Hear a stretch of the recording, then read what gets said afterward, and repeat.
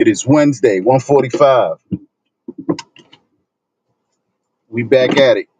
Ride sharing. Shout outs to all my Uber, Lyft, Via drivers, limo drivers, cab drivers, truck drivers, especially the truck drivers. EMTs, law enforcement, everybody who out here fucking around this time of night, getting money, getting paid, working. We ain't had to be out here. We wouldn't be out here, right? So, but we out here. And shout out to you. Um, it's a great day. It's raining, at least for us here in Jersey. And we doing our numbers. My bed look funny, but we getting it. So you all have a great day. Don't work too fucking hard. You already know. Do your job. Be nice to people. They don't deserve your fuckery, even if you're having a bad day. And even if they're having a bad day. President Trump designated Gitmo for trials, Guam for trials, and Terra del Fugue for trials. So now we got Gitmo 1.0, 2.0, and 3.0. And the trials have been going on since September 30th. 30 news reporters, 30 news reporters last year got a lottery ticket, and they're down at Gitmo, and they are watching the trials. And when it gets reported on, everyone will know. Everyone will know. Okay, but until then, nobody knows.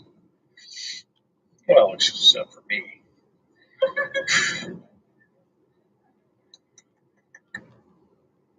I've got the court transcripts from Hillary's trial.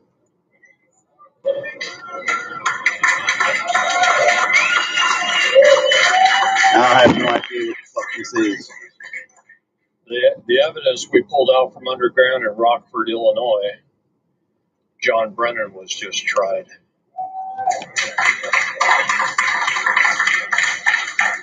And so was Podesta. John Podesta. Mike Podesta. Whatever the fuck. Huma Abedin is being tried right now. She turned state's evidence on Hillary. And I'm going to tell a young lady in here without everybody knowing who that is. And I got a great opportunity a little bit ago to meet an admiral of the United States Navy who is the chief judge at Gitmo. And it's Admiral Crandall. Crandall. So I found that very prophetic. Probably no relation whatsoever. But I found it very prophetic. And I cried for days.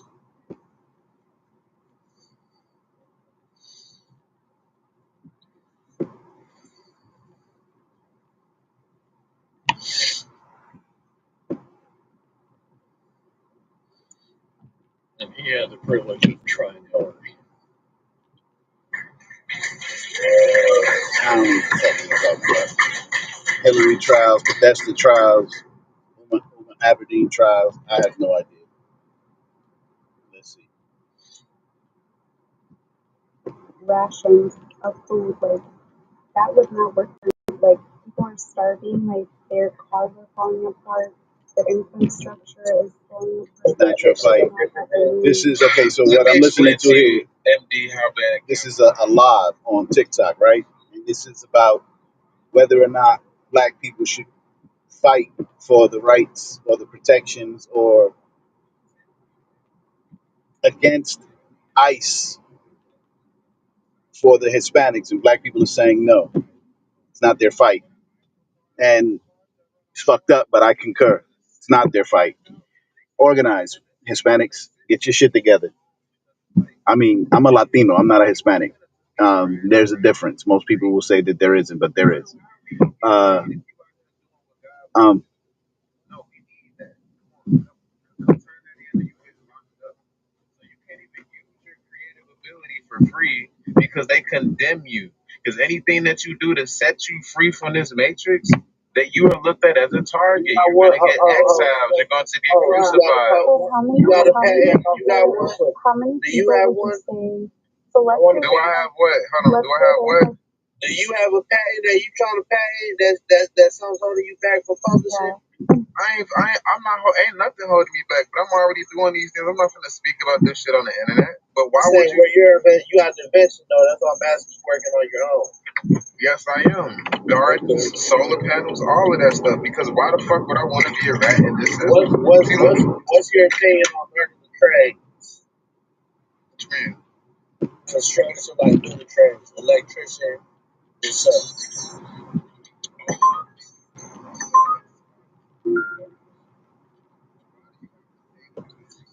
When you in this capitalistic system, you have to pay just to learn these things. But it's like if you're poor, why the fuck do you have to learn something liberating? Hold on, MP, you gotta turn right on Bernice Road. yeah, that I don't know. That's a better point, bro. That's sleep. Hold on. You gotta pass. They all off topic. I'm gonna turn this shit. Who's that?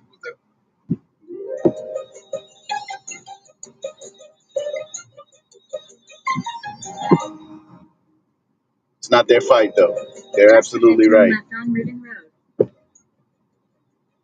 The reality is though, right, that in as far as civil rights, human rights, or any other rights, as they are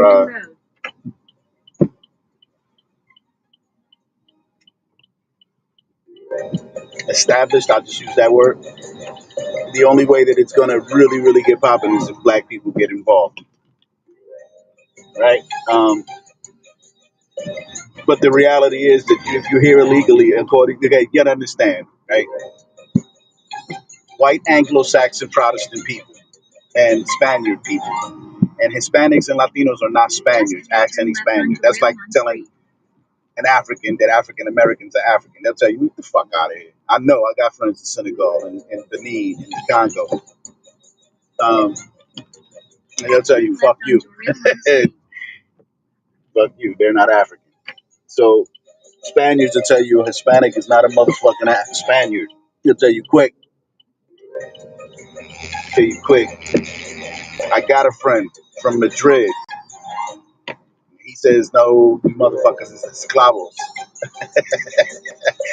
Anyway, you here illegally, you here legally. The white man who in the white European or the Visigoth and the white Anglo-Saxon Protestant who invaded, conquered, captured these people and enslaved these people, all the indigenous people, our ancestors on this land, they make the rules. And if they say you illegal, you're fucking illegal. It's just what it is. It's nothing that anybody can do. You want to get in, follow the protocol, pay the money. It costs a lot of money, right? I don't know. I ain't got to worry about it. I'm from here, born and bred here. Anyway, it is what it If is. you often feel dizzy or hear ringing in your ears, eat goji berries. If your skin is starting to wrinkle, eat red dates. If you're getting gray hair, eat mulberries. If you feel weak and low on energy, eat ginseng. Buying all of these separately, that'll cost you around $260. So skip all that, because now you can get all of them in one sum. Red dates, mulberries, goji berries, and even maca. Look, I can't say too much, or they might take this video down. But here's a little secret. If you click the orange link below and add this. So the new TikTok trend, I'm loving it because it's fun. Super simple. So let's do it. Go down the bottom of your screen right there where that plus is for you newbies. Hit the plus, take a picture, funny picture, serious picture, fall tournament, no makeup picture, doesn't matter, and see what music or sound it picks for you. It is so funny. Mine was spot on, which is why I think it's hilarious. So screenshot it, do it, screenshot it, post it in the comments. I want to see what yours is, or share it. A lot of us Get just the scroll. fuck out of We here. don't. Myself, all right, so check it out. I don't know how many people on this app think I'm attractive or handsome or whatever, you hear me? But listen, they said if you post a pic on TikTok, you let TikTok choose the sound for you, and then the sound that they choose will let you know if you handsome or attractive, you hear me? Now listen, let me. Thank you for fighting for all Americans. Americans are finally getting what they voted for. No longer will we have rogue judges striking down President Trump's policies across the nation. No longer. Opinion, Justice Barrett correctly holds that district court lacks authority to enter nationwide or universal injunctions. These lawless injunctions gave relief of the parties before the court. As the Supreme Court held today, they turned district courts into the imperial judiciary. Active liberal judges have used these injunctions to block virtually all of President Trump's policies. To put this in perspective, there are 94 federal judicial districts. 5 of those districts throughout this country held 35 of the nationwide injunctions. Think about that. 94 districts and 35 out of the 40 opinions with nationwide injunctions came from 5 liberal districts in this country. No longer. No longer.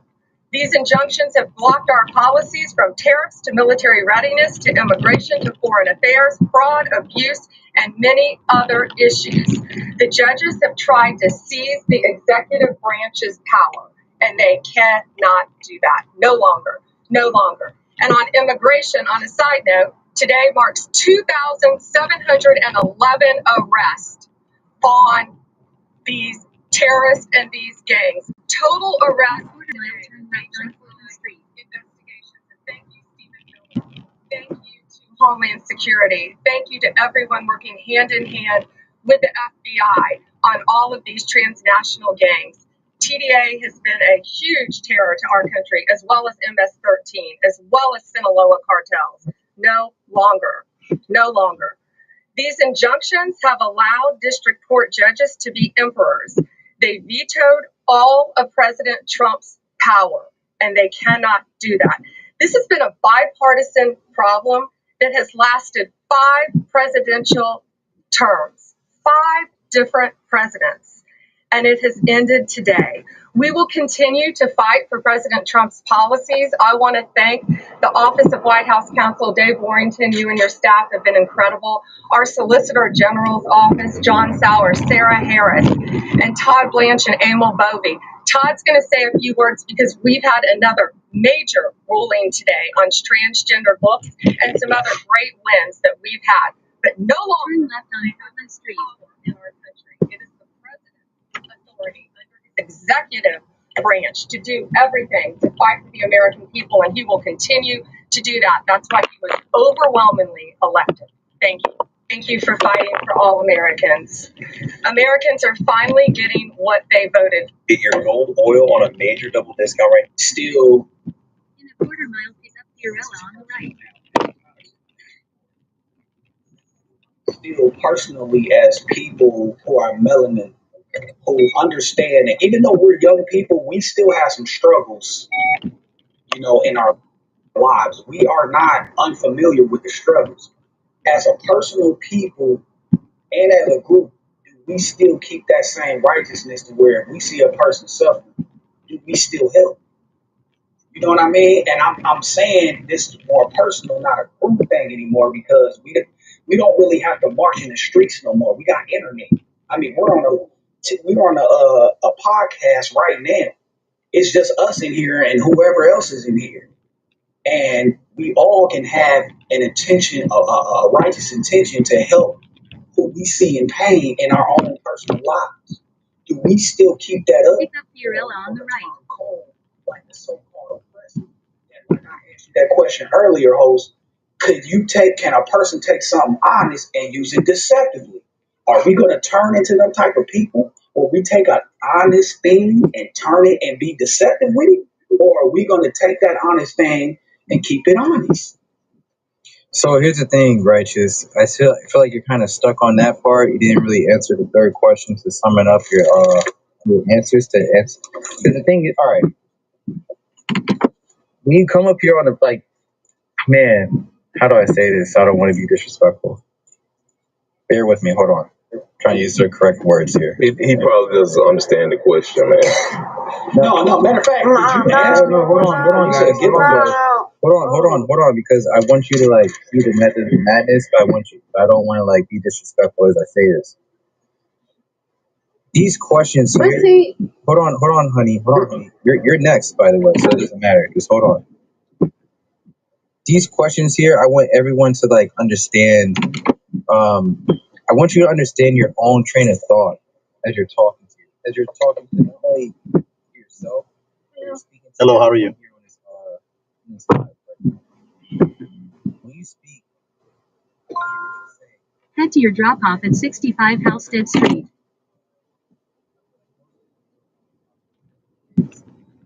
And mind you, when it comes to white tea supremacy, this is a Turn right on Bella Vista Avenue, then turn right on Stevens Street.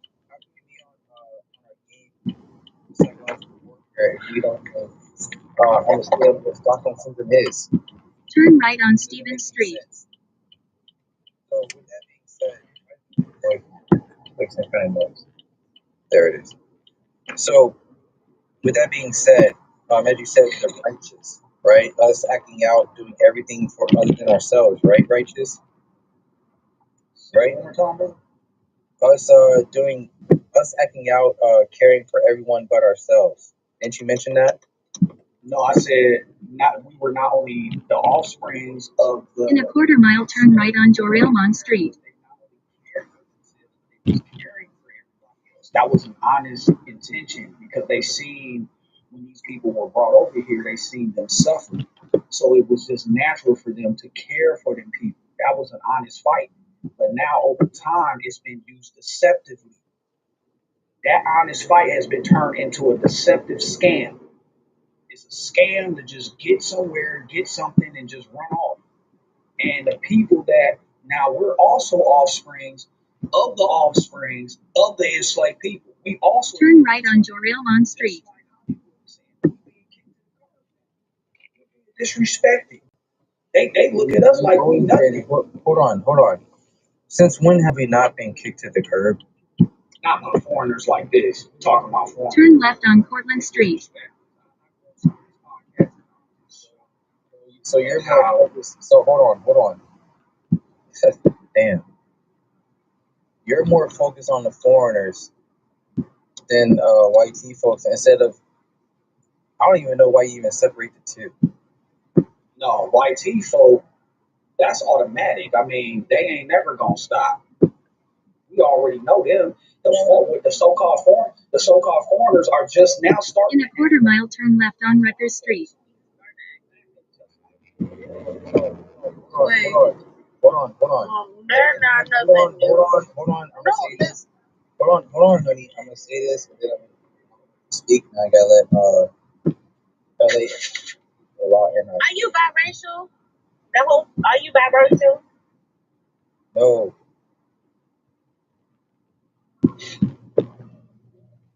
Is that it? He's not. I mean, man, we can look at my profile.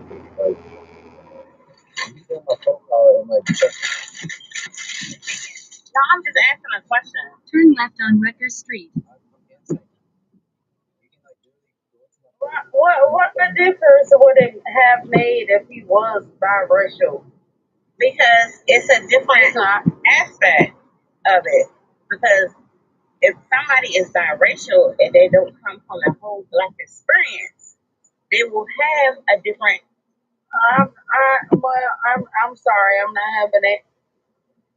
So you don't understand that? Actually, hold on. Hollywood, did you? I do. Hold on, honey. I just asked a question. I know Hollywood. It is a difference. Hollywood, did you check out my profile? See, because Hold on, y'all. Hold on. All right, my bad. Hold on. Yeah, Hollywood, shit. did you check out my profile yet? Yeah, absolutely not. So go check it out. Go check it out and get back to me right now. Okay.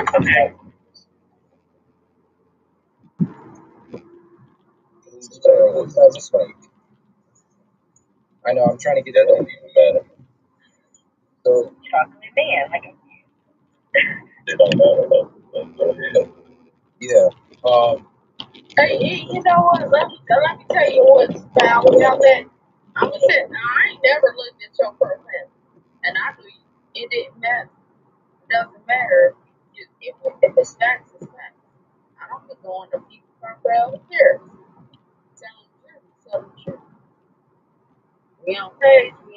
We on the In a same quarter page. mile, turn right on Kearney Avenue using the right lane.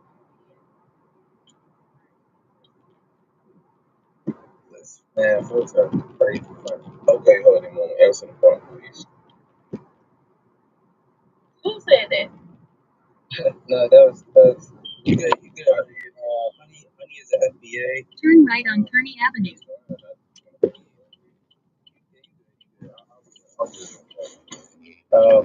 So I appreciate you coming up here, honey. It's been a while.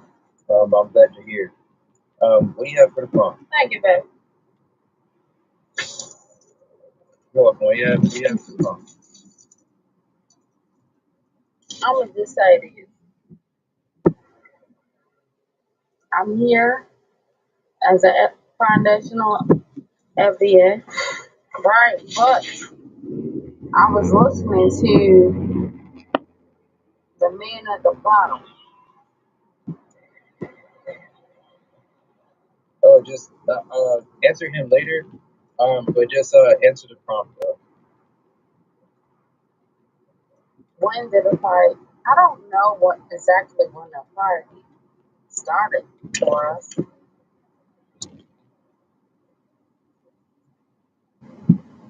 Wait, what? Honey. Can you hear me? Yeah, I can hear you.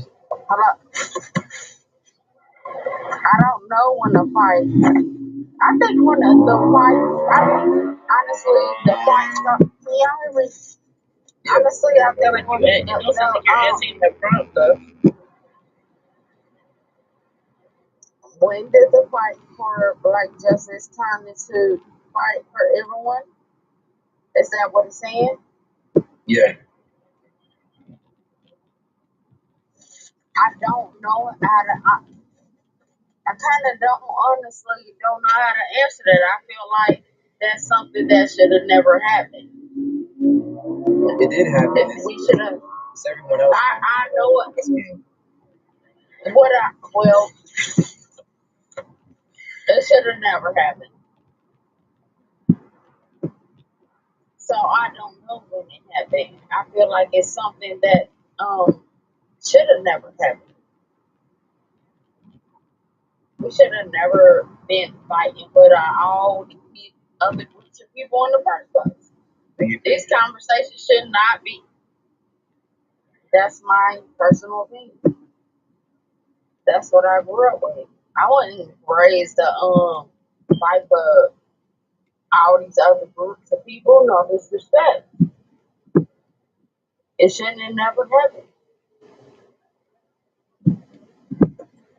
Got you. What do you have for the second? That's where it went south at. It should have been us first and them second, and then I'm not saying that there's nothing wrong for helping other groups of people, but we never put ourselves first. So I have a hard problem answering stuff like this. That's not true. We had a lot of slave revolts. That's fighting for ourselves. I'm speaking for myself. Okay, I'm speaking for how the way I was raised. All right, I was not raised to help other groups of people first. I was not.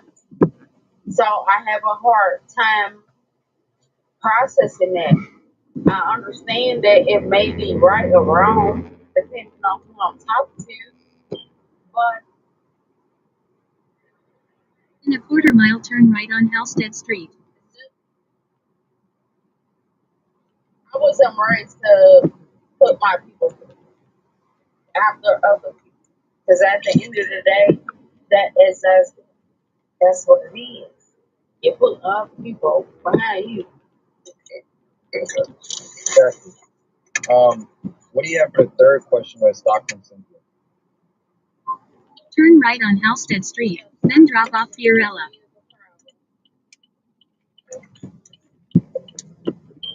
Now, Stockholm syndrome to me, because it depends on what we're talking Drop about. off Fiorella. I read up on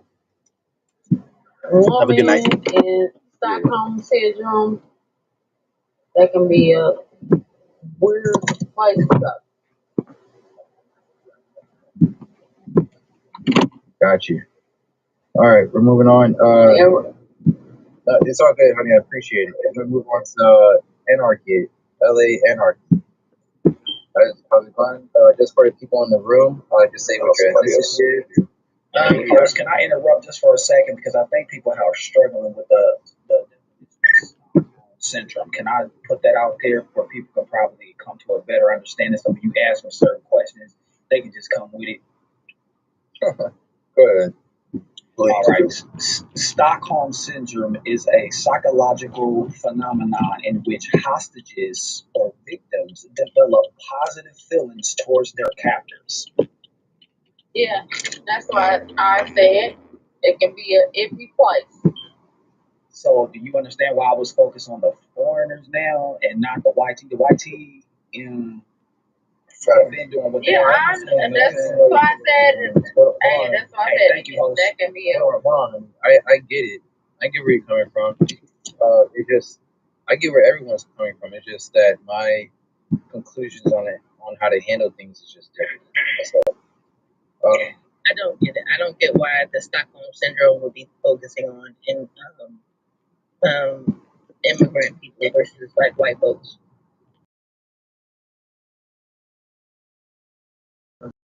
They're using.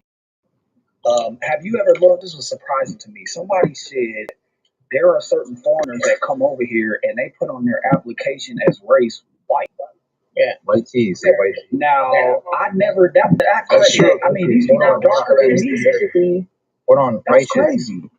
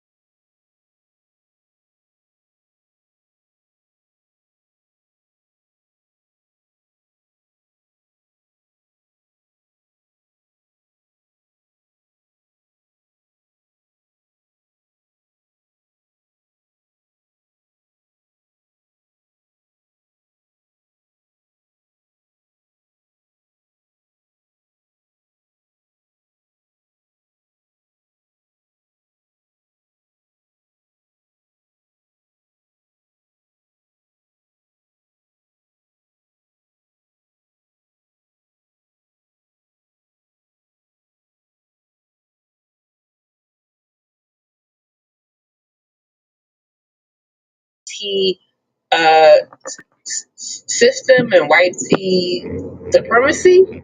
I'm curious. And if you want to say this, I want to say hold on. And before you hold on, if you want to ask me what my family is, I am Black American. My family is Black American. All my people from behind me are all Black Americans. All of my family is indigenous in this land, right? So if that's the I want to say this. The only conversation, like we can put that to the side. Go ahead. Yeah, all I was saying, anarchy, is that hold on. Saying, but I said hold on. I want this last dialogue to go back and forth one time. After that, Anarchy, please answer the prompt so then I can get the foundational. So can I go, host? I would like to answer that too.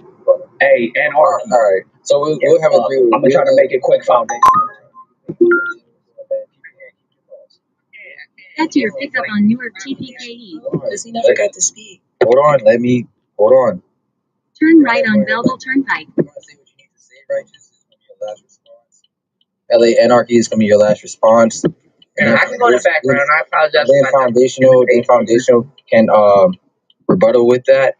Hey, yo, there is a disconnect in this country.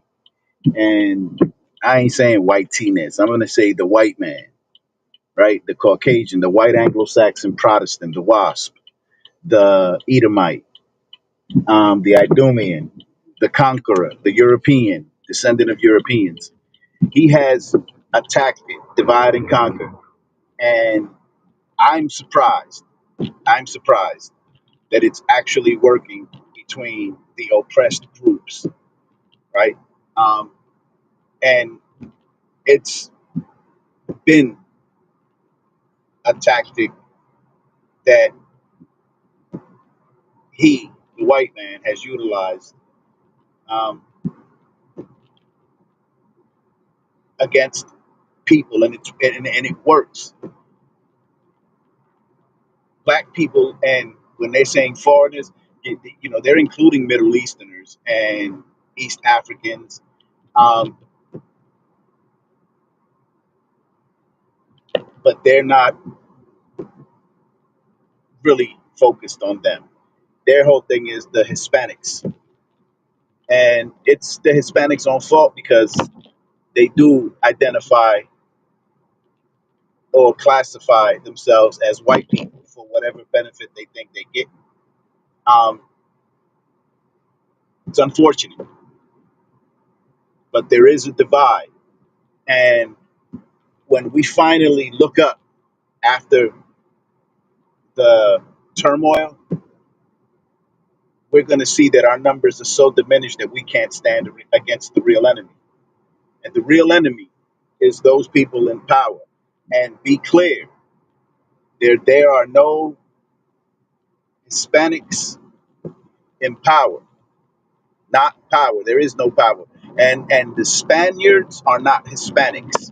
They're Spaniards. They're Europeans. They're the Visigoths. Um, and it fucks me up because they say black. Like, what the fuck is black? That's a classification that they put on everybody in this country. Shit didn't exist. The colorism didn't exist until they classified people black in this country. And that went for everyone, whether they were the enslaved populations that they kidnapped out of Africa, which were in fact Shemitic people, not Hamitic people, which were in fact Israelites, not Hamites. But I digress. Black people weren't the only, like, they're not only the people that they brought in from West Africa. They classified all of the peoples on this land. North America, Central America, South America, the Caribbean and West Indies, all of them became black. All of them under the white man's um, classification to separate people. And that shit worked because you got oppressed people hating on oppressed people. And they feel justified in doing so. And then here's the thing. If any Hispanic or Latino was to do any type of dialoguing about empowering, enlightening, and educating Hispanics, the first people to start hating on them would be black people. Would be black. Or how dare you do it for yourself? Why can't we have uh,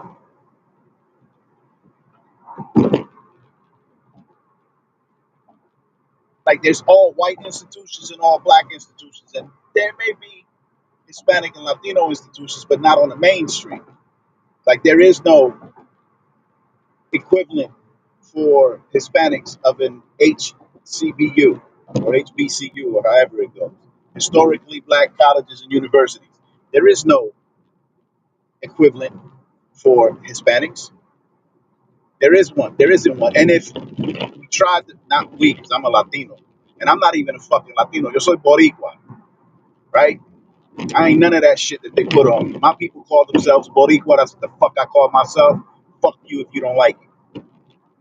And fuck you if you want to put me in a category with everybody else. You can kiss my ass. Um, but nobody could do that, and I don't understand like the divide. I mean, I do understand it. It's just terrible because again, the shit's gonna boil over, and we're gonna come to blows. And then when it's all said and done, and we realize that we're not each other's enemies, we're gonna be so few in numbers that we can't stand against the oppressor. Not that we can stand against him anyway, right? His blessing is the sword. So you can't beat a motherfucker whose blessing is war. This is what he does. He kills, kills, kills. Right? He robs and he steals. He pillages and he plunders. You can't beat that. Can't. There's no win. Not really. Um, but why are blacks and Hispanics so separate? And be clear that none of that shit applies to Boricuas. None of it. None of that bullshit that all of you people are talking about. And as far as first slaves on this side of the world. Make a slight right turn, then turn left on Newark Turnpike. Turn left on Newark Turnpike, then pick up Marcelo on the right. Pick up Marcelo on the right.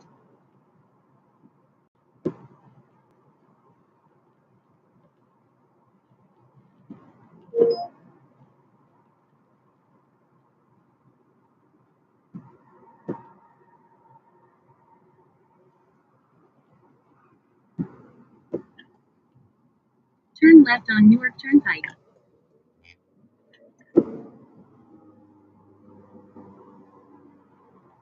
Anyway, we are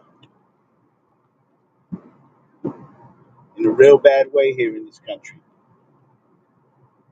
And as long as black people understand, my mother's a black woman, so I can say what the fuck I want to say. I can say what I want to say anyway if my mother wasn't a black woman, right? I'll say what the fuck I want to say. You don't like it, go fuck yourself. Real bad. Like, I don't give a fuck.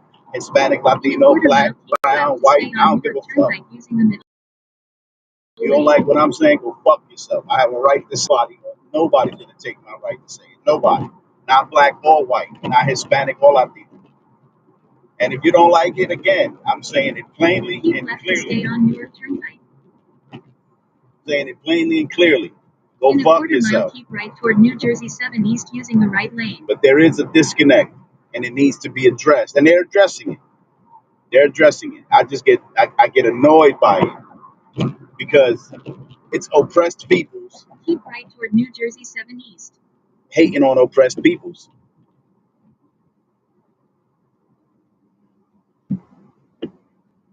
And no one is exempt. I don't want to hear that shit that one group is more righteous or accepting or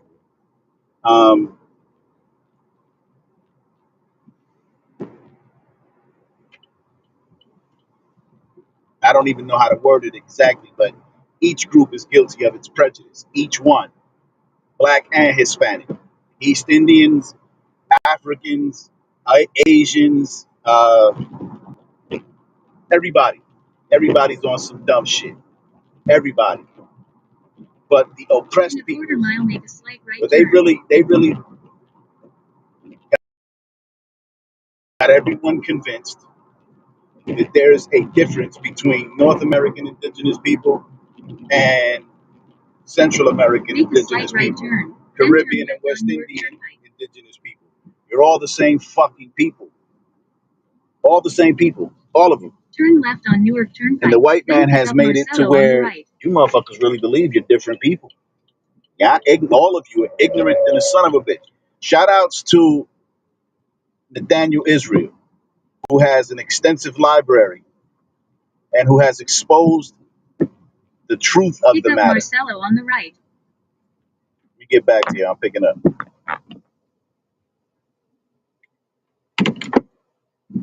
The people that were like being undercover, going against the I'm well. How are you? community. Is that what you're saying? That's all I'm saying. Head to your drop off at 307 Hickory Street. Yeah, pretty much a lot of infiltration. So it wasn't no real different. I can see where you're coming from. Yeah. That's Can the I thing. ask something real quick, please? What I can say is this, right? The difference, I can give you a difference. The difference is for the last 65 years, we've been pouring our empty cups into other people because we thought as a people, if we collaborate with these other people, right, Africans, Jamaican, everyone else, they're going to come on board and we're going to be one united front, right? Think like the Chinese, they know they come, if the Chinese come in, they're going to collaborate together. Turn right. Everybody else understand how that works. But when No, I don't know what you mean by like break that down. What do you mean when you say that? let's talk why I get it, and then I'm talking. I was just saying that I didn't understand what you, brother. I didn't understand what you were saying, so I'm just asking for a little bit. Just ahead, keep right using the right lane. Keep right, then turn left on Newark Turnpike. Wait, Go ahead. Anarchy, did you answer the first question of the prompt? I thought I did. I thought I didn't answer a question. I was confused by the prompt. Oh, what are you confused I about? thought that I was. Turn left on Newark Turnpike. So, all right, so answer the second question. Who decided what being black looks like, and why is that image always up for sale?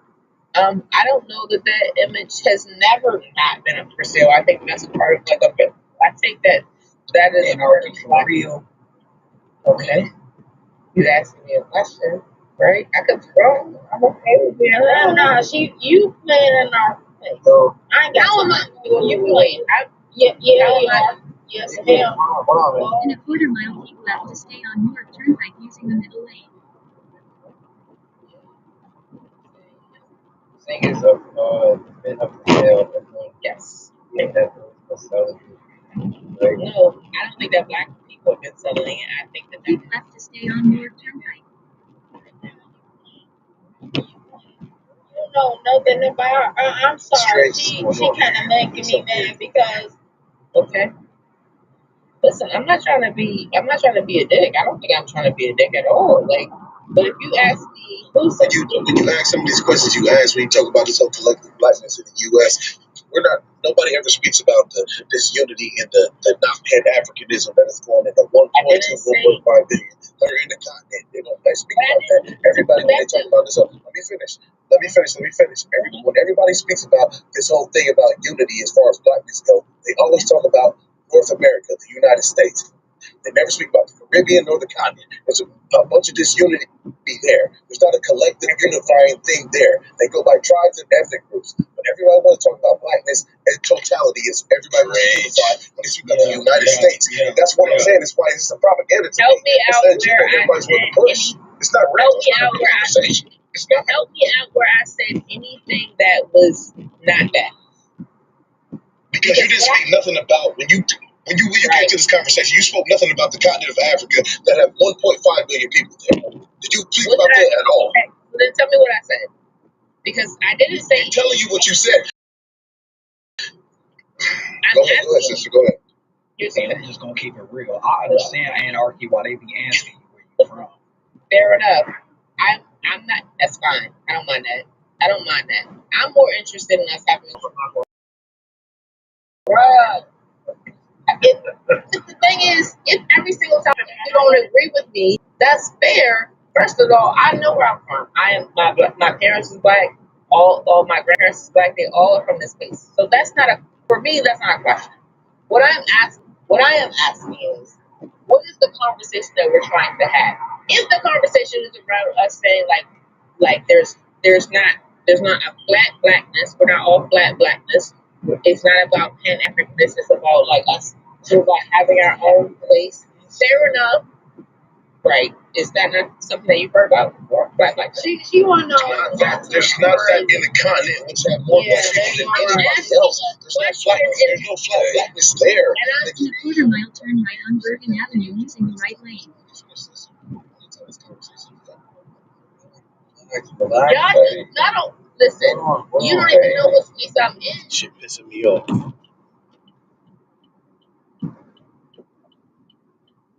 Turn right on Bergen Avenue.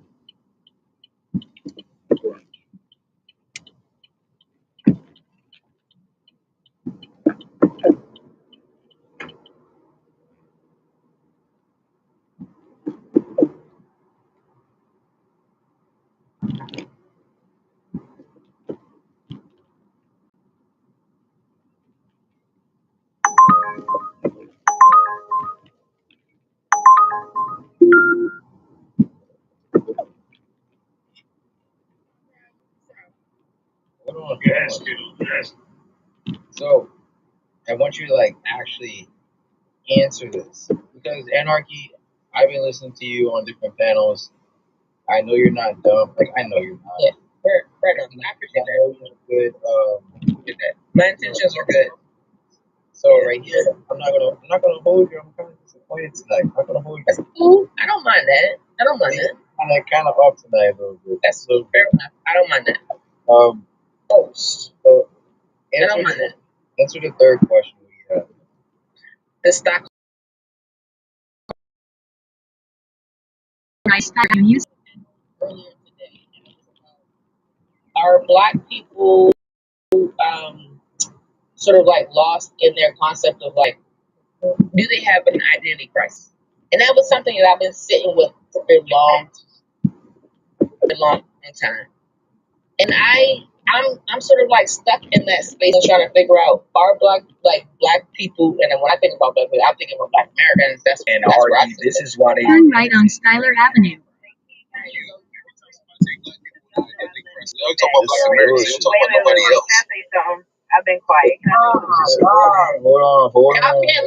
You can't let me go 30 seconds to finish my thought. It's more important for y'all to say like, oh, you want me to hear what you think I want. They've been going for like 10 minutes. Fair enough. You got it. Everybody, hold on. To be fair, You got it.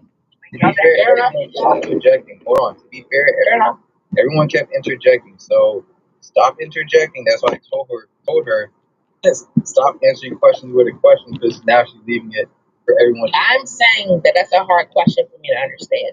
I don't understand what any of the three questions that you have on the prompt. I don't understand them. And so I'm asking to help me out. In a quarter mile, turn left on Quincy Avenue. Like I said before, but you gotta know the 9 pillars of white supremacy. Sure. This one right here is basically going after number 1, economics. It's one of the 9 pillars of white supremacy. And number 2, entertainment. Turn left on Quincy Avenue, then turn right on Hickory Street. Only entertainment, right, popularizes the culture, Turn right on Hickory Street. I don't know what that means. Can you help me with that? Anarchy, you know what popularized means. Turn right on Hickory Street, then drop off Marcello. Ask the question and say like, hey, like go a little bit deeper. So I'm supposed to ask it. Okay. So like, for example, Drop off Marcello. He is good. Right? Come on, let's check. You have a good night, man. Come on, let's do Cameron. So if I don't understand it, that means I'm attacking. I get it. That's crazy. Listen, Anarchy, you're not going to be a victim. Don't try to be as one. You're not. Hear me out. Cameron from Dipset, right? He made it popular to wear pink for men. Most guys that I knew would never wore pink. I couldn't hear what you said. Cool. Cameron. Okay. Turn left on Oakwood Avenue. Yeah. Okay. Remember the time where he was wearing pink, and everyone started wearing pink? Okay. Do you remember that? I do remember that time. Yeah, for sure. Okay. So again, this is what I mean when it comes to, like, again, the fashion industry, the white tea supremacy when it comes to entertainment and how it can. Draw that. Nah, but because you gotta draw that line for me. Listen, I'm drawing a line and how it can popularize a certain fashion industry, and then of course we don't even know if wearing pink was actually Cameron's idea. It could have been Squawhead's idea, as far as we know. Okay? Yeah, are you following?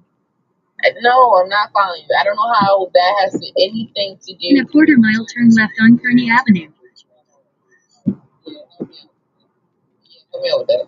Go ahead, Rebo. Go ahead and try it, and then we're going to get to Let pound. me speak to her, please. Yeah. Go ahead.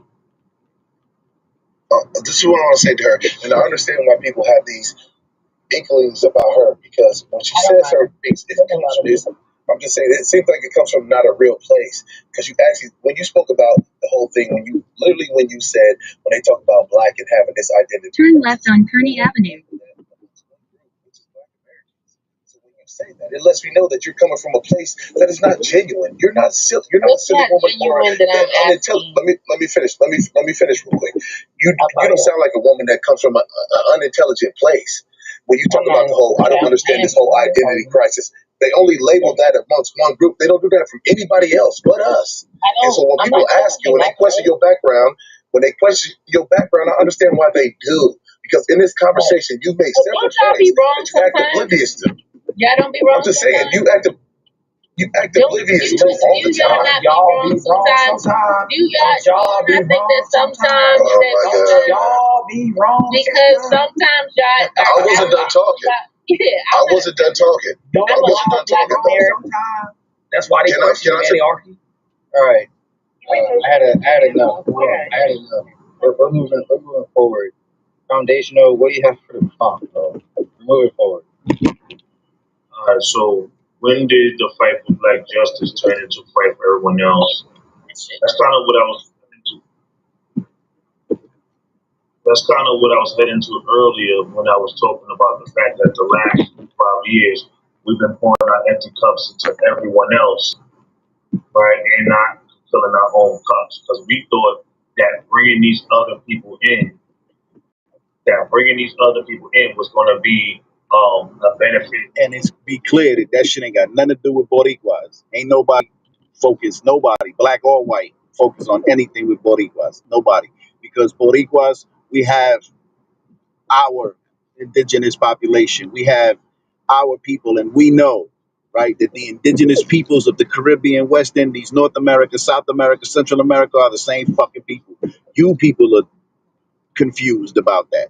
In a quarter Not mile, us. turn We left not on confused. Wilson Avenue. And we know goddamn well that nobody's poured anything into our cup. Not nobody. Not black or white. Not Jew or Gentile. You ain't poured shit into our cup. Nothing. Just to be clear. And so our fight became for everyone else because our people believe in the one global united front. And this is the reason why we started Pan-Africanism here. Turn left on Wilson Avenue, then pick up an east on the left. It's some bullshit. For the last 5 years, it's time for us to be a little selfish and pour into our own cups now. And a lot of people have a problem with that because they're so used to us pouring into them for the last 5 years that they think it's mandatory. So it's divisive and give it all kinds of boogeyman words now to kind of shame us into pouring into their cups. What did it look like? So what it looked like is me continuing to talk and you're not interrupting me like you've been doing all day. all day. I just got them. So again, when it comes down to this situation, I think what we have to do is right, we start focusing on self. Hello, how are you? For everyone. I'm well, brother. Start focusing. Now, I'm not saying Head to your drop-off at Spirit. 300 movie, they had legions of people that was being defeated by the small 300. I believe in alliance, right? Alliance means I'm going to work on self, and then when I work on self, get strong. Head to your drop-off. Please use your Turn right seatbelt on for your Devon Street. safety. In the movie 300, think of 300, the legions of people that was getting defeated as unity. That was us back in the day. A whole bunch of people that's united together, but they're weak because they're not focusing on themselves. And alliance is the 300, the small knit group that will defeat those people that's united. So I think that's been the problem. I'll land on that. Who decided? In a quarter mile, turn right on Johnston Avenue. We decided black was a term that was here on this is a racial U.S. racial construct, and it was something that we always said is in our birth, is in our ancestors' birth certificates, in our ancestors' records, and it's something that we always claim from the Black Panthers. So James Brown said, "I'm black and I'm proud." You know, that's something that we always utilize. And now people are trying to go up and down. That's the dumbest shit I ever heard. It's a black African, all of a sudden it's a black Jamaican, all of a sudden everybody in the day it was I'm not black, I'm insert. Turn right on Johnston Avenue. What's your nationality? Image of Brazil, Ghana. Because again, Guyana? All right, that's Central America, right? South America. All right. By your look, you got indigenous blood in you, right? You from the people of that land, not the invaders. Right. Well, yeah. Yeah. My mom's family is more indigenous in the country. My dad's side is more Indian and like East Indian. East Indian, like Pakistan, India, border line. This is the ancestry. All right. Yeah, and that's a fact because it was like Indians have a huge grip in Guyana, hell, in all of South America. Yeah. So it was England when. In a quarter mile, turn left on Passaic Avenue. Took a lot of Irish, Indian, and a lot of Asian slaves. Right. So then when the country finally took its independence, it got left some land. They got left pretty much sugar cane dried up. Most of the land got taken. People like the Americans, they kind of got shoved into the bush. Right, because they were the conquered. Right. Turn left on Passaic Avenue. The East Indian claims that he was an oppressed group. He wasn't. Nah, not at all. He wasn't. Not at all. None. No. They're capitalizing off the what I call trauma bonding. Yeah, right. So they got taken there. They got taken there as part of the management team. Right. Like the Irish, for instance, they say that they were slaves. No, you were indentured servants. Right. There's a difference between chattel slavery. The indigenous populations of North, South, Central America, the Caribbean, West Indies, that was chattel slavery. And right now, there's a big divide between all peoples who are indigenous, including black people. And the divide, because the conqueror, I'll just call him the conqueror, the enslaver, the colonizer, his tactic is divide and conquer. And so thorough is this motherfucker, pardon my language, that we got indigenous peoples claiming to be different than indigenous peoples. Like, you're North American, I'm South American, you're this, you're that. They're the same fucking people. Right. The same people. Let's start at the same place. Let's start it from one thing. And we got right on spread apart. Right, but even that's only one group. Right. Because before the transatlantic slave trade, black people were already here. What we call black people. The indigenous population was already here. Right? The conqueror, when he came here, he saw people here. There were people already here. And all of those people from North America, Central America, South America, the Caribbean, West Indies, and even Canada, all of those indigenous people were one nation of people, 12 tribes, and like thousands of clans. But they were the same damn people. And then the people that were brought here under the transatlantic slave trade were a branch of that same group of people. Because, people don't want to talk about the fact that the transatlantic slave trade was white Jewish merchants, Arab um, tribesmen, and Africans that sold a group of people into slavery who weren't Africans. The people who were bought as slaves from what we call Africa, they weren't African people. They weren't Hamites. They were Israelites. Yeah.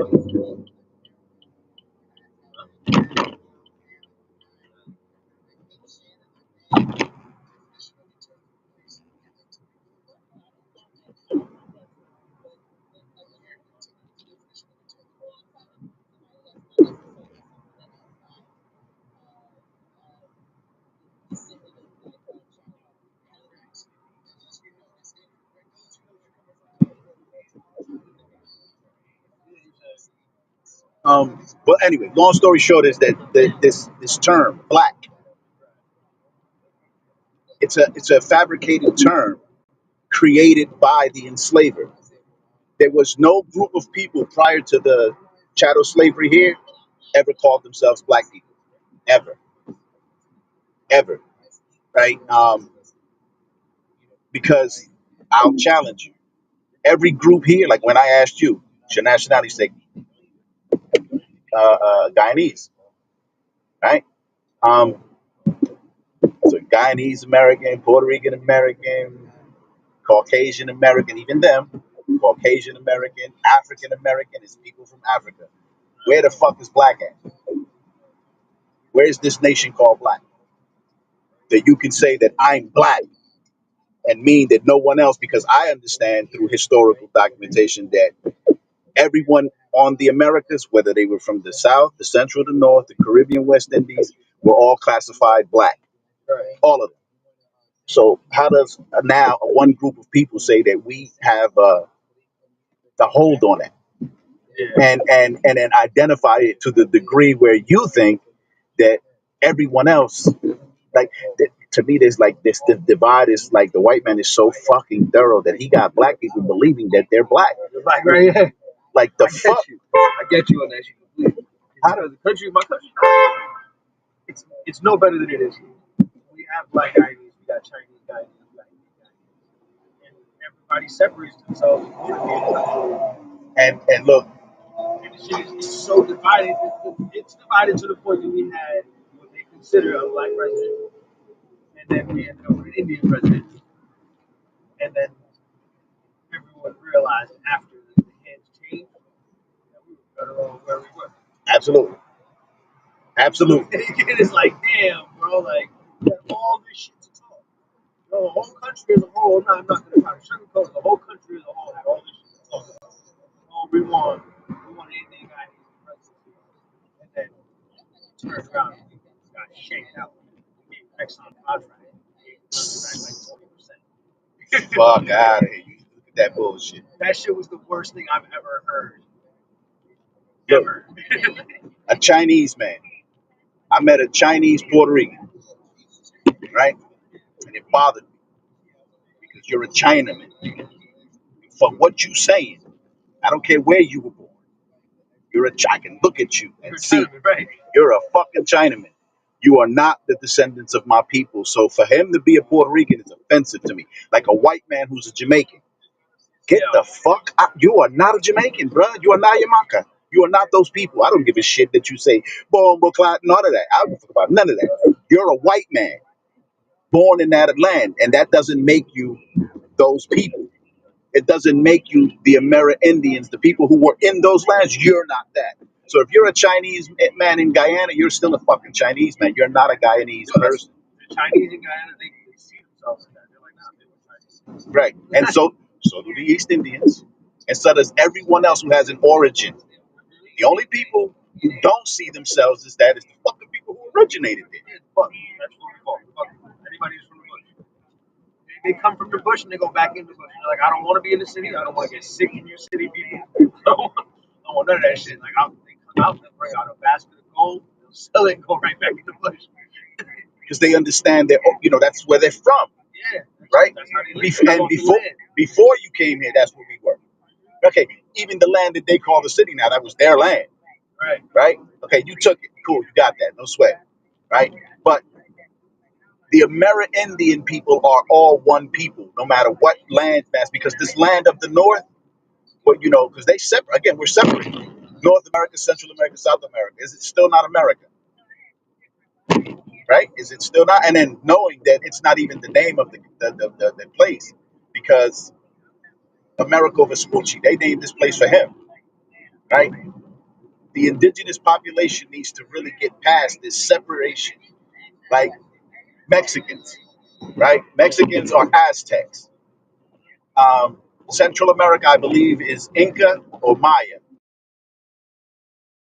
I think Central America is Maya. South America is Inca, right? It's not people. They were empires, right? And All Peru is still, they still hold on In to a it. quarter mile, keep left toward US. Highway 1 using and they, the left as they 200 should. east. Southwest. Let's see what that is. Anyway, there's a divide in this country, and the shit's about to boil over. Their own people not realizing that they're the same damn people. And then when we finally come out of the trial, the tribulation, after we fought, bled, and died, our numbers are going to be so diminished that we're not going to be able to stand against the true enemy. It's just not going to happen. And then we're going to be like, damn, how dumb were we that I was looking at you and you were looking at me like we were foreigners? Like, we are not the same people. And then the most offensive part, we all love our oppressor. All of us love the white man. All of us just love him, and he's behind the whole fucking thing. Bothers me. Good, man.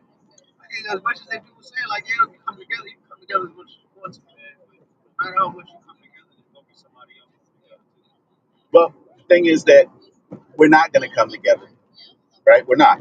No, but that's what I'm saying. As much as you think you're coming together, somebody else got the same idea. They come together over there. And at some point, you're going to divide again. Yeah, because we're already divided. At some point, right, the way I see things, I know it's going to be a different direction. At some point, I see that everybody was doing the same thing and walking in the same direction until somebody misinterpreted one thing and took it their way and decided to take it a whole group. And I say this about religion.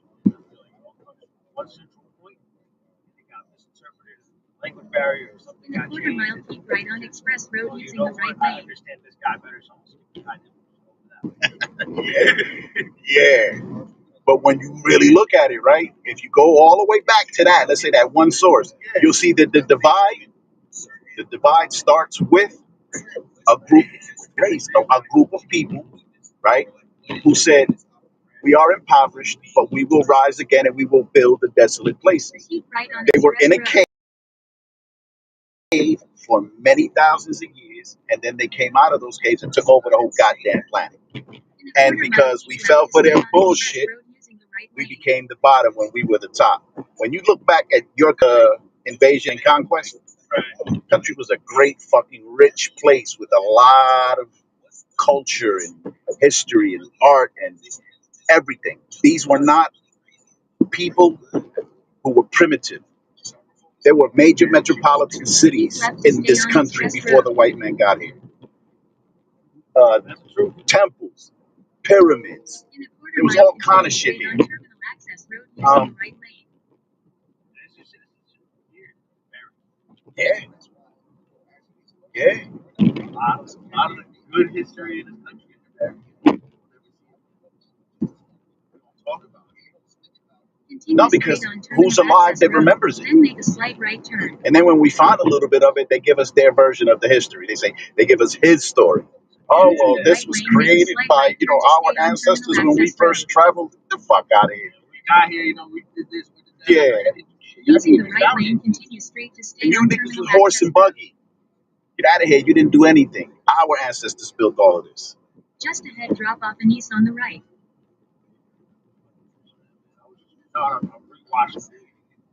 This is Arrivals, though. Why would you bring me down here? You traveling out, right? This is some bullshit. Let me get over real quick. You know what it is? I think all the rides that Nah, it's supposed to drop you up there.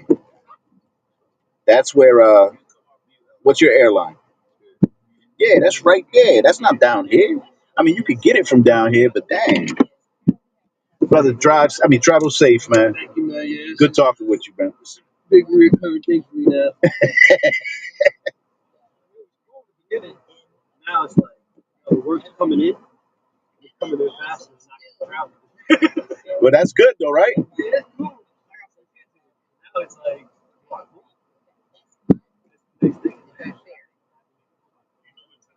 Yeah, I would. You know what? If it means coming to this wicked ass place, I would probably advise you not to. But you got to do what you got to do.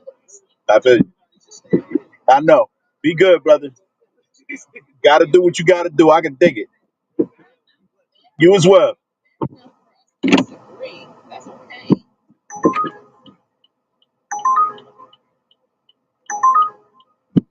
I'm traveling 3 hours nowhere.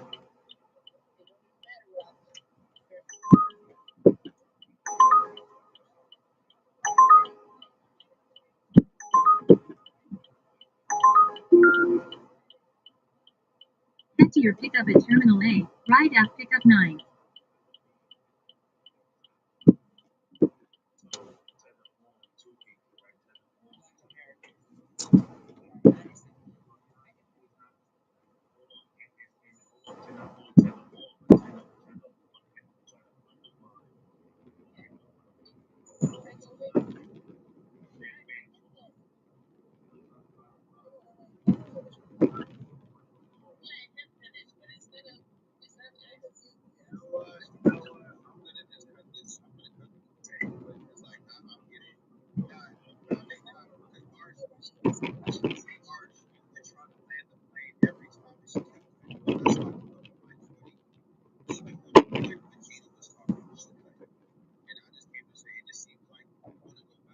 In a quarter mile, keep left to stay on Express Road.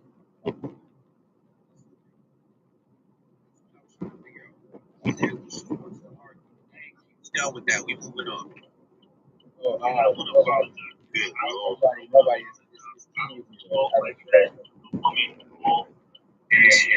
Keep left to stay on Express Road. Just ahead, keep left toward Marriott using the middle lane. Keep left toward Marriott, then keep right onto Hotel Road. I think you should answer this problem because I think you would know more about it than anyone. Using the right lane, keep right onto Hotel Road. Salute to the panel. How y'all doing? All right. Make a sharp right turn on Lindbergh Road. That came after civil rights when I'm trying to remember the white tea lady's name. She added schmecks and gender to the civil rights bill, and that's when the larger power structure realized. Using the right lane, keep right. Just ahead, make a slight right turn on Colonel Roberts Road. So with the civil rights, we saw that happen with affirmative action. In modern day, it's happened with DEI. So largely, whenever we make a slight right turn on Colonel Roberts Road. Finances or larger demographic breakup, they go after different vendors and figure out how to ways of circumventing the resources to different groups to making sure that the mission isn't actually accomplished. All right, that's Can I ask you a question, brother? yes, sir. So, can you take something honest and use it deceptively? So, you saying that people can't take something honest and use it Oh, deceptively? my bad. I asked about yes, they can. Yes, they can. Yes, sir. And that's what you explained. I just want to put that out there. That's man. You hit the nail on the head. Righteous. The one thing I like to say is the bastardization of our liberation. That's literally what it is. Nobody. Can I speak? Can I say something to you right ahead? Quarter mile, make a slight right turn. And I follow you. I don't know how I'm not following you now, but I heard you speak before, and that's what I'm saying with that lady that came before. That's why I kept interjecting. And King Vegeta, I apologize if I came off mic a lot, because when she said certain things to me, I'm trying to have a real conversation with her. I don't Make a slight right turn. She kept saying certain things like, and I've noticed with people who are not from here, they always go back and speak about Black Americans all the time, and everything that she said was always going back. In a quarter mile, pick up Eddie on the left. That she's not that. It's okay for us to be different and have our own opinions because we're not all the same. We're going to think differently, and that's fine. But when you make your whole main stake about us, and you don't speak about, especially when she kept talking about, well, what about this collective blackness? You're talking about a small group. There are 1.5, 1.2 billion people in the continent of Africa, but she never spoke about the disunity that is there. And we understand there are outside influences that cause disunity there, same as here. But she never talked about Pick that. up Eddie on the left. Weird to me. That's why I kept interjecting. I'm like, you're making this about us, but you don't talk about the continent or the Caribbean. There's not unity amongst all these groups. And that's why it was weird to me. And I didn't mean to keep interjecting, but I'm like, that's let me know when people do that, it lets me start to think that you have a propaganda and an agenda. You're not trying to have a real conversation. And it becomes about you trying to push your narrative. Maybe you were offended by something somebody said to you in a room or whatever it is. When we come into these different rooms, let's let go of the trauma that we have in these other rooms, quote unquote, the TikTok, PSD, that a lot of people, PSTD, that a lot of people have from going to these different rooms and they carry it in other spaces. I don't care what you had with somebody else. You're talking to me now. Let's have a real conversation if that's what you want. I don't want to hear about your trauma from what you talk to somebody else and said. Because it can be different. And that's why I have a problem with that. Because people are trying to push these things. Trump releases on the trunk. I want to accept that. Can I give you something, man? And I'm gonna get out of here because I know how this is going to start. Wait, whoa.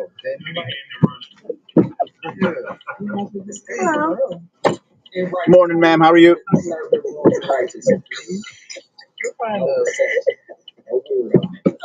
If you don't let your boss, I don't even want to say it like that. If you don't, Don't do me like that. do anything, so Yeah, I felt that. What I was gonna say is that I'm pro-black for real, pro-BLK to the point where I'm going spiritual. So you talk about who they claim is the savior. Help with the car seat. I'm sorry? I got it in the You see where the foundation is lack in so-called BLK. People look at him as a fairy tale. You would think these people so pro-black or pro-BLK. They're this man that was considered in the scriptures as perfect. And I land my plane. Talk to y'all later. Be safe, y'all. Hey, buddy. all right. So, nobody, can you answer the second question, please? Yeah, I got you. Who decided what being black looks like? And why is that image always for sale? That's I think it's hard because we actually have our own. I think we have our own definition of black in our own community. But I think there's also a power dynamic issue where the elites they control the spectrum of who is seen as black. See, I think Stop. Shalom, Daniel. To bring the seat back, it's directly under this side. There you go. Perfect. Thank you very much. You're welcome very much. So I think it's kind of great. Ready? Yep, rock and roll. Everybody's good Head back to your there? drop off at 629 Undercliff Avenue.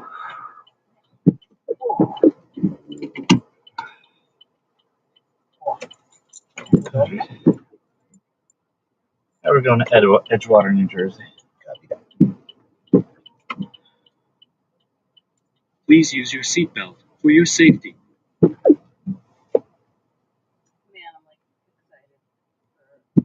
New Jersey? I know, that's what I was saying. And like every time we came, we stayed like a month later than we intended. So we went 2 extra times and stayed double the time that we were going to stay. It's like, then, it's In been a quarter months. mile, make a It's slight been left turn. months now. I mean, we have. We were like, oh, it's 3 weeks I mean, in January. I didn't expect to come there and Ivan and to start over again. Like, remember we got here and I was supposed to submit the permit and Ivan was, I remember. And and then I had to start all over again. then he disappeared. Make And a all slight that left shit. turn.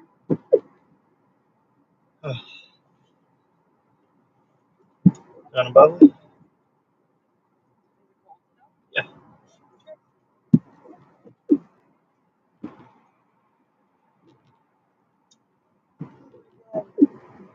Oh,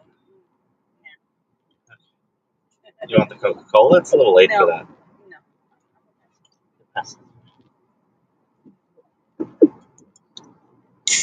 In a quarter mile, keep left to stay on Hotel Road using the right lane.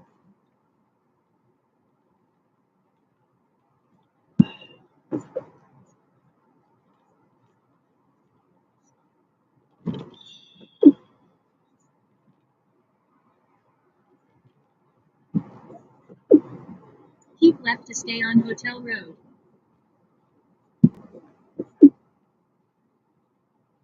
In a quarter mile, keep right toward US. Highway 1 using the right lane.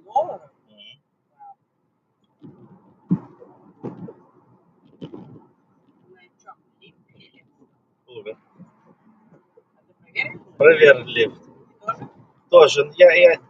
Оно то же самое, но без дискаунта. Я дискаунт получаю на Uber. Highway 1. Ну, лифт больше не делает дискаунта. Just ahead, keep right toward US. It's Highway 1 nighttime. north using the middle lane. You know, there's not that many cars on. I don't know. Keep right toward US. Highway 1 north. It's pretty busy though for 3 in the morning. In a quarter mile, keep left toward US. Highway 1 using the left lane. Oh, beautiful New Jersey roads.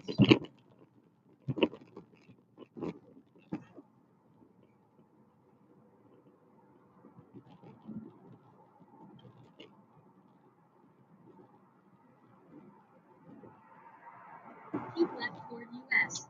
Highway 1, then keep right.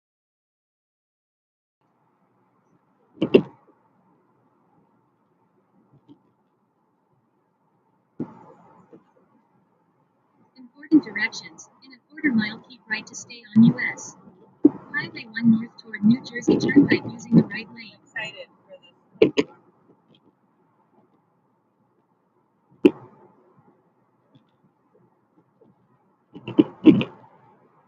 Keep right to stay on US. Highway 1 north toward New Jersey Turnpike.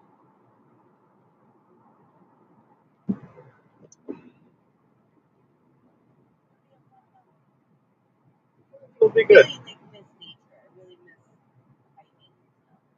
Okay. I feel like your father's fine for hiking and doing all sorts of activities like that. I mean, he's afraid of heights, so it depends, like, where. Like, I don't know if he'll do some of those steep walking that we do at the edge of the cliff. He might get scared. Okay. But yes, he's definitely down for hiking. Why don't we just do like the on the water, along the water? I mean, there's still some heights there, but not too bad. Why don't we just start all the way by the water? You know, like in the marina. If he's far enough away from the edge, he's okay. Like, you know how, like, you go where the big stairs are? Yes. And you, like, kind of have to go, like, down. I mean, we can't do that with them anyway. Yeah. You know what I'm talking about. And he's like heavy. He's heavy to be worn now in that like environment. He has the height to walk. Also, I feel like he would refuse to be carried. What do you mean? I'm not a baby. Put me down on the floor. Put me down and let me walk.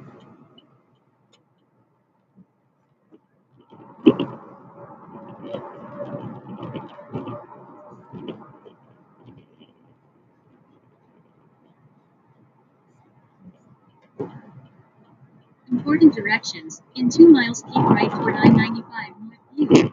S. Highway 1.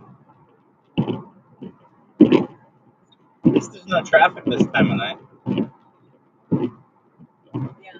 Unpacking is going to be significantly more comfortable. The stuff that you need at the last minute and then pack it up.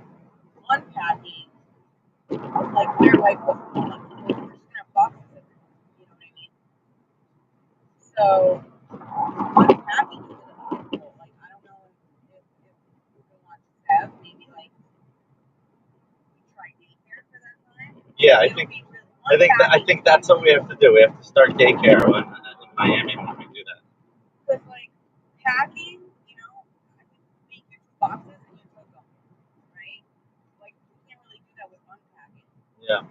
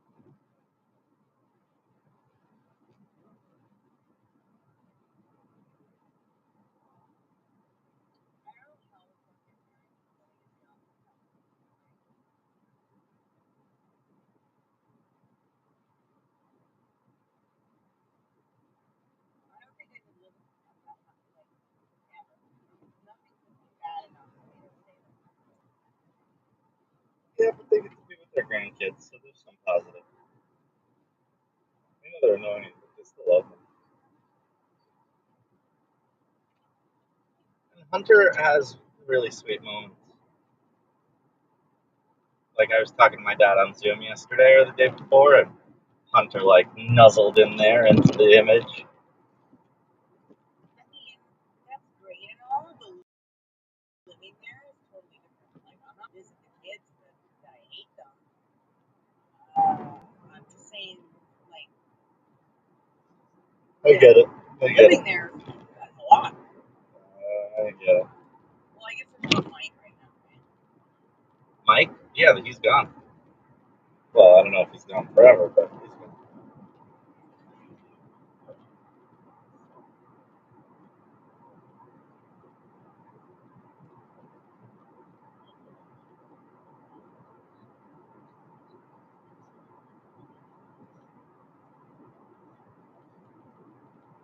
AI can turn a Wi-Fi router into a camera that sees people through walls. I mean, yeah, as long as you have X-ray. Not even. As long as you have a mobile device, then it knows that you're there. Depending on how many mobile devices, it knows how many people. Yes, we can actually see.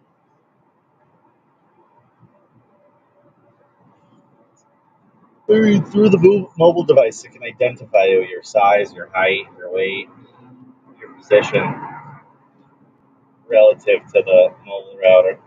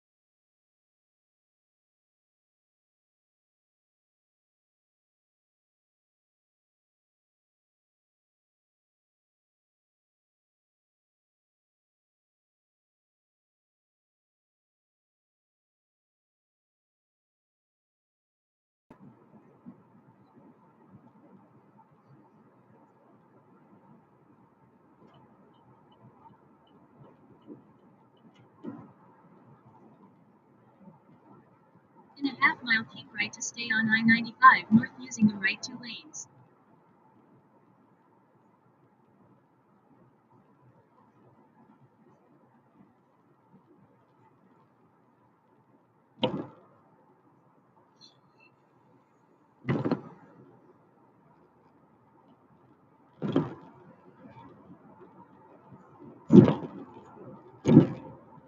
Keep right to stay on I-95 north.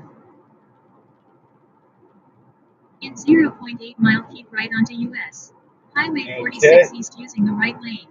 They're finally doing it. Yeah. So, European Space Agency, ESA, scientists are planning to build a 1,000-person spaceship for a 250-year deep space exploration mission. Scientists and engineers will live on board, continuing the mission through generations. I don't know how, when this thing launches, but we're trying to do it. Keep right onto US. It would probably cost, east, I don't know, right. $1 trillion to build like such a thing. The thing is, it would be huge.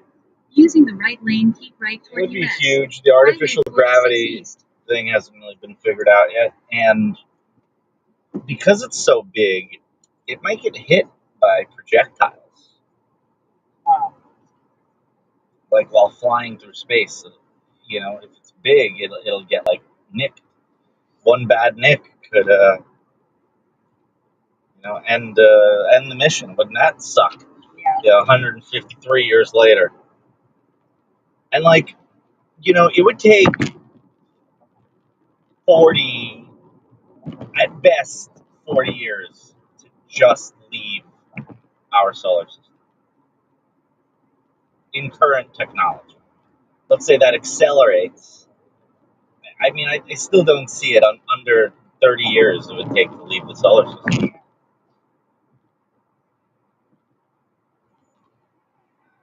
In a half mile, keep right toward 6th Street, Palisades Park using the right lane.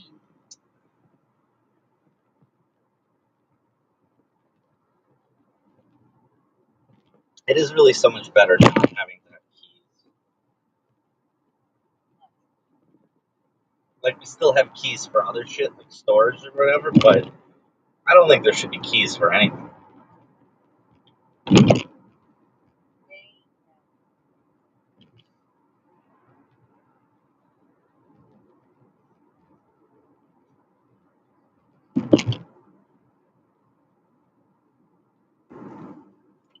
Keep right toward 6th Street, Palisades Park.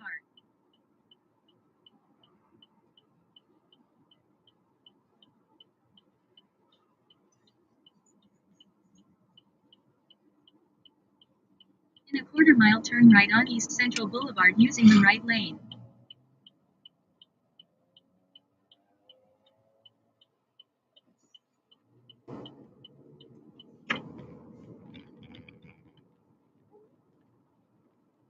Yeah, we're almost home, Sav.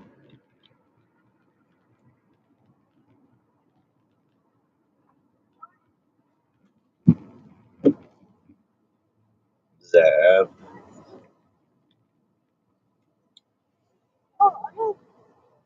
Mm-hmm. Exactly.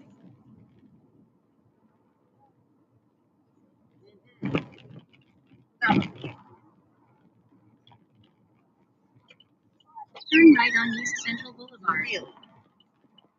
Down with you.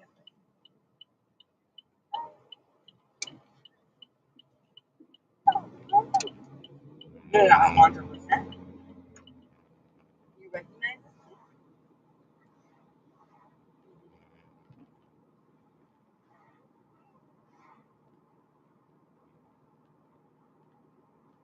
Oh, man. We have a 9 a.m. call. Oh my god. I know. I'm sleeping until like 1. Okay. But I do need like a day of sleep. Okay. I don't know how we're gonna pull that off, but it is easier with you just being at home. Yeah. I knew you weren't going to come to the storage. Like, I knew it. As soon as Eddie, it started, I knew it. I honestly, if Newbie didn't have seizures all week, Then we would have done it Saturday. Well, then it would have been a little faster. Leave him. I felt bad leaving him. I was worried, stressed out. I know. You know, and then leaving him, I was afraid to wake Seb up. Like, how was I supposed to go to the storage? Listen, I know, but you like. And honestly, we had to have tackled it that way. I couldn't pack and go to storage. Like, No, I understand. I packed, you did storage. It worked out great. I get it, but like certain things needed to be picked up. I was just like by. Why? But you did great. I know, They but didn't need to be picked up. You left them it was miraculous. It wasn't miraculous. It was 5 years of training. No, it was Tedeschi that helped. No, Without that, you I don't couldn't have give done. yourself credit. No, you have become an expert Tetriser, and I can only teach you so far, right? Like, you have to want to do it yourself to get good at it. And I don't know what made you want to. Maybe you appreciate the organization of it, or I don't know. But you got that good at it because you like it.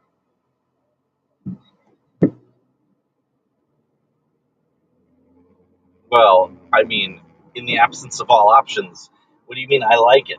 If I didn't do it, then it wouldn't have fit. Then we would have been fucked. Well, Logan, he got 14 surgeons. And now he even fits some Avilia's stuff in there on top of that. Like it doesn't.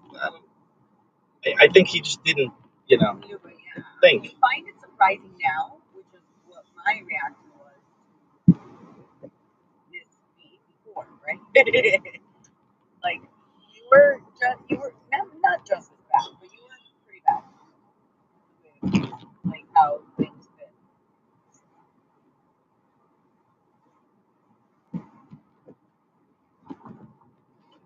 In a quarter-mile, turn left on State Route 5 using the left lane.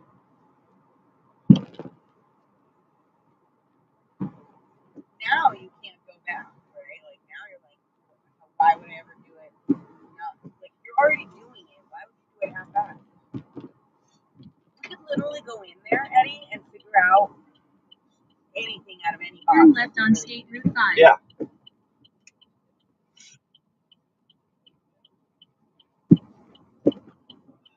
And that'll make unpacking so much Yeah, it'll make unpacking easier.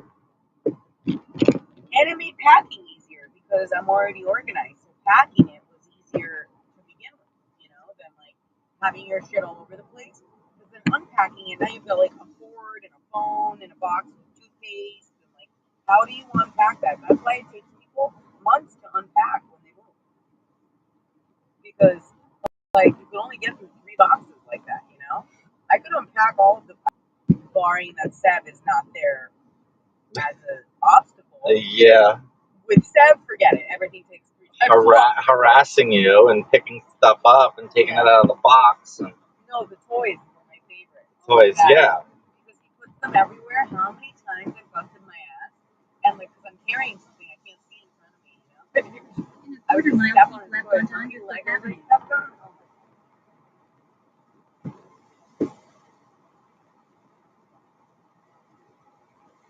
I'm going to make a left, like, in the middle of the roundabout. Oh, Edgewater. On the edge of the water, under the cliff. I'm just happy. Where have we been? Keep left onto Undercliff Avenue. Yeah, in there, exactly. It's already an armpit. It's already shitty. It's been so... No, we got pretty lucky. Like, at the end there, it was not that hot. Yeah. We got a good week of cool time. Just ahead, drop off without Eddie. Scorching. You're going past that. That's speed hump. Nothing. I mean, he's not out this way. Seems like he's still this way. Maybe Greg's gone. I don't know if Greg's gone. Oh, did they sell the house? Drop I off don't Eddie. think so. Not that quick. I wonder what they listed it for. Right The here. sign is still there. This one here. Yep, this one right here.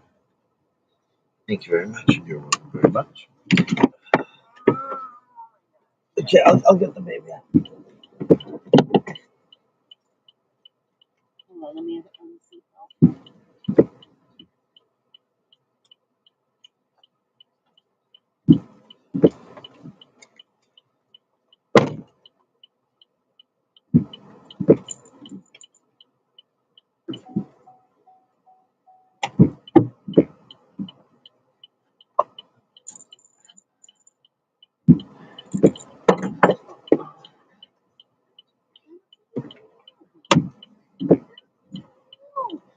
Oh my god, he's so excited. He's pulling me so hard. Bye. Have a good night. Good morning.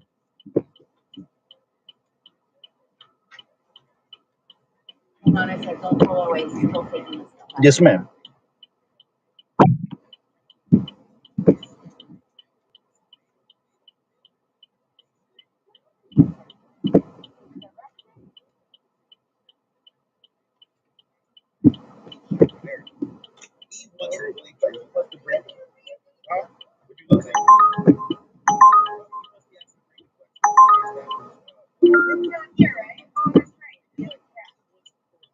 This bigger pipeline of Black Americans having funding in tech, because if you think about it, it's not to say we're not in the industry, it's just that we're not allowed to continue because there's a ceiling for us.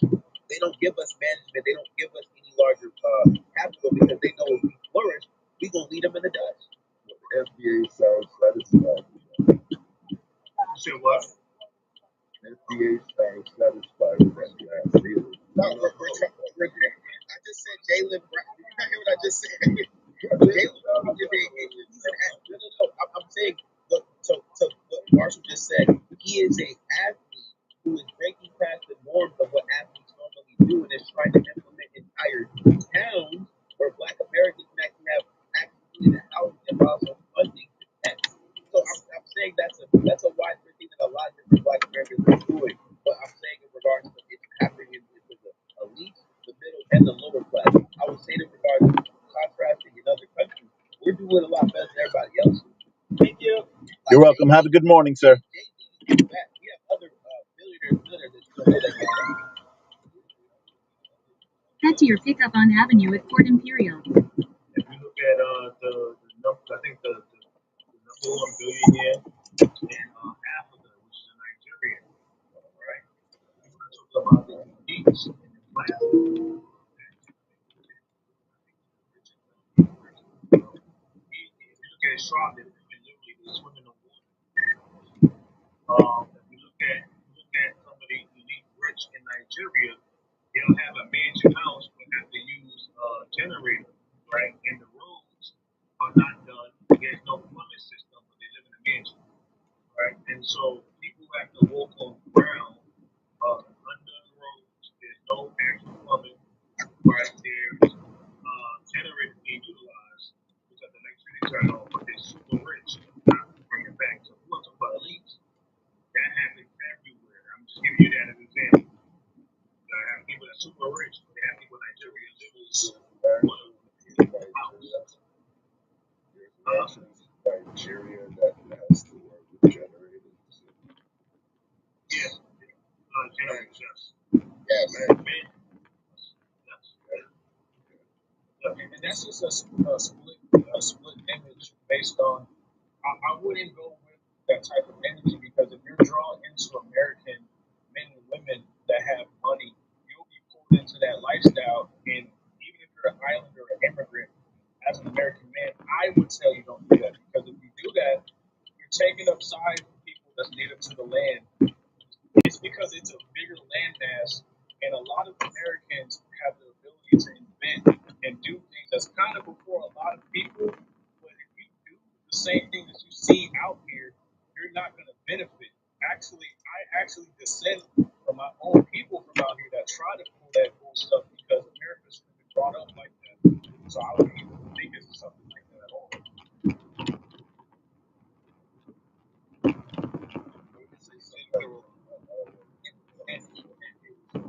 And this is coming from a man. My grandfather's from Haiti, and 3 of my grandparents are naturally from America. Grandfather is not going through that. No, my grandfather was from Haiti. That's real. Three of my grandparents. Don't violate your grandparents. That's 3 of my grandparents is from America. That's 3. I got 3 grandparents from America. 1 of my grandparents is from so you're on the guys. There was 4 yeah, because I'm not here to stand. It's not just any immigrant. Let me make this real clear. A lot of you guys throw that out there. I feel like you guys called people tether more than any American. But the fact that you called them that, no one said that. That says a lot about the characters.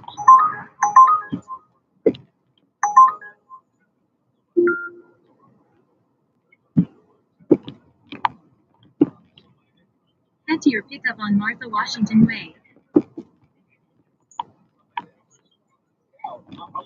Just ahead, keep right onto Hudson Terrace. Because you automatically go into a tender, you don't know the definition of tender.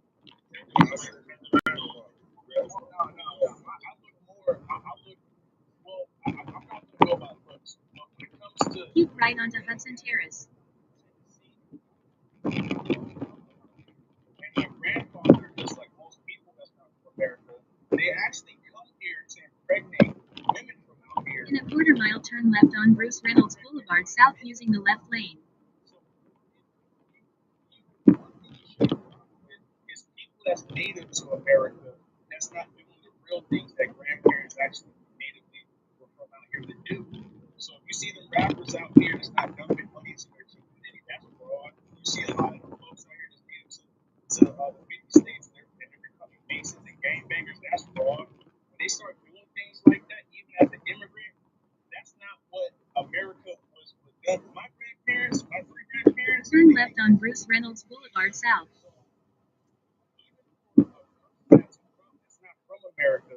You gotta call. You have to say something about that because if you think we're all about the diamonds, you think that we all about the gold teeth. That's actually cool. My granddaddy never acted like that at all. It's foundation. Foundation. I want to say this to you, brother.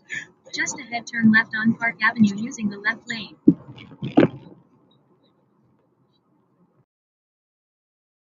does not mean any person that comes here is an immigrant. They say that to try to just basically blanket that. Turn left on Park Avenue.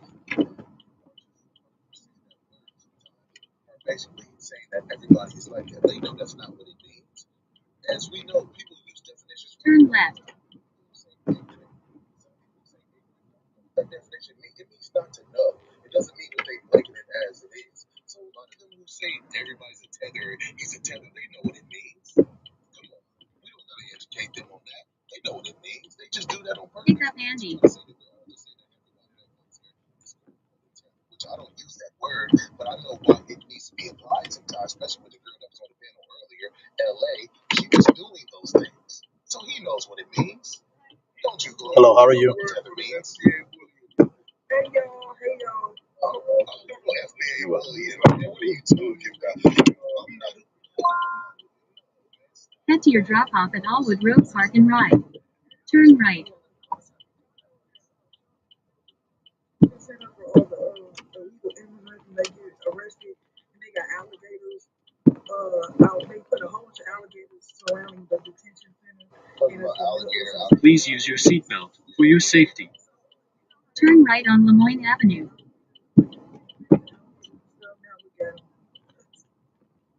Well, Trump made it to where no one can Turn right on Lemoyne Avenue. person that's naturally from America, they're no longer American. They're actually the nationality of where you came from. So if you're from Puerto Rico and you impregnate a woman that's naturally or she's native to America, they're actually be Puerto Rican in the books. They're not going to get funding. Puerto Rico is a U.S. territory. Just ahead, turn right on Bridge Plaza North using the right lane. Making these videos with sad music in the back will make us like, I don't know, like feel sorry for you because you're getting deported. Like I always say, we got 99 problems and deportation ain't one. And we're not going to get up from all those other 99 problems we have to fight your fight. So, putting sad music in the background, and putting, seeing your mama crying in the back of the ice car, it's actually kind of funny. It's kind of music. I actually laugh. But as far as feeling sorry for you, Turn right on Bridge Plaza North, then keep right. wish bad on us so bad, and every time you wish bad on us, it come down on you 10 times harder. I do not care. Trump eating y'all the up, and he need to continue to eat y'all. Okay? Okay, so stop the sad videos and all that, because we don't care. Hey, what about if all you ever is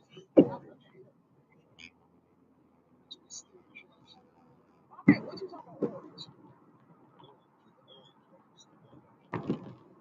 Using the left lane, keep left onto I-95 South.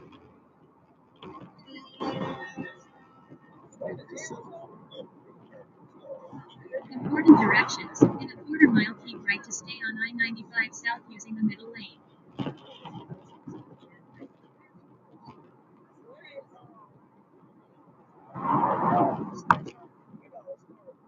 Turn right to stay on I-95 South, then keep left.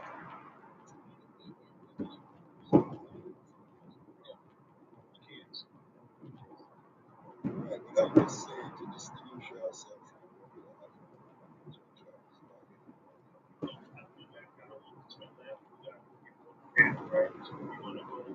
Keep left to stay on I-95 South.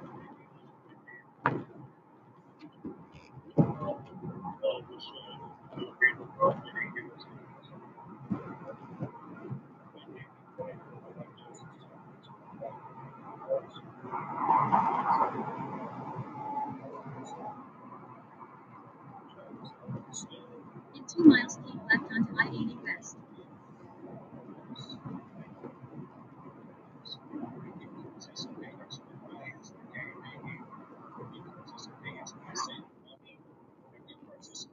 And allowing our homeboys and homegirls and Americans to club every day, to eat coffee every day near you, and then listen to those that course we will be taking on participation amongst immigrants to come here, and we decided for them because we're waiting for you. We're going to waste time with you while we're here in the nation.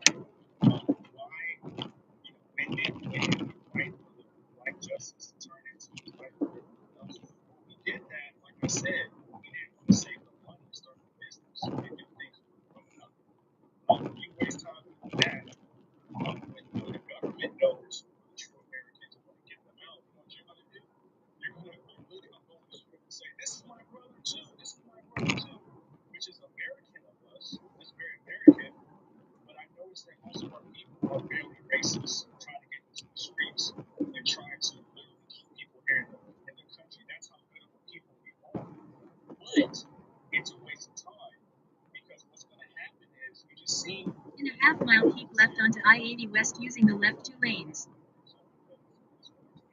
Just saying that you can be American no more. And if you impregnate an American woman or if you're a man out here or vice versa. So, when did we do that? No, we did that when we started acting and we're not taking each other seriously. Keep left onto I-80 West. How we can identify what's here to keep us separate. Oh, I'm sorry if you said it like that. I'm sorry. I thought you said it like that. Wait. Why are you worried about us? We worried about Jamaicans and bleachers, bro. Worry about the cakes of problem in Jamaica, bro. Don't worry about what's happening over here. Nah, worry about again. Bro. We just get that yo, shh. Did we speak yet, bro? Foundation.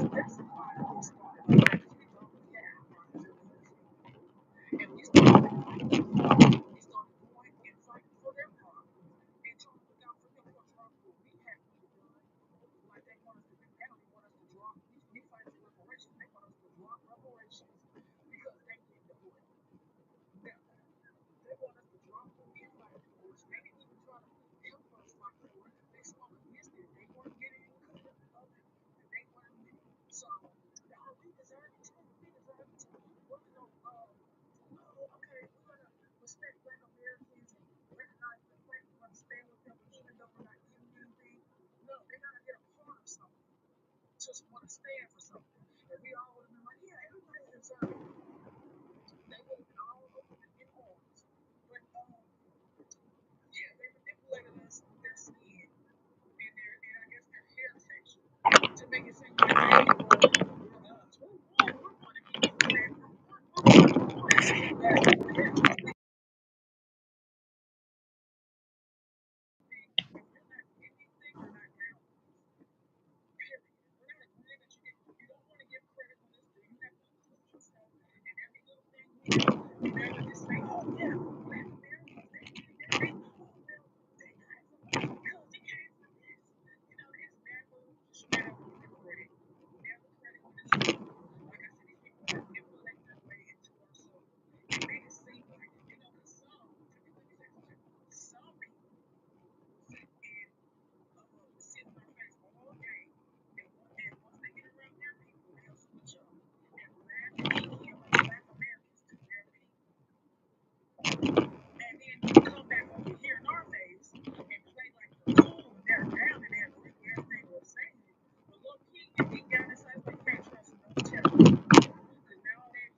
In 2 miles, take right exit 62 toward Midland Avenue, Saddlebrook.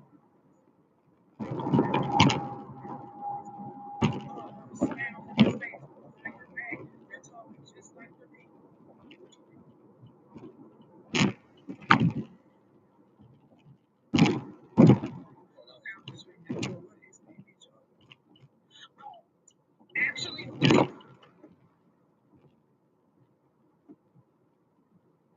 mean, I don't know about this evolution. Black looks like, because they always want to call me white. Looks like to me.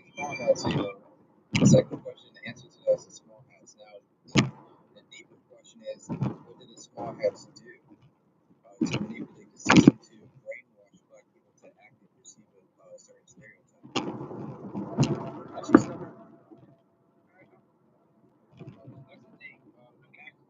Yeah, but small hats, they did their entertainment was wide. Entertainment was really talking about, especially in the second entertainment. Your mama's love. That's why I'm YTs, the small hats, they lead.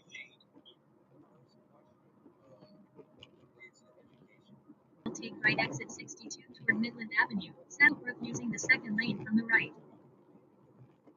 So I just dropped kind of on the patience kind of thing. So that's how it goes. If I speak and you just interrupt me, live or not, I'm dropping it. Straight up. So that's all it is. Take right exit 62 toward Midland Avenue, Saddlebrook, then keep left onto Garden State Parkway South.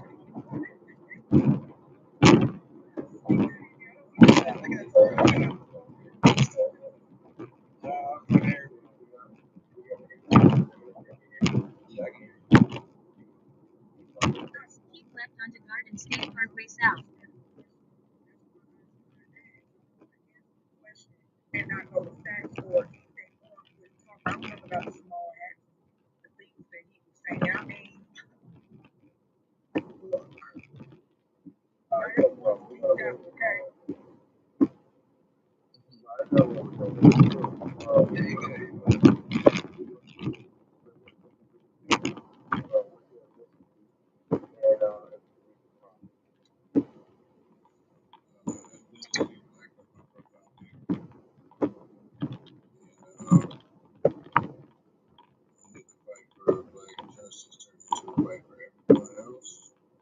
I'm gonna say, just because I'm a little older, I think it started during the Obama era. If you really want to dig into it, how many years do we have a white team president, and then all of a sudden they put a black one in there? Unfortunately, our culture has become a political game. That's all it is. They use narratives, they use black conservatives, a whole lot of coonery and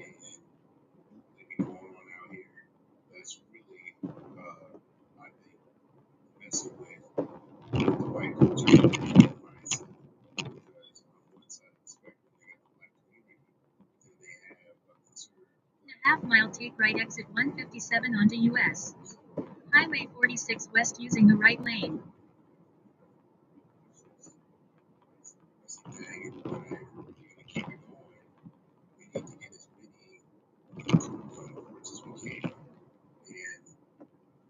I think it's just confusing society altogether. So now it's like if we say Black Lives Matter, oh, well, everybody's lives matter.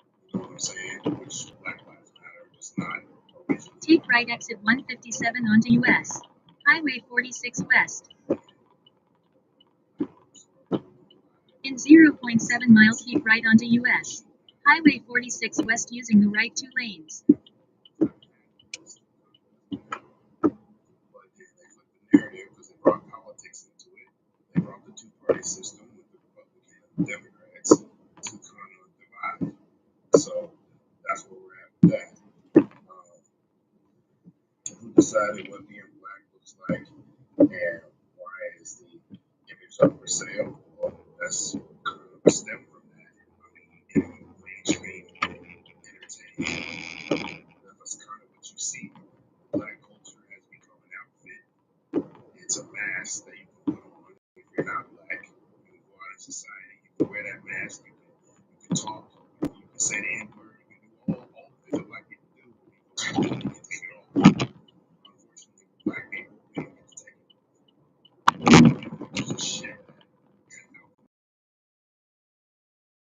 It's always on us. Keep right onto US. Highway 46. Type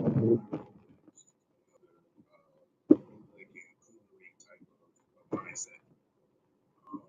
The black people that know what's up. You know,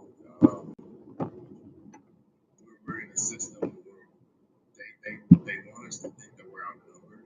They want us to think that we're all alone, and that our ideas and our outrage and our fight back is not valid. And they're trying to bring every other race into it to say, well, see, it's the black people. You know, they got black fatigue because they once again, even though there's nothing in the black culture that we do that any other culture don't do, it's just not exploited the same way. It's not brought to the forefront to the mainstream the same way. If we say the N word, they feel like they can say it. If we say it, well, that's offensive because what our ancestors did to our ancestors. Keep right to stay on US. Highway 46 west. Because we're saying it, but they don't understand that the result of what they did to the black culture is. In 2 miles keep right onto Broad Street. We get it from them. So that's pretty much just the result of what happened because of what they did. But people don't want to go that far back in history. They want to say, well, everybody can say, well, fuck that because we didn't just come up with the word. Because all right. I'm gonna say F. But a lot of this is just a system that if we unified, we could overcome. But we're being divided by politics. We're being divided by parties. And I don't know why anybody doesn't get it because doesn't anybody find it strange that in the last 50 to almost 60 years, we've only had a two-party system? Anybody wonder why that is? Why is it just Democrats and Republicans? Where's the other parties? All the other parties get stomped down in silence real quick.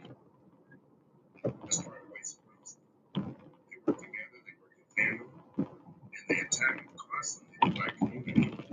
And if we stand up and say, well, hey, this is not right, this is an injustice, then they say, well, we got black people on our side, so it's wrong. So that's where we're at. That's where I'm at.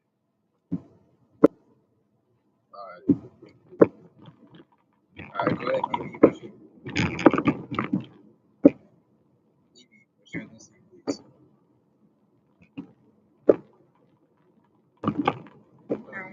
Black American.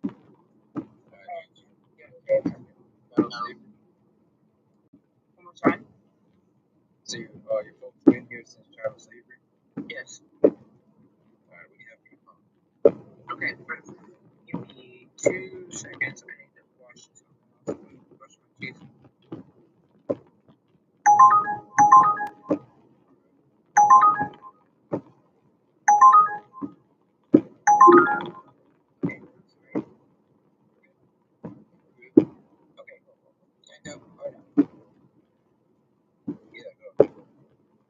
half-mile keep right onto Broad Street using the right lane.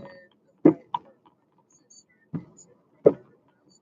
can't pinpoint when, but I can say in the most recent years, other ethnic groups, well, honestly, it's been before the most recent years, just because BLK people, you want me to use TikTok terms, or no?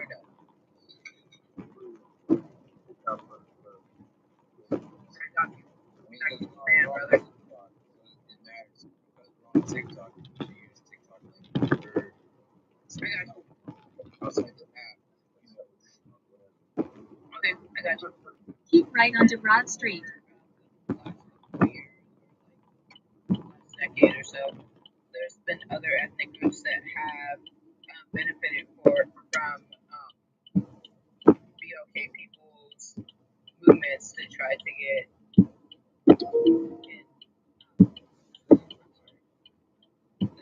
ethnic groups outside of white people to get on the fight from BLK people's like fights. So back in the 60s, it was Asian Americans. Then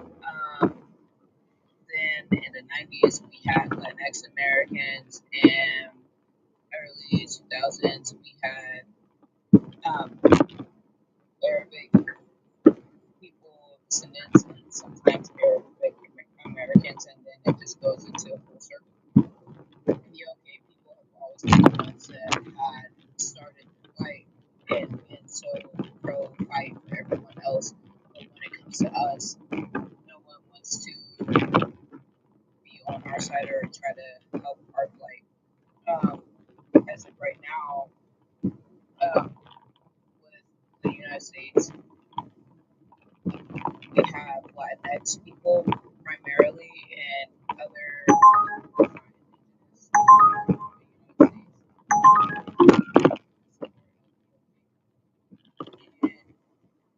you can see that a lot of younger BLK people are not trying to support that.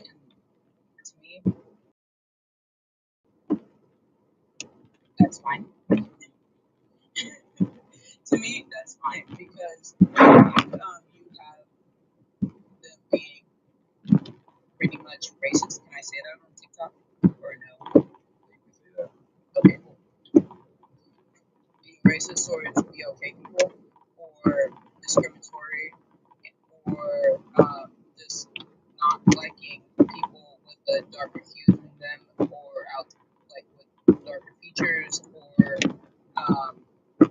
just that don't look like them. And when we're starting to pull back for support, it becomes an issue. Yeah.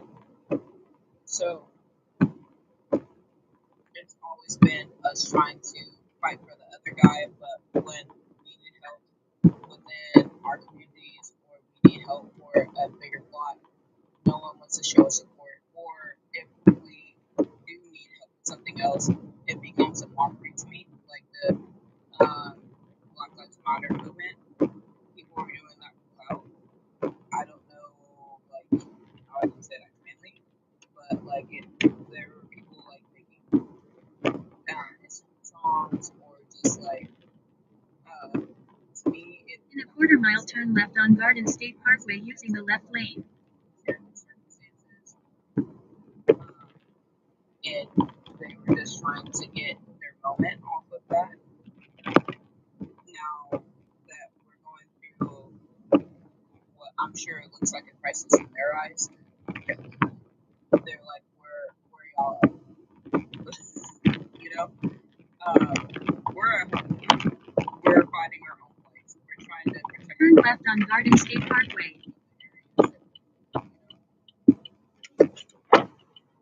So, I think okay, people are wrong for that. I don't.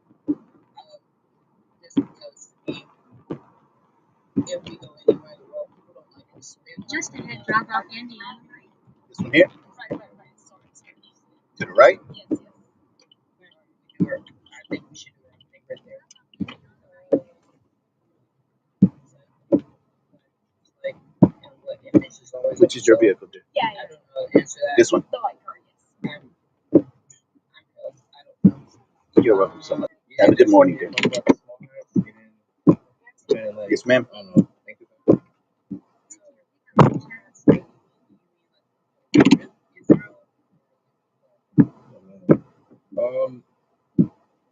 Here's all right. How do I say this? Yes, the small hats in the United States. I'm just gonna keep it short. I'll talk about this later. But yes, the small hats in the United States of America. You know what they do? They are the owners of the banks of the United States, and at the same time, they control the entertainment industry. I'm sorry, they mainly control black businesses, the major black businesses of people who actually make millions of dollars. They control that, and so then it trickles down because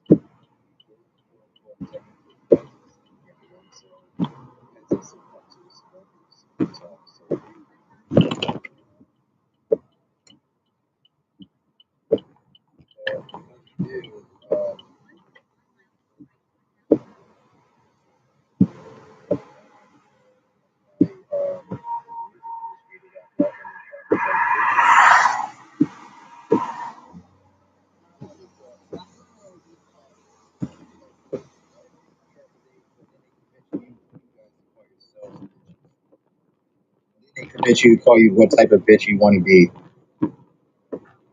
That's what the small hats did in the music and the TV shows and the movies. That's what they brainwashed black women to do. They brainwashed us to promote to sell things that we're not supposed to sell. Like that's why you got so bunch of suburban black kids who want to feel more black. So then they go over the bounds of what it needs to be. But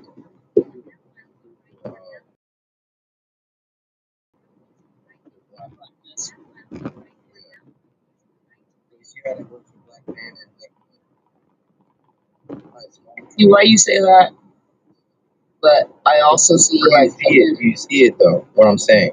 I do, and I also don't, because like I feel at the end of the day we have a choice to be who we want to be and make our own decisions for Right. I know. That's why black women, they call themselves, I'm a queen bitch, I'm a bad bitch, I'm a sweet bitch. Like they give them the choice of what kind of category of bitch they want to be.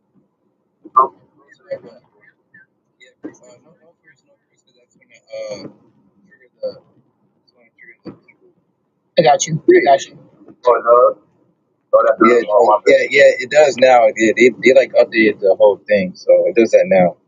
But yeah, I'm serious. They gave you a choice which one to be. It's just, like I said, and respectfully, I don't respect women who call themselves bitches.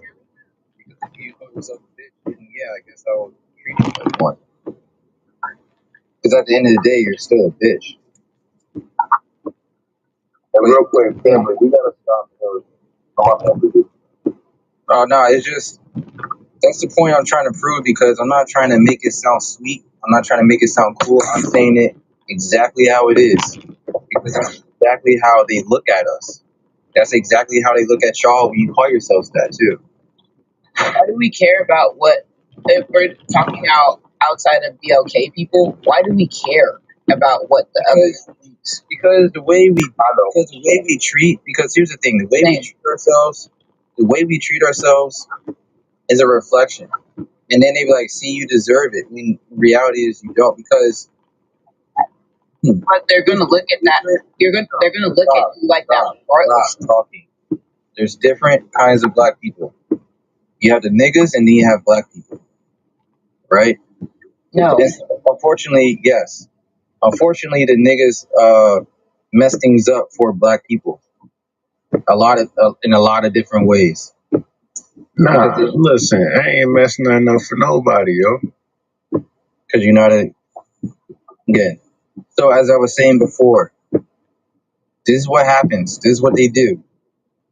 And so they this is what I'm talking about, brainwashing. Some of us don't even know who's in position of power to manipulate the strings, right? Like really, and again, we want to talk about the chess game. We want to talk about psychological warfare. We want to sounds smart, but do we even know what that stuff is and how it manipulates our subconscious to our conscious to the physical world? Are we even aware of that, those kind of things? I don't think we do. That's why some of us, the other day, someone said music does not control us. Music does not shape the way we think.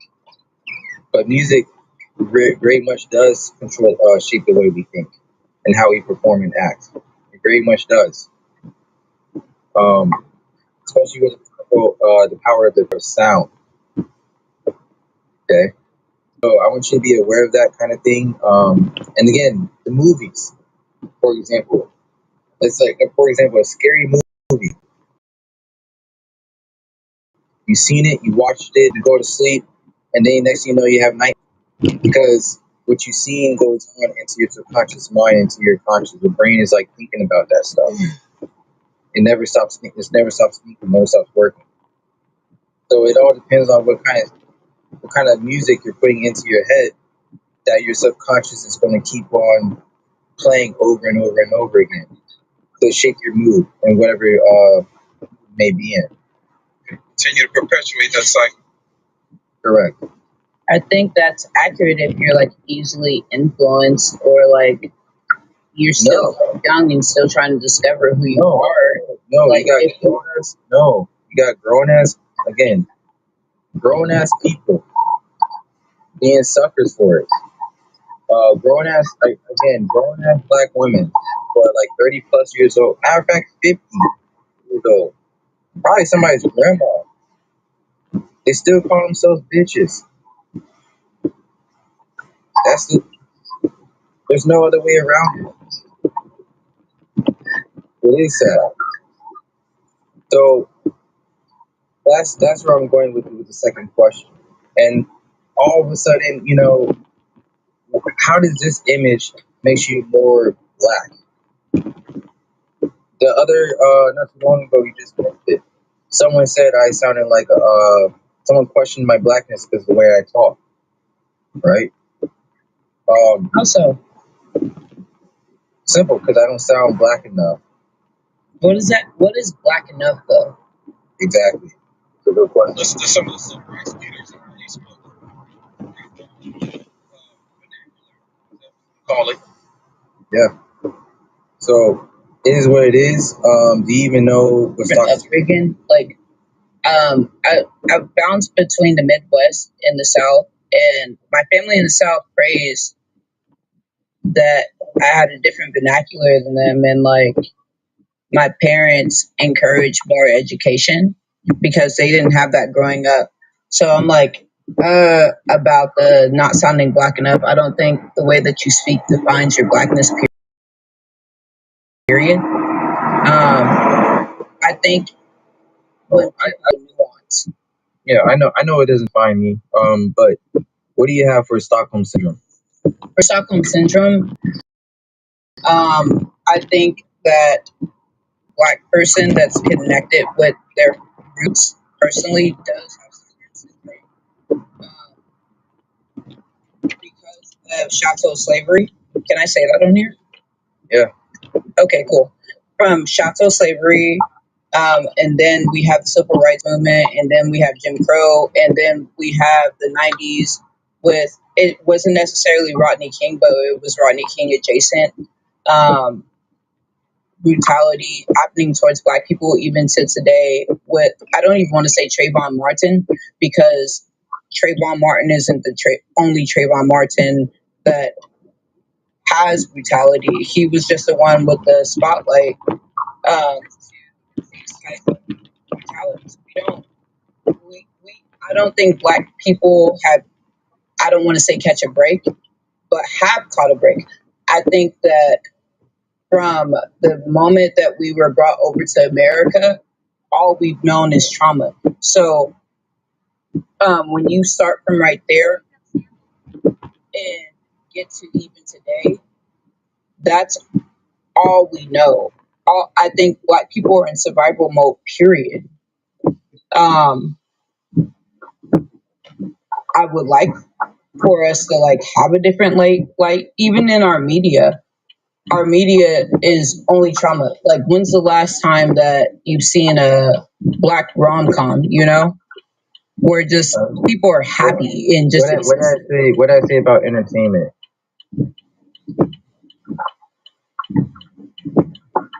Maybe. Well, blackness isn't a happy. I mean, it's pretty funny. It's a middle to upper class family. It's not all just trauma. You don't even got to be middle class. You can just be existing and just happy, like a good day.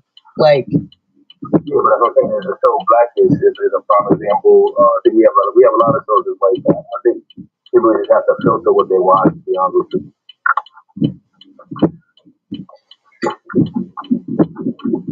Yeah. So, but again, what do you know about Stockholm Syndrome, BB? Stockholm Syndrome, what I think I know could be different from y'all definitions, but from how I was described to it as a younger jet, because I'm damn near 30 at this point. It's from what I was described to it, it's a repeated trauma. It's not even like physical. You feel it from the next person to the next person, you know? Feel it from the next person. Attributes of fear capture. Hold on, ordinary. So, did you hear me? Chewing. I don't want to be rude. I mean, if you hear it. Oh, so, I wasn't even paying attention to it, but you good. If you just eat it, I'll make sure you don't hear it. Yeah. Yeah, if you hear it. Yeah. So, EB, what did you say about Stockholm Syndrome? I'm sorry. Trunk release is on the trunk. The way that I was The taught trunk about release Stockholm is on the trunk. Syndrome, I was still a teenager. But the way that I was described Stockholm Syndrome was like post-traumatic enslaved syndrome, where like even though we're quote unquote out of slavery, well, we are technically out of enslavement, we still feel what our great grandparents felt, and that was passed on from our great grandparents to our grandparents to our parents to us. Now, even though we're out of that, we still feel the effects of that. Just like how someone could be in a DV situation, they may flinch up when somebody moves too fast. We feel that way in a different spectrum, you know. Like even with today, we still feel the effects of chattel slavery. Like even with police brutality, or even with our like with redlining, that's still a big issue with our communities today. I can't speak for y'all communities. I can speak for the community that I live in. From the places that I lived in growing up, that's still an issue today. Like we still feel the effects of people hating us because of the pigment of our skins to today. Like it's not just a one thing issue. It affects like so many different things economically, sociology. I can't speak right now. I've been doing too much tonight, but it's not just like a one thing issue, you know. And we're feeling the ripple effects of it in more than one spot. Can you elaborate on how we still feel the effects of chattel slavery? Can you give me some examples, please? One more time. You're kind of like away from the mic. I don't know if it's like connection or the mic. Can you elaborate on how we still feel the effects? Okay. For example, education. I went to primary black high school. Way back to my day. I feel like we weren't even afforded decent books, or books that were falling apart from the 90s, and I graduated in 2014. We still have the books that they had back in like 99. To me, I can't even say to me, it could be a financial issue, but you were in the same district as these other schools that are predominantly white tea. They get new books. We do not. It's just like ripple effects. We don't get better education standards. We don't get better food standards. you don't get better housing standards. It's not just one thing that we can like pinpoint. It's multiple aspects. All right, so like, I'll get a example of South slavery. I understand that. I'm trying to understand how is that Okay, places cool. shadow slavery. I got you. From it starts from there, but it roots to other fragments to everyday life. Chattel slavery was the starting point, but conditions today are the still after effects of that.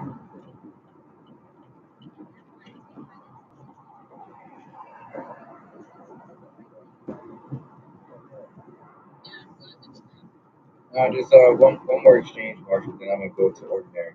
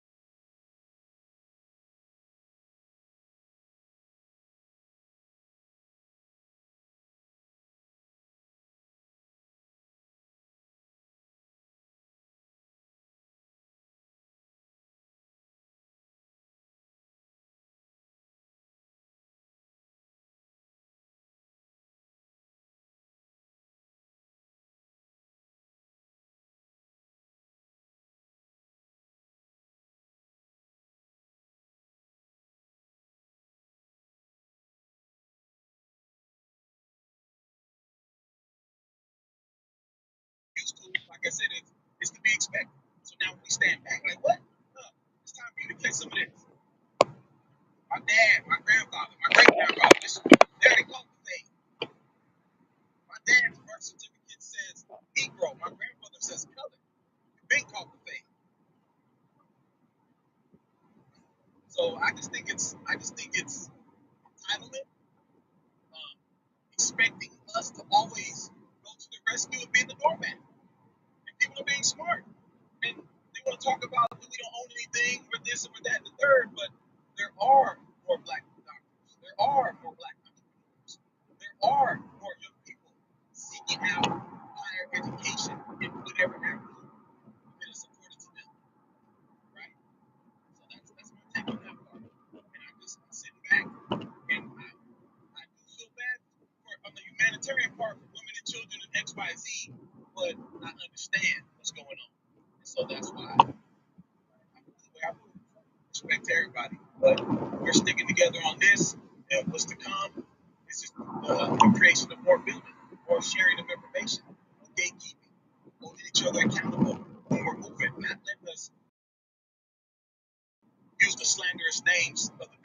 NIGH or the NIGGA. Stop addressing us that way. Address his brother that way. Yeah, these are new times, but the old values of morals are still intact. If you choose to use them, that's what I have for the first part of Stockholm syndrome. When I hear that concept, I think of Steven from Django. I think of when somebody messes up, we making fun of it. Look at the girl B. Simone, the so-called the woman on the internet. She was a millionaire and she lost all her money. I knew she was gonna fall. That's Stockholm syndrome. Instead of tearing that young lady down who made it to 7-figure income, why didn't you lift her up? Why did you give her kudos? You know how hard it is to get to 7 figures? Anybody? Probably not, because you never owned a business. You never had to take on the responsibility and liability of everything. Oh, my bad. I was on mute. But yeah, I can't relate.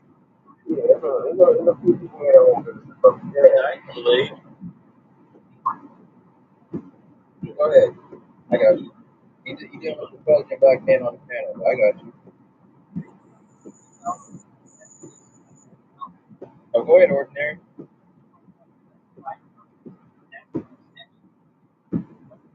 They not expecting that? I don't know what happened. Ordinary, he's probably he's in Flagstaff, so I don't know. Flagstaff, I know. Free shotguns, though. It's a lot of mountains and all that stuff over there.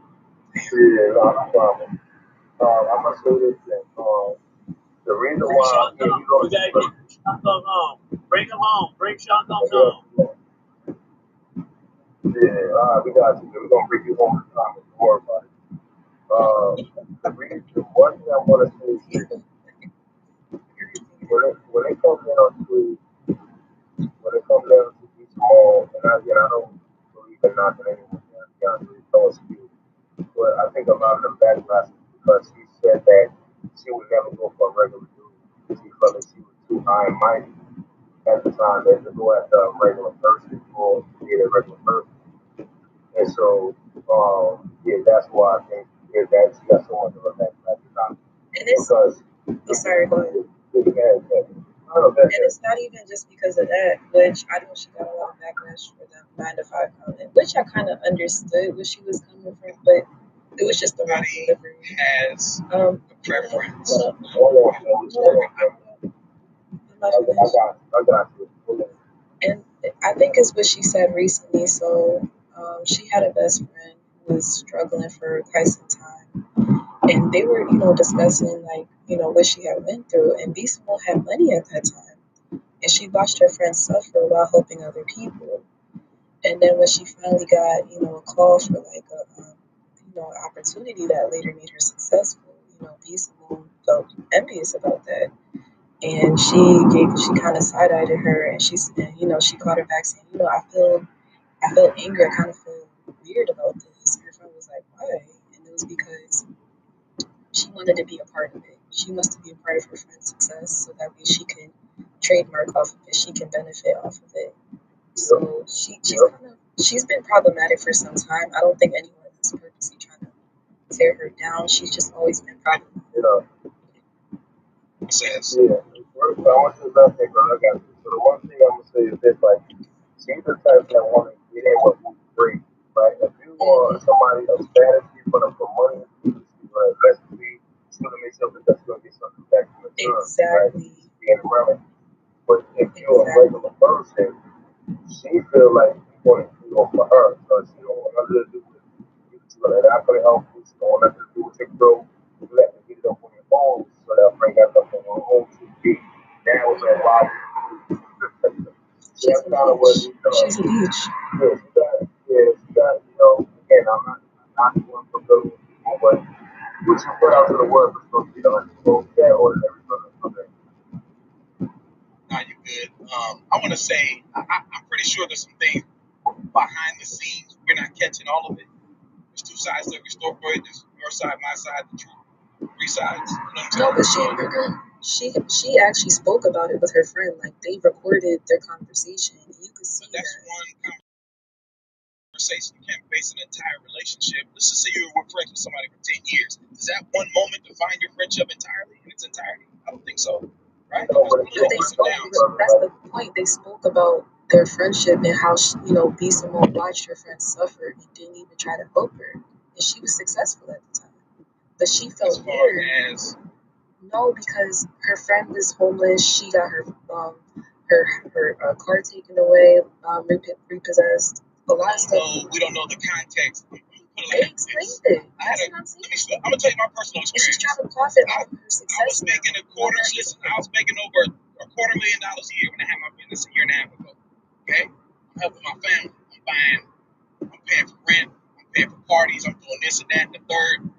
When the market crashed on my business and I was all alone, all those people I helped, dead silent. Okay, nobody was there.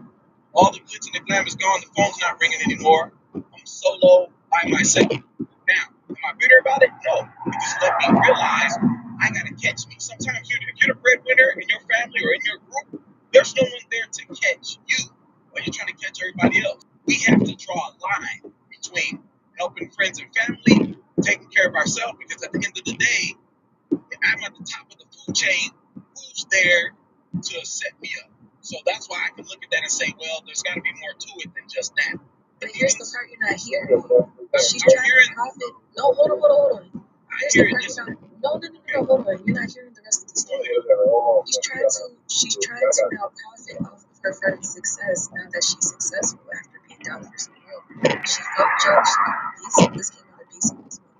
She felt jealous that her friend was getting a better opportunity than her and that she was not ready. This came out of her mouth after seeing her friend homeless, struggling, wondering when her next meal was going to come. And that's why people are questioning her integrity, saying, well, yeah, you're a business owner and entrepreneur, but you're trying to profit off of people, benefit off of. You're not even doing it out of the generosity of your heart to like really build connections and network. She's a leech. She's a leech. About the relationship. We don't know what type of. They explained it on the podcast. Can I just say something, please? Go ahead. How many millionaires do you know? Not a lot. What does it have to do with the fact that Just let me listen. Let me bring context to the situation. I'm just asking. I know it all. I'm not trying to challenge her. What's your point? I know. Okay, that's great. I go around that. So what I'm saying is, now you that know 50, being in their presence, what are you gaining from them if they didn't give you any money? Exposure. exposure, knowledge, get more than what Okay, that you may not have been privy to, correct? So what does that do for you intellectually? Okay. All right. So hold on. We're talking about what you don't know. And I'm saying, if that girl became successful, do you think she was successful without her friend who was successful for her? I'm not saying she was bad. We're talking about B. Simone personally, why she's getting the backlash she's getting. We're talking about her specifically. Right. Because you said, why are people tearing this woman down? Let's hold it down. That's real quick.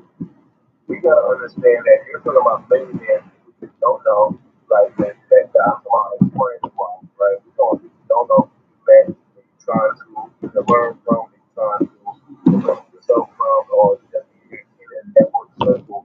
And then you got some friends that started with you from day one, right? And so we talking about someone that was friends from day one before these moments. Exactly. That's been every step of the way. This is a whole different story from just regular millionaires off the street that we try to like courses whatever. This is a person that's been there since day one. She's not trying to take from her or leech over her or anything. She's been there. And the fact that she can reciprocate that energy as the friend gave to Simone, this is the issue right here. All these millionaires, those other stuff, that's you don't have to know a millionaire to have conversations. You know what I'm saying? It's just, she told her story, the facts, yeah, what you say, Oh no, I was getting a shout out for the kids. Thank you. okay. Yeah, she told her story, she was upfront about her story, she was upfront about her story. She knew she was wrong, so yeah, she was jealous or she didn't keep it right, despite the fact that she had her business. So the facts is out. Regardless of how we try to be back, You gotta look for it. You know, not everybody is good first. You just gotta go first. You got back by now. Why is it okay for people to give us that kind of backlash? Heck no, I definitely don't believe like this on the back end. People should definitely let it know. Yeah, and stuff like that. Never no public. When it comes to us black Americans, we should never do anything public. Bad shit. Because all we do is open the door for other people.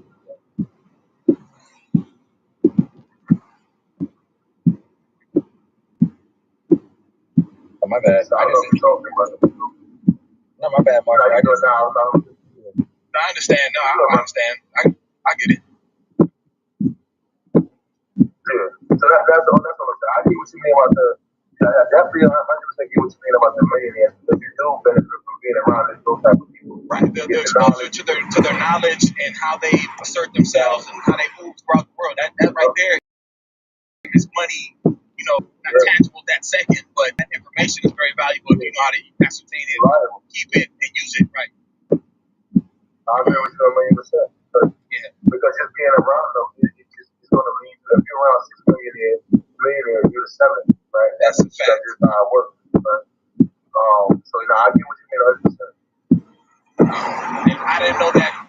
I didn't know that much about the story. I just saw the little bits, but without knowing the whole story, I know people make mistakes. She might be a bad person, but now she may grow from this. But I know whatever happens to you, be humble, and you may come back and turn over a new leaf. And right. Not denying that. I'm just saying that's why she was getting I'm an optimist. That's why I say that. That's why I speak in that way. I don't believe anyone is beyond repair to a certain degree, right? So I agree. That's why the way people's coming down, that's a lot of bashing. Thousands of people coming at you. No, hold on, not me. No. Born and you gotta put them 6 feet deep. Hey, I understand it. Too nice. No. Some people are too far gone, and you just gotta put them down.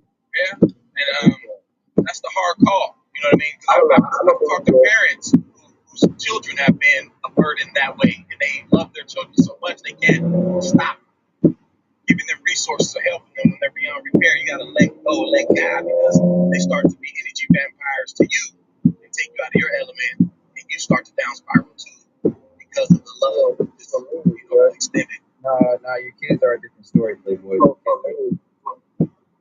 So if you got a son that's got a meth habit and he's stealing from your purse and he's continually, when do you stop? Just keep going until he kills you and the family? No, you can't. You gotta stop. Listen, I'm not speaking on something that's I'm speaking of. Say unalive, number 1. Number 2. Yeah, say unalive, number 1. Number 2. Einstein would never do that. Never. So I'm gonna say this, right?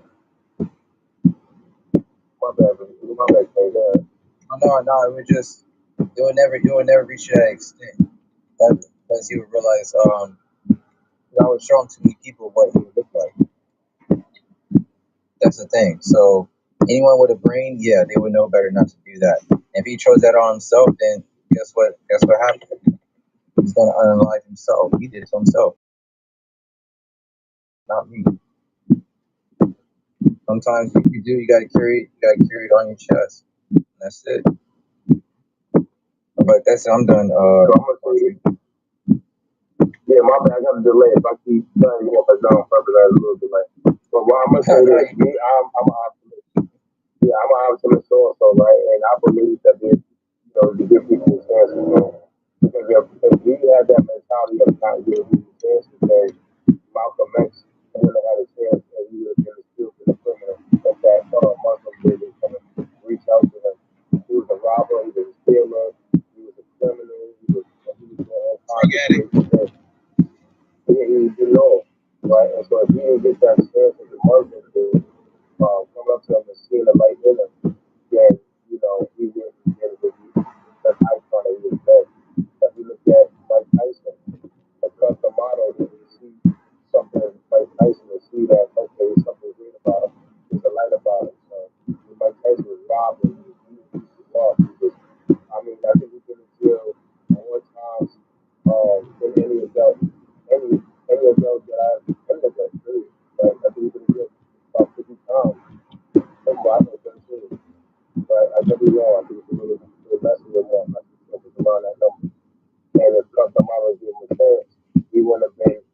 knocked out world champion, one of the greatest boxers to this day in the world, heavyweight boxer.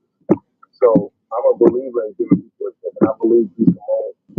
I believe in her. I hope she learns from it, right? But again, it takes humility. It takes for her to step back and not let the fame get to her head. And that's what happens a lot of days. They do a lot of things. And I'll land. You from? How you know about the 17 like that? I was just curious. Off subject.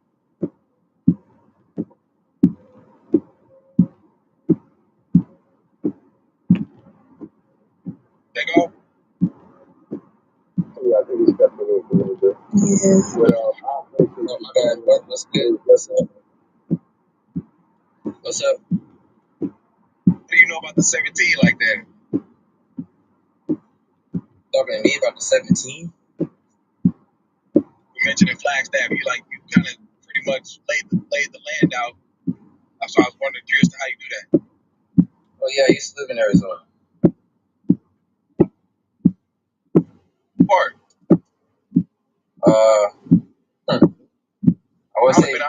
I would say Maricopa County, but that's a pretty big ass county, huh? That's bad. Now Maricopa's fine. Nah, I get it. I only been here 4 years. I'm from Cali. Yeah, I'm from Cali too. I'm in Cali right now. But Bay Area, probably LA. Yeah. SoCal. I went to ASU, so I know about that. But before then, I went to I was in Gilbert for a minute, and then I went to Phoenix and Chandler. Okay, I got you. Yeah, I know all of those places. Yeah, I deliver gym fuel all over the state. So yeah, I know where you at. It's completely different from the rest of Arizona. I know that. I got some land off grid. I'm gonna develop in a little bit and try to flip. But I'm thinking about going to Texas after this. This heat is just getting to me. I can't take it, man. Yeah, I bet. That's why I left. 109 or 11 today. Felt like a blow dryer at 8 o'clock at night.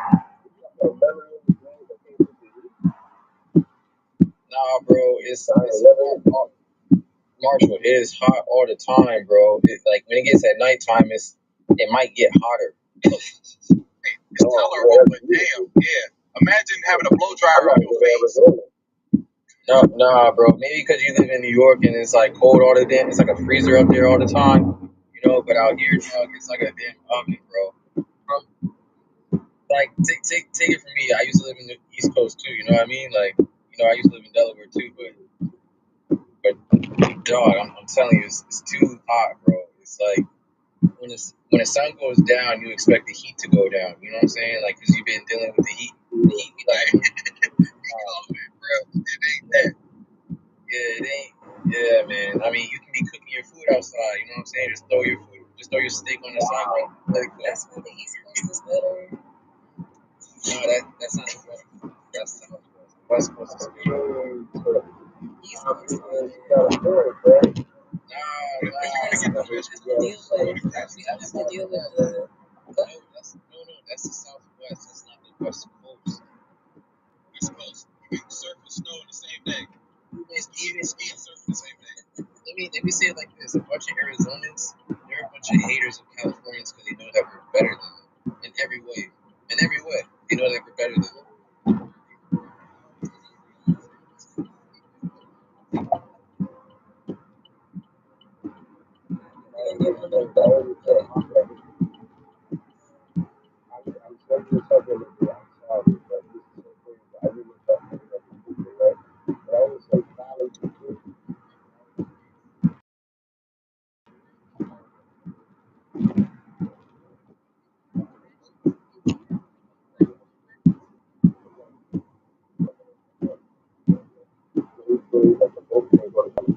Right. And so when I'm looking at the phenotype of ordinary, he look like what the Spaniard put describe the Ilani tribe over there. That's the thing. Like if I say it's the Ilani tribe head, I know they just have long hair. If I say that picture, that's gonna be like, nah, that's crazy. My dad's side is from Texas and Arkansas. My great grandfather, Hope, Arkansas, and then my mom's family is all from Texas and Louisiana. And they all came West Coast in the 70s. That's crazy. Yeah, my folks already came earlier. They came a lot earlier than you did. Like, yeah. That's the same Yeah, yo. Particular reason y'all families migrated to the West?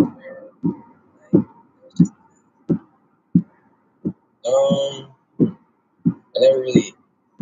Escaping segregation in the South was heavy. The West was more modernized and thinking. You know what I mean? So people started to come that way. If some of the first interracial relationships that were accepted were in the West Coast in California. Pacific. Yeah. Okay, that makes sense. Yeah, unfortunately, we had a lot of Stockholm syndrome in California too. But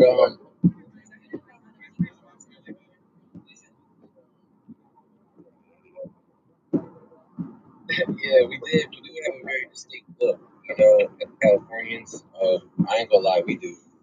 And we're different. It's just, I would say for him, I guess it is kind of sleeping white supremacy or segregation. At the same time,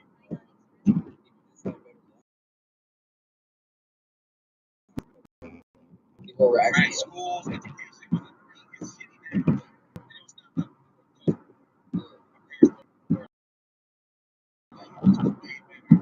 Politics changed everything. Stay in the country. I blame Reagan for everything.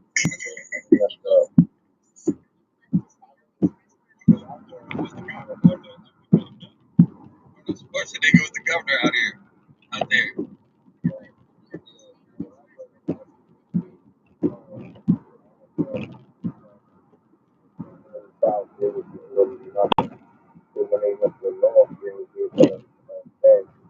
Born and raised in the Black Panther City.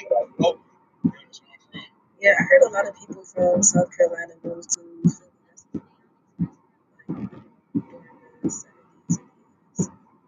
more like the 60s and the 70s. That's a terrible move to move to Philly. You can go to Pacific.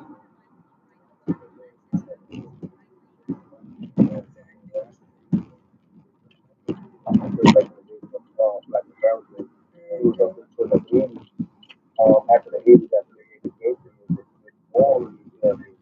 started off becoming a bad, I guess, black on that farm due to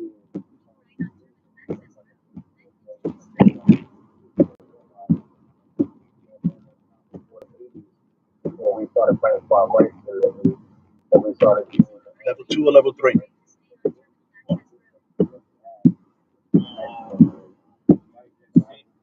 Yeah, because see. Which one?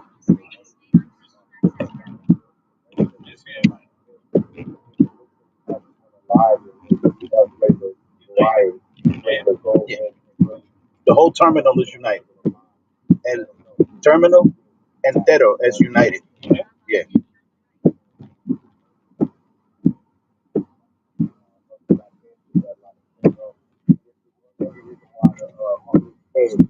The forefront, on TV, they wanted to put peace. And pretty much, hey, Negroes, look at this person. Stop fighting us, stop beating us up. He's pushing peace. Get some more people. So that was kind of why my mom was the forefront of TV and everything.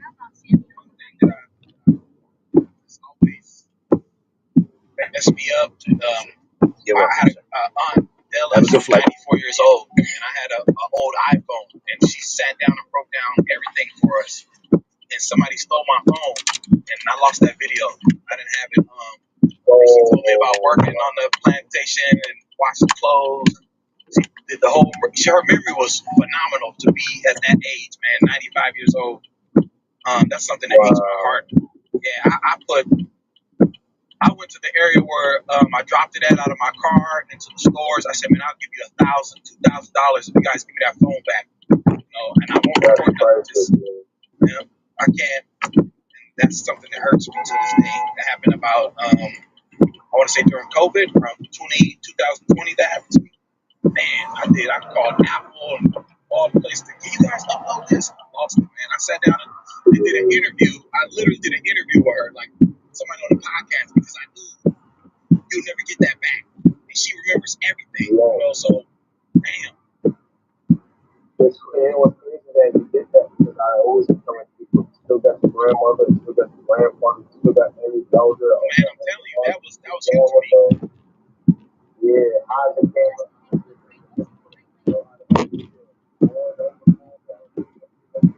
You gotta hide the camera and hide the recorder, but She was from that era, man. She had a garden in her backyard. She had her own greens and tomatoes. That's why they live so long. They don't eat this processed manufactured bullshit that we eat nowadays. 95, let's go. Spread 40. Everything was natural, you know.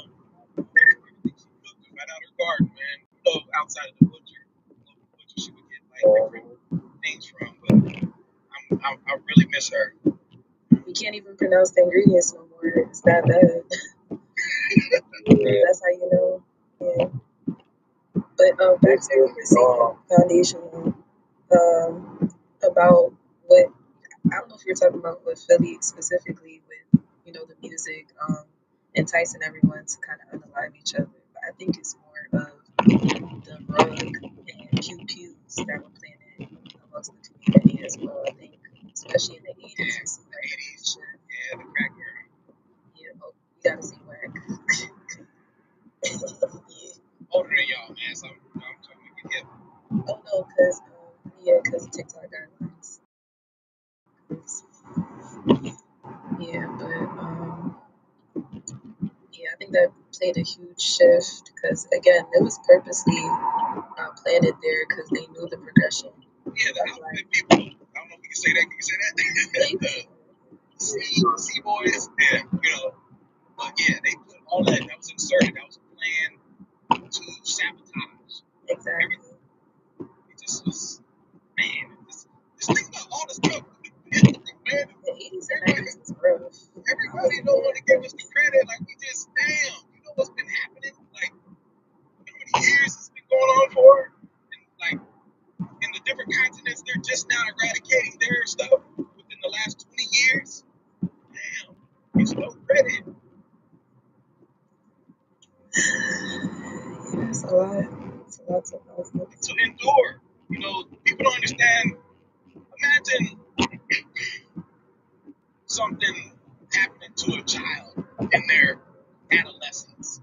They carry that for 30, 40 years. Then imagine something so traumatic that happened to millions upon millions of people. And then that mentality, some of it being skipped over, some of it being worked through, but some of it also being passed down.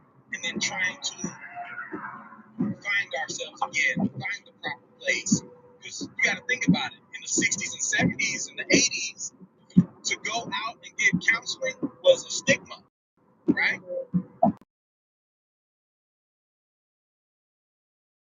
Wasn't keep it in the rug, keep it in the family. It's okay to go see others now, but it was frowned upon before. And you got to understand, genetically, some of those things are passed down through traumas and behaviors. They're taught, re-taught. Some slip through, some get caught, and they can't undo and wipe the hard drive clean. It's a lot of work. So for the people who haven't gone through that, they would never understand. They would never be able to fathom to understand what that's like.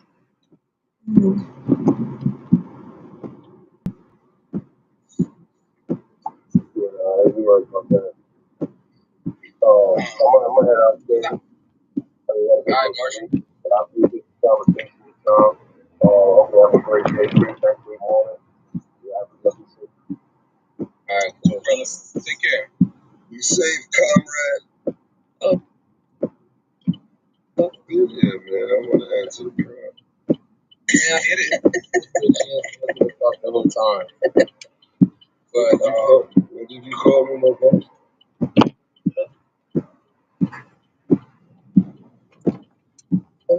Yeah, but do remember I asked you what are the inclusion? Who are the inclusion? Who are you excluding and including? It's a vague question. Are you talking about? I did ask if it's only domestic struggle you're talking about, or black struggle globally. What are you talking about? Talking about for my people, Black Americans. All right, and then that's still even weird because a lot of our black intellectuals say injustice anywhere there is injustice everywhere. Malcolm X said that. Malcolm X was involved in I'm scared to call the word that Middle East uh, struggle also, and yes, he did. Yeah, and the Black Panther movement went to China. Our Black Panther, the reason why Fidel Castro came to Harlem is because of the work he does for black struggle too, globally. So I mean, I don't know. It depends on what you know, my brother. That's why I asked that question. I know all that. I still say what I said. Yeah, you say what you said, but I know all that. Nobody that answered that question earlier went to the broader black and brown and involved brown people that had help. I know why I didn't answer your question, and I'm being lenient because you didn't answer mine with the. But then I realized how the conversation was going, so I just let it ride while I was doing other things. But I'm trying to. How do I do it? Listen. So I'll put it like this. Yeah. How do you fix somebody else's house, sir? Africa. How do you fix someone else's house? You have a friend and he has children and a wife, and they're out of sorts. But you're not the husband. You're the friend outside. How do you fix his home? Give him good advice. But can you physically fix it after giving him that good advice? Whose job is that? The husband, the wife, the children, or yours? The couple, for them to work it out. Exactly. So what we're doing here, we're cleaning up our house. So who's the husband and who's the wife in your illustration? In my illustration, the husband are the men. The men, the husband, and white people. The husband. No, the husband are the men of this community. The wife are the women of this community. Everybody takes his place. This community from its inception has been built with people in and outside the community. When y'all spread westward, from your 13 colonies, you automatically brought in 400,000 enslaved French people, right? And those French people had inextricably tied to the Haitian people. So that's what I'm saying. Like,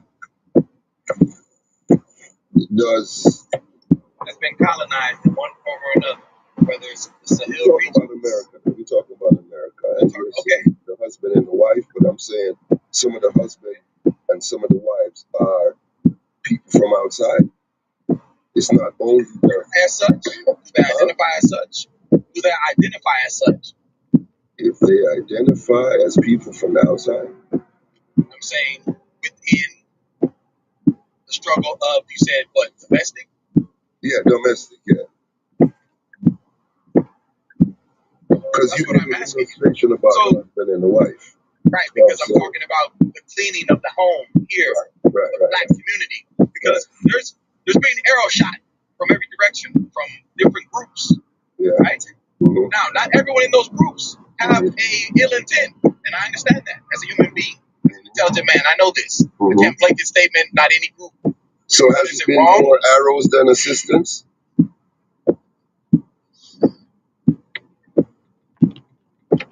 Well, you have to ask. I can't answer that question. You have to ask the people that. How do they feel? Because every person in every group, right, as a whole, feels a certain way because of experience. So if you gather up all those experiences, the group will tell you. So that's what I say. I can't speak for every man and woman in my community. I haven't met them all, so I have to go off the numbers. Say arrows, just for general purposes. I'll say a lot of arrows. A lot of arrows. A very little assistance, huh? Very little assistance. Everyone played a part. Okay. But if you ask the other side of the coin, because there is a yin and a yang, will we get that same applause? I mean, I can prove that your Black Panthers had to run away to the continent You know, they hijack planes. Assata Shakur and other freedom fighters are stuck in Cuba and few in the Caribbean, even in Jamaica. So I'm just like, you know, what spectacle are you looking for? What that's are we to be doing to expected. these Look at the freedom opposition fighters? at the What time. about these Look at the freedom positioning. fighters? What organizations we got for these freedom fighters currently? I will not mention Yeah, you say you're Black Panther though. Black Panthers. Hey, we're in a new time and a new age. We work covertly. There's no need for exploitation. There's no need for spotlight for the grand opening. Well, now, well, done. forget the spotlight. Talk about the assistance to these freedom fighters that had to leave these borders. They fought for us. They fought for you. You gotta talk about it if you don't want to. Yeah, you don't have to still. Yeah, you don't have to. Yeah, but that's a great point that Global was pointing out. I mean, we did forget those brothers. I'm a generation Black Panther. My dad, my uncles. I mean, we got one of the most famous Black. I mean, I think we need to put some support behind them because they gave up a lot of their lives to lead us. Abu Jamal? Yes, sir. I agree to everything what you're saying, Global. You know, maybe we not want to talk about it, but the conversation has to be had, right? Correct. So that's why I was saying to the brother, to answer the first question, it depends on which spectacles you're looking through. Because I look at the liberation movement and people who really did grind and fight as being excluded from the story today. You get what I'm saying? A lot of superficials has been put up in front. So should I answer the superficial question or should I answer the broad question? Because a lot of these fighters left a template for us in terms of knowing who our allies are. Because ask my elder brother, didn't a bunch of our distinguished Panthers go to China and learn from the Red Book?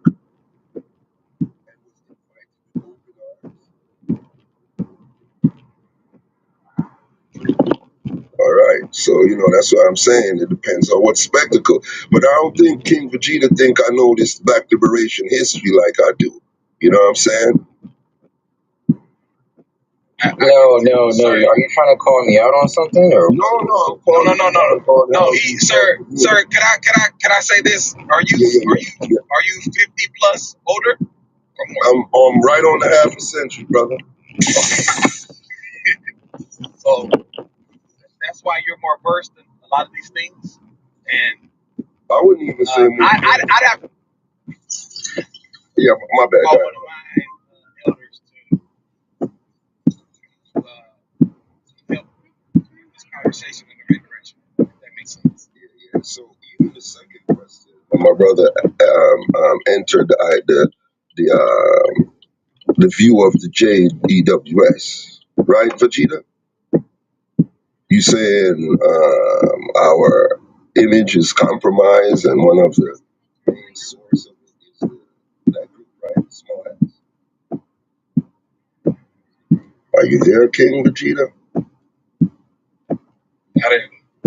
Yeah, no, King was emphasizing that, like talking about the 9 pillars of white supremacy and mentioned something about Jays. I want to know if I'm following him correctly.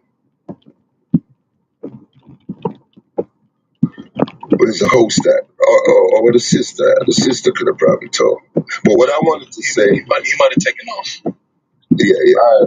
All right. You there, King? I was asking, was I correct?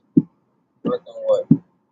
In saying that you insinuated earlier that question number 2 on the image of the black image is being compromised by a particular set of small hats, and how entertainment fits in the 9 pillars of white supremacy, right? Somewhat like that.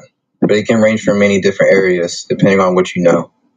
All right, so I'm gonna say this to you now that we have an elder on the stage too. Why? The question is, why have we fit into the template that they have set for us? Because the brother could probably tell you that one of the first films that ever made blockbuster in America in Hollywood was that film Do you know it? A film? Yeah, Birth of a Nation, released in the White House, made to bring the Triple K back to prominence. It even gave them the image of the white cloth and the burning cross because the first phase of the Klan did not possess that image. And that film was released in the White House. It was the first blockbuster film. It was a film made to villainize the black man and to make him look over sexualized. And white tea women would be running away and jumping off of cliffs because we're going to be a free people. We're going to be a free people, and we're not politically competent. They had us in the courthouse with our foots up on the table and smoking and drinking and everything. They really did a job on setting the stage of making us look over sexualized and chasing white tea women and violent and not competent. But we have lived up to that template from Emmett Till to R. Kelly. It's the same news they put out. Us chasing off of the favorable white tea and how we over sexualize. P. Diddy case and many other cases, Cosby case, and you can name it. We can run through Hollywood, but we have lived. The thing is the accountability. Why have we known that the elders have shown expectation? The same thing calling our women bees and ninjas and you know what I'm saying? Picking up the GUN culture like it's our culture. You feel what I'm saying? Now we got mothers crying every day and we acting like we living in the same society. You gotta be honest. We got mental health in our community, serious mental health in our community. You feel me? Brothers who grew up ate out of the same pot, kissed the mothers and end up unaliving for some trivial shit, for some very minor shit. But we talking that talk like we have a sane civil society. You feel me? And we have lived up to that template. We have lived up to the template. But I'll stop right there. Yeah, no cussing. I didn't cuss. What did I say? Some very key points that I agree with. Yeah. So I'm not gonna. So no cussing. Yeah, but I don't think I cussed, brother. You did. If I heard you say the BITCH like 15 times back to back. He's talking about when you said some real trivial SHIT that you didn't catch. You said it. You slipped out. I just slipped out. But you passionate. It's okay. We good. I'm not worried about that. I was catching up. I'm more concerned with other things you said that were more profound. So I'm not worried about that. But I hear you. Yeah, that's.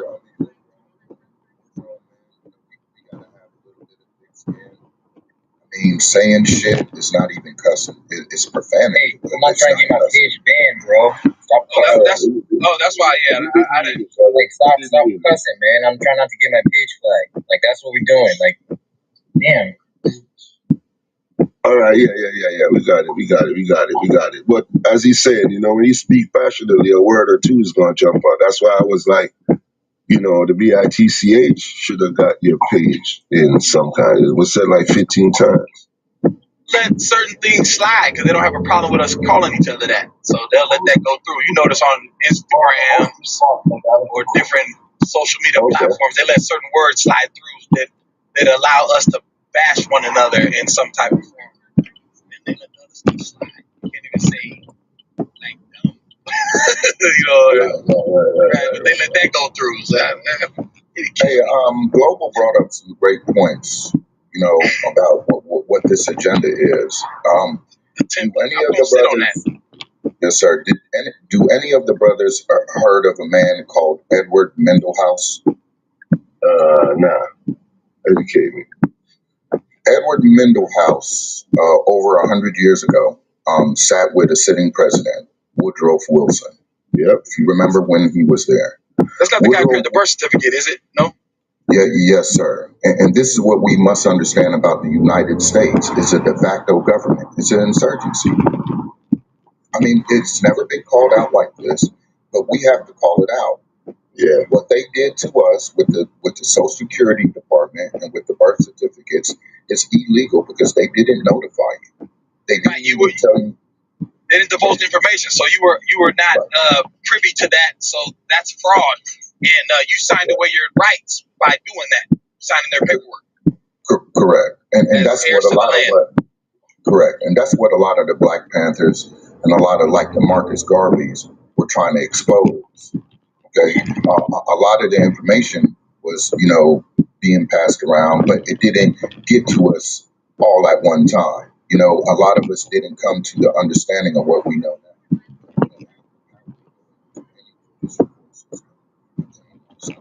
No nation, no other man on the planet can stop you from doing this. We have to understand that moving forward. Obama did when he was in there. People don't know that. To forget the legislation, but it was so that you could proclaim nationality without any interceding. Everyone has the right to it. And people don't understand what the actual importance of being able to do that is. That's why you got to do your research. Yeah, the President Obama, former president, he dropped the ball right there, bro. Like we was looking for him to show us the way and clean up a lot of the stuff that wasn't made notice to us. So, he dropped the ball. It tells that he was explicit to the fraud. I mean, every president that sat on the seat after Woodrow Wilson, they were explicit to the fraud. They had to know it to keep it going.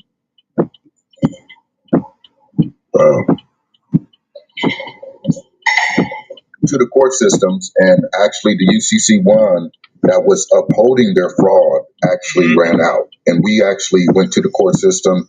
I want you brothers to check out our website. Just inform yourself. We're a group of people, mom and dads like you, and we are taking the big corporations and the United States government and the Roman Catholic Church. We are taking them on. Oh, you going all the way? Yes, sir. And most people, when we get this conversation, big bro, they just say, "Oh, y'all ain't gonna be able to do that. They're not gonna give up their power." Listen, you got to fight them with their own litigation, and once you know it, you can do what you want to do. Let them talk and talk. That's why I said all the people who are in power, you hire them, you fire them, you can remove them. You just have to use their own system of government against them. That's why I said if the Latinos were smart, they would have got somebody in a suit to go to bat for them. But instead, they threw rocks and blew shit up. That ain't gonna get nothing done. You gotta play their game. That's correct. And I need brothers like you Global, King, the host, you a young brother. A lot of our elders that wore uniform, and I did, and I'm not saying it because I'm proud of it. Okay, I know what it is. I'm taking my wisdom, knowledge, training, and I have a group of former military and in the military. We're a community of people. We are going against the big farmers, the governments that hold us in bondage. Hello, how are you? Pharmaceuticals, right? Yes, sir. Because they are part of they're part of the whole.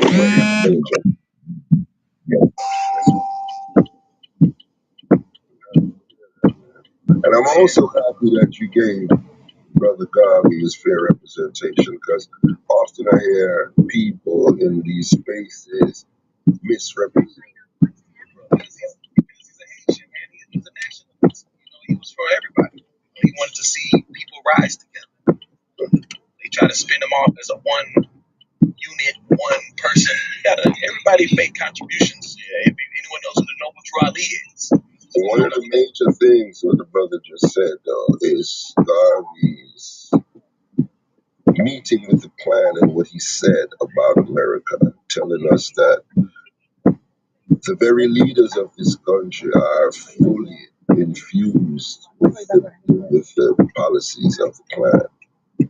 And that was the message from the same brother he was talking about, from Woodrow Wilson era. You feel what I'm saying? Because the policy makers are the single class members. Yeah, absolutely. And they're dying off, but they're still passing their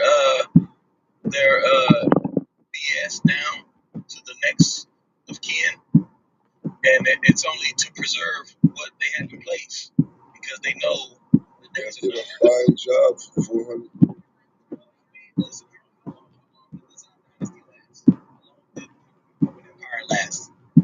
yeah. 467 AD. So this is all this is. It's just a empire's fall every 350 years, right? On the Well, corner. I mean, again, this is just you know, there's a lot of one of those is actually the Romans.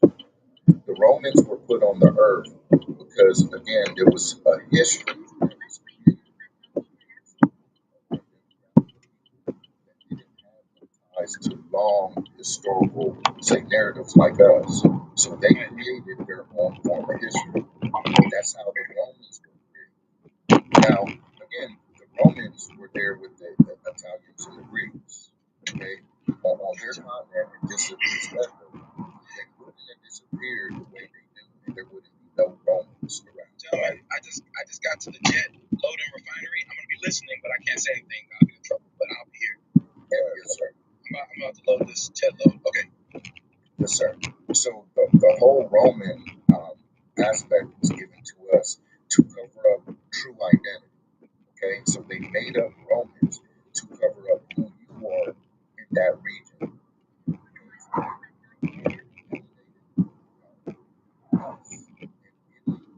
In all these places of the world. This is what we must know. It don't matter if you Mesoamerican, if you Japanese, Chinese, if you look at cultural, historical, say, artifacts that come from the region, you see it's very African in nature. And I'm going to use that word African lightly. Okay?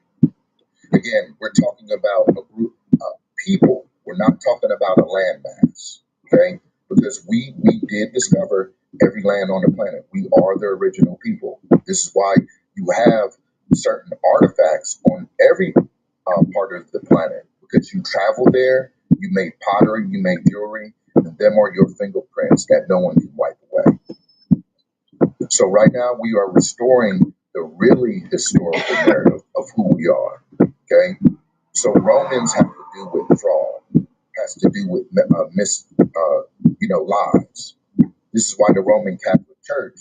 This is why when you look at a group of people, who can you point out to be Romans? Well, the Roman Catholic Church is one. So we can't say that Rome ended up disappearing, but their clergy members still survive. That would be goddamn backwards.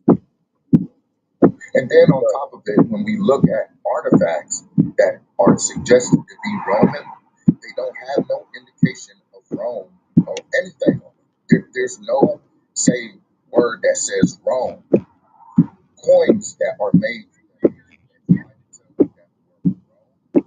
say Rome. It says Roma. Roma is not Rome.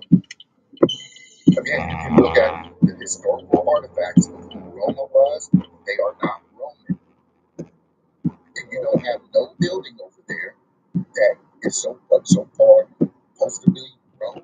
You don't have no building that says Rome. Not even the most beautiful.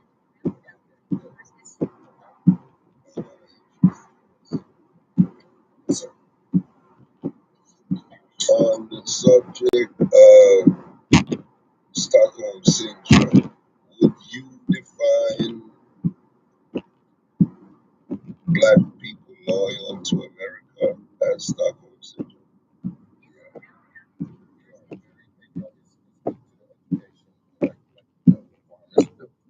what they feed us, all the poisons. Yeah, big bro, we've been duped, and a lot of us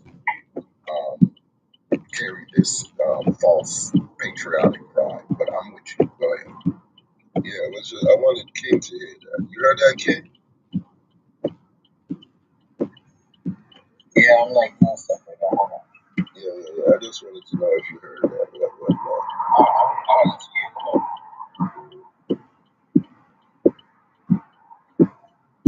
Because, it really hasn't been an equitable experience. Has it? Absolutely not. And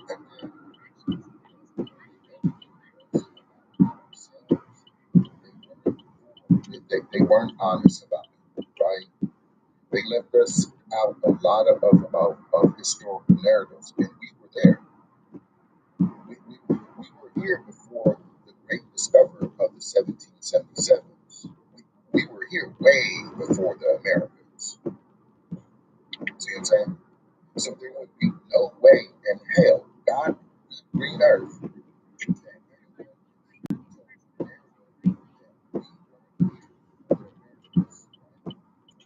consider that. If we were here before the Americans, then why are we talking about it? Why are we talking about the presidents that were before George Washington? All right. Presidents before George Washington. All right. So you said about caring for families. Loyalists, Black American loyalists, is evident that the experience of African American and Black American hasn't been that equitable. Yeah, it's not Stockholm syndrome because the thing is, we don't really care about white tea people when it comes to.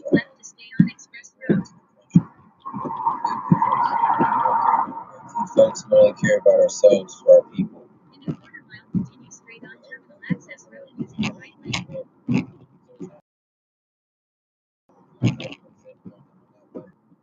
We always have leaders who care for the people, but recognize that the government doesn't care for us.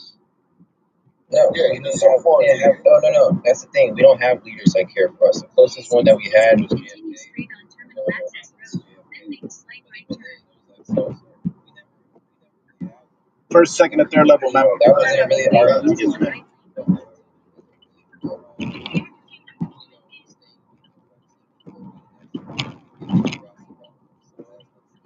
Door 4, you said? Yes, say that we didn't have no leaders. I try to correct you. You still trying to talk over it. I'm correcting you. Please state the correction. It's King Vegeta, by the way. Thank you.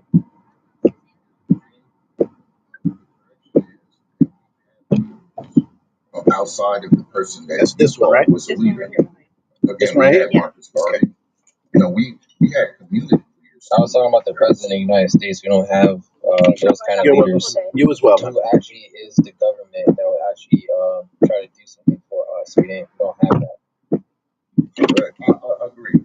So that's my point. That's my point. Yeah, I agree. So again, with that point that I made, that we all agree on, we're only looking out for ourselves. So I ain't gonna lie, it was a good chat with y'all, but I got to do a lot. So I appreciate y'all. Y'all guys can find discussions. So these are kind of discussions that I have. So I appreciate y'all. Thanks for tuning in. Take care.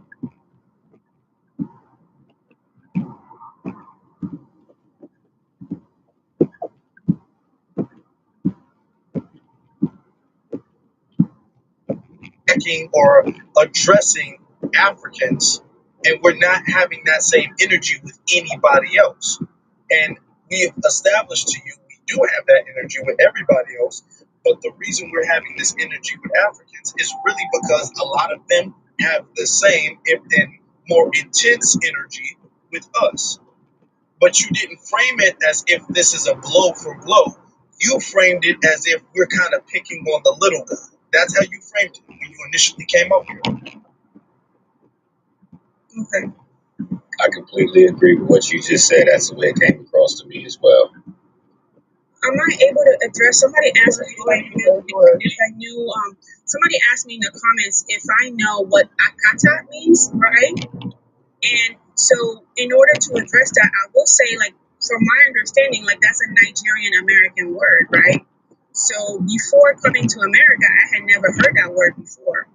And in the time that I've been in America, I've heard it used twice total by Africans, right? The first time I had no idea what the guy was talking about. He said something like, "Oh, you're not like the Akata girls," and I'm like, "Who?" I had no idea what he was talking about. And then he explained to me what he meant. I immediately felt like it was weird. Like, why would he, like, what does that word even mean, right? So then later on, I saw some, in more recent years, I saw some discussions about it online.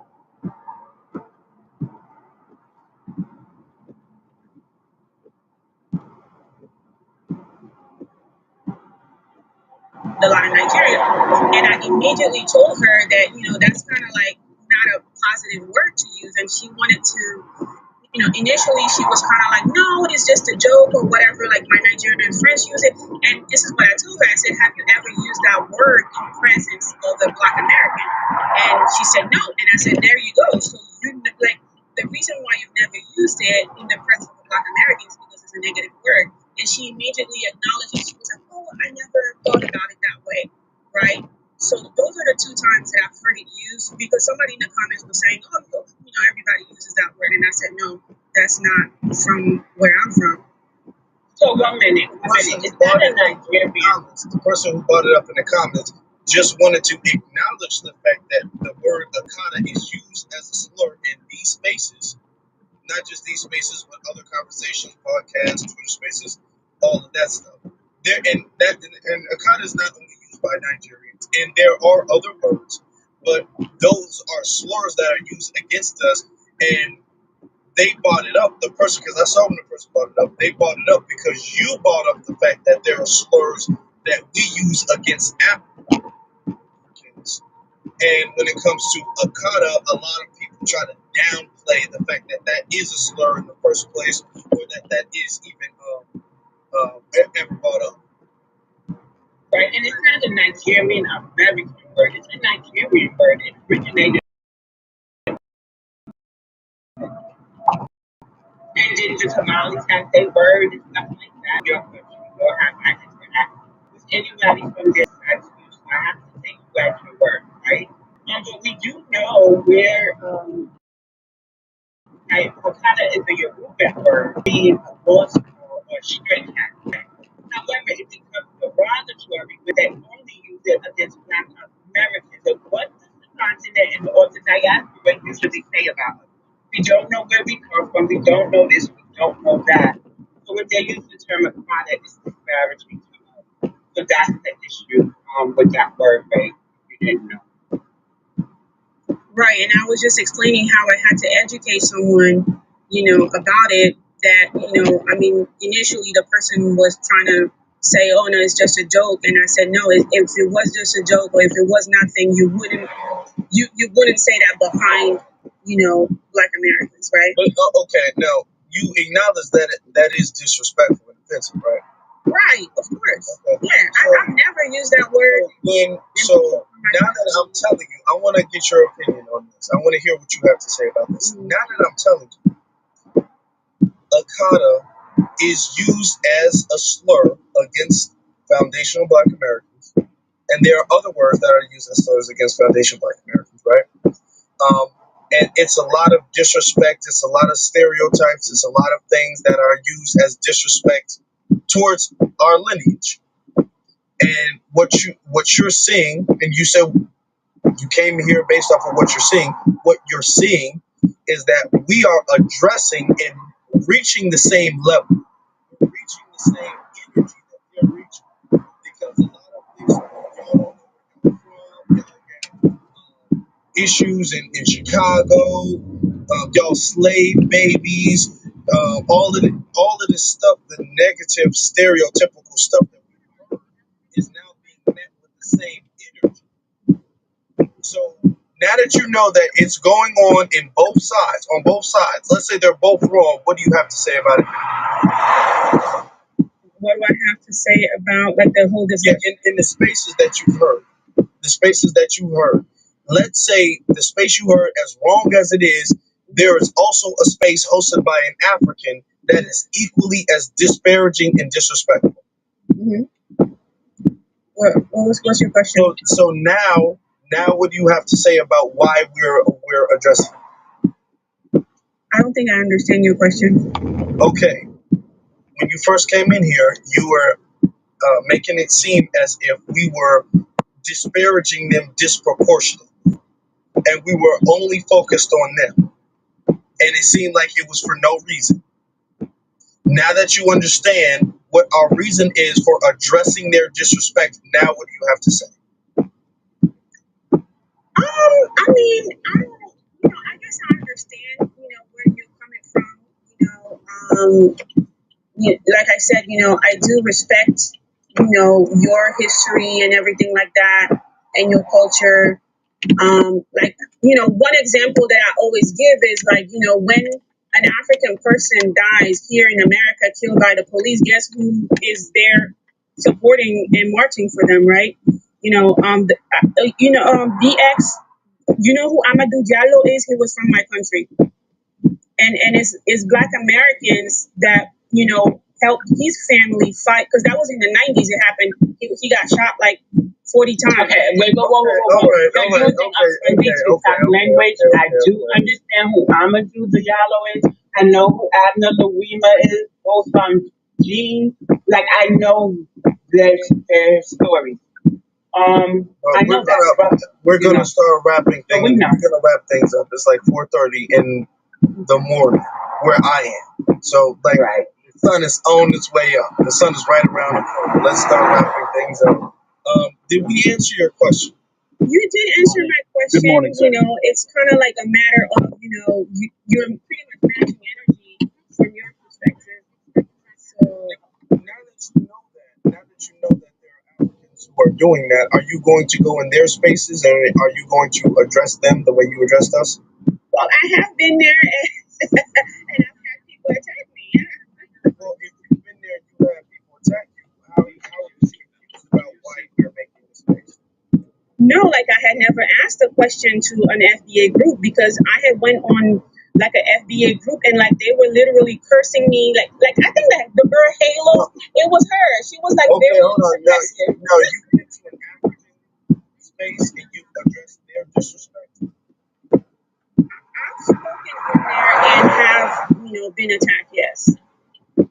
Okay, if you've spoken on there and you've been attacked, you should understand why we are making while we're matching that energy, right? No, because I'm not you. Like, I'm not you literally. Like, so unless you explain it to me. Okay, now come on now, because you came up here and you were making it seem as if we were just giving out slurs and being hateful towards a group of people who were innocently just standing. I never used the word innocent. I was just So asking. if they're not innocent, why are you addressing the fact that we're addressing them? Why were you questioning why we are addressing them? Because I want to understand what's going on. Okay, that's not. Now I do, because you already answered that because question. you said, "Oh, I'm on these spaces or whatever." You did say you were new. That is what you said. You said you were new, and you said so far you've seen us use a bunch of slurs and be pretty much hateful to a group of people who make up a small percentage. Now you're saying that you've seen hate from this group of people and you've addressed it and gotten cursed out. So either you know why we're addressing them or you didn't know why we're addressing them. I did not know why you were addressing them, because that's the first time that I've asked that question. Okay, so we're going to the original story. You didn't know why. Okay. Well, hey, have a great morning. Okay, yeah, you have a good day. All right. Thank you. You told two different stories there, ma'am, and we caught it. But it's late, so I don't even got time to get into that. And she left. She left voluntarily. Y'all notice that? Hey, brother, this is exactly what gets on my nerves. That right there is exactly what you know what it is. So here's the thing: you can sit, and it happens every time. You can sit and listen to all the things that we do, and you can talk about all the things that we do from your perspective. But as soon as we, like you said, when we match that energy, then all of a sudden it's a problem. And then when you catch people in it and you figure out where they're coming from, you know what happens? You notice how they always dance around it. They never actually give you a straight answer. That gets on my nerves. I'm telling you, that gets on my nerves so bad. They're always prepared for us to be the bad guy. They're already prepared for us to be the wrong guy. I need to cut in. I'm sorry. She writes in the comments, you always do this. And I just commented to her to please rejoin to address or defend her statement.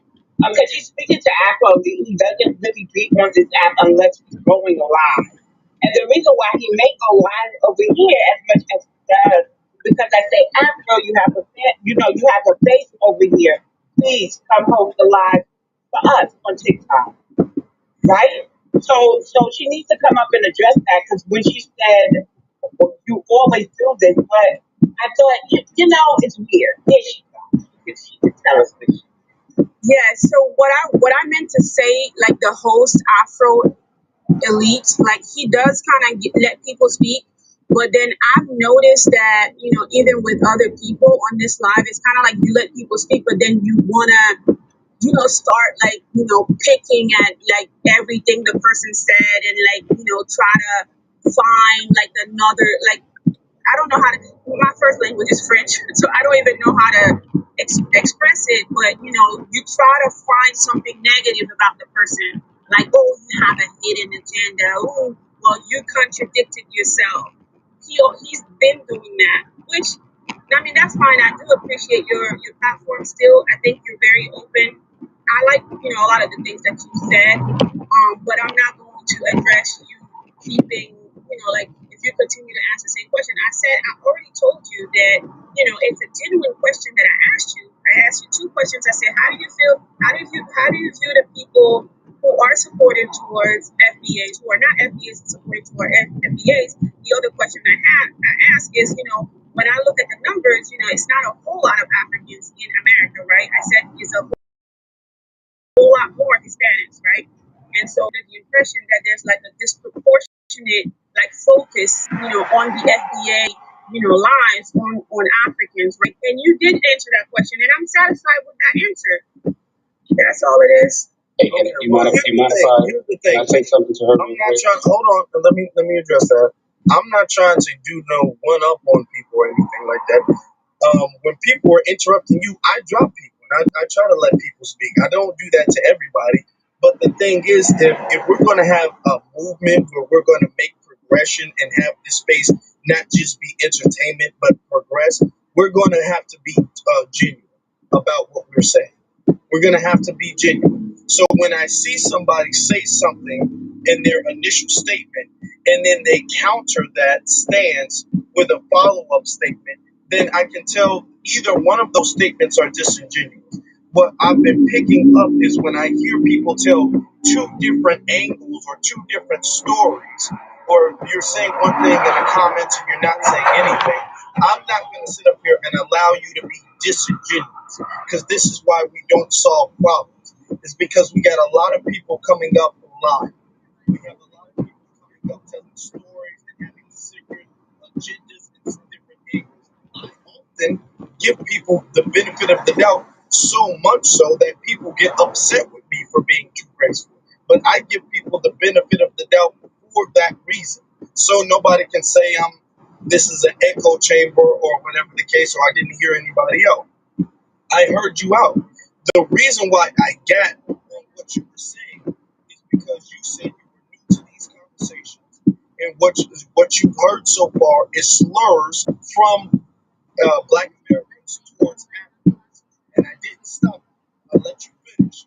I addressed the fact that we've gotten on everybody else's community, and we handle everybody else proportionate. And then I say, what you are seeing, and what me and BX said, what you were seeing was a back and forth between Africans and Black Americans. That's what you were seeing.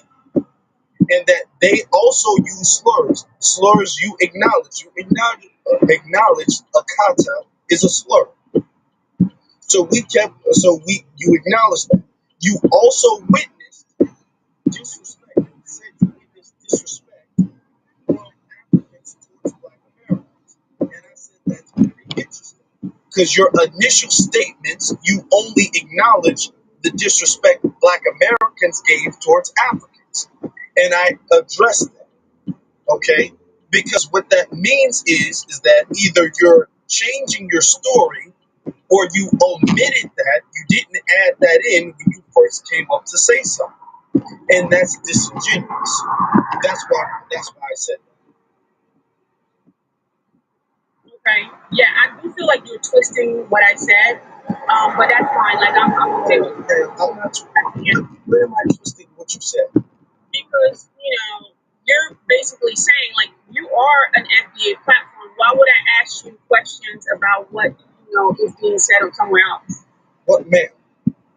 You came up and you stated you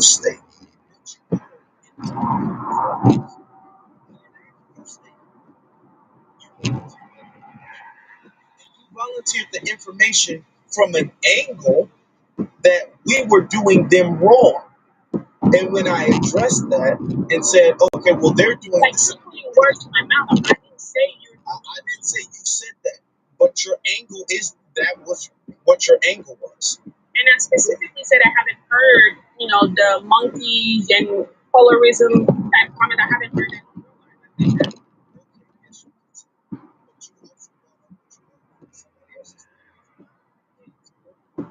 Okay?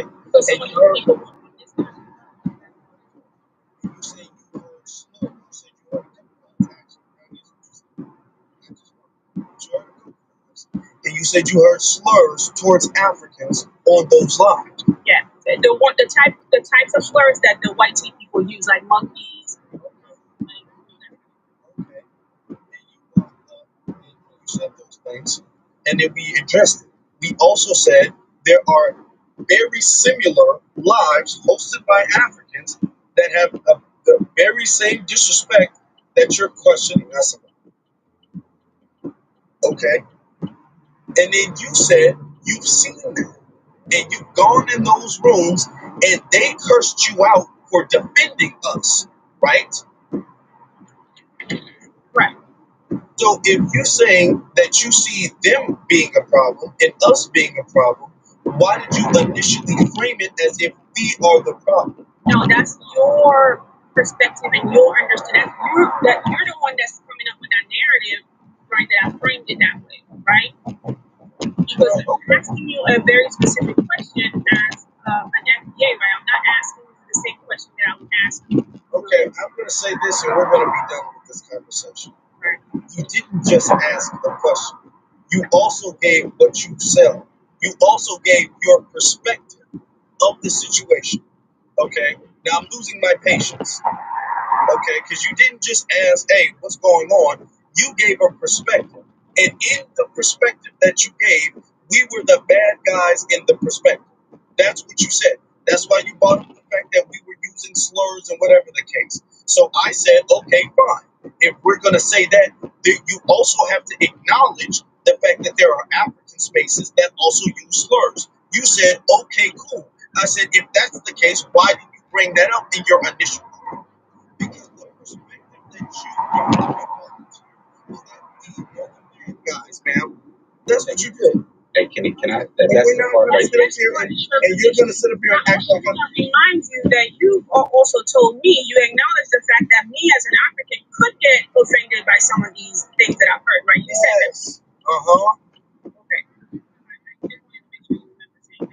I do, yes. And that's why I said it bothers you and why you overlook our disrespect, because that doesn't bother you as much. Well, I have addressed it. Well, can I say that's the part right there? And you have a good night. And that's not what you initially said. Do y'all notice that? Do y'all notice I let people speak, I let people speak, I let people speak, but do you see, okay, they come up here and all of them do this, and I let this go on for a very good lesson. I hope y'all was taking notes. They all do this, come up as if they don't know what's going on, come up playing obtuse, come up playing clueless. Like, I just want to know. I have this question. I just don't, I'm curious. I'm a good person. I'm just curious. But the angle is like we're the bad guys punching down on a group of people. Why can't we all get along? Why are you guys bullying everybody else? Notice the curiosity that they frame this in is that we're bullies to everybody else. And when we say, okay, they do the same thing, then it's, oh, you're backtracking, which is what she was doing. You're backtracking, you're telling a different story, you're adding more details to it. Okay, so you do know what's going on. You do know. So that's what I'm saying. If you see what they've said, why are you asking why we're having these spaces there? Oh, that's not what I said. You're backtracking because I caught what you said. You know what did it for me? You know what did it for me? I'm sorry, I don't mean to cut you off, but I just want to say this. But it was when you had asked that question the first time, and you said that do you not know these places on the other side? She said, I'm not talking about them. I'm talking about you, and that's what threw me. I don't know if the rest of y'all caught, but it was in that area. That's exactly what she said, and I'm like, so we're just gonna address address an issue from a one-sided point of view is basically what you're saying to us, because you're not willing to. Aquí,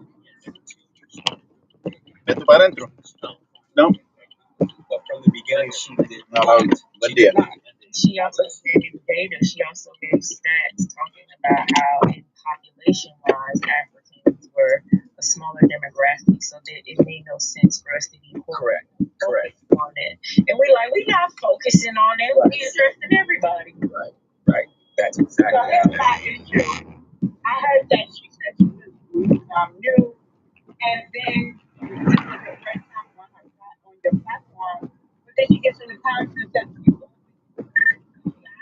has been in the chat for a while. Maybe she could have meant her first time joining the panel. But as I said, this is a reaction to the disrespect that we've been facing for the whole diaspora. When I say I got spoke for everybody, I've been boycotting the agents for 2016 for things they've done to us in New York. I mean, people only get offended or see what they want to see because it affects them. Her people disparaging us does not affect her, but us, and because we have one of the loudest voices out here, it affects her and her team, whatever it is she's going through. But I'm of the belief that we should no longer coddle them. And that's what Pan Africanism was doing, the way that we were doing it. And then we always forget the Africans. White people would tell me, well, Africans stole, people said, no, they didn't. They didn't spell nobody. Then you do the research. And there were tribes that were spelling other tribes and stuff like that. At some point in time, Africans have to do some inner reflection as to how the relationship has changed dramatically, that people are leaving that ideology behind and focusing more on a delineation mindset. Hmm. That's very true. I'm gonna say this, and then DX, I'm gonna let you close us out, right? The whole notice when people ask the question and they kind of act like they don't know or whatever, and they don't know why there's an issue with the diaspora. Notice that they come to us with, "Can't we all get along? And can't we all focus on another issue and a bigger problem, a bigger oppressor or whatever?" They're getting us to do that. They don't go to the Pan African spaces and say the same thing and take the same energy with them. She acknowledges that she's seen it. She claims that she was in there, and they cursed her out. Notice that they don't make the argument to them. Shouldn't they be trying to get along with us? It's always, here is another view of the firmament.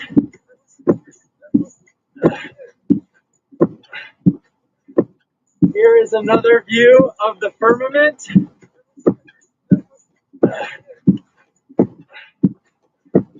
Here is another view of the firmament.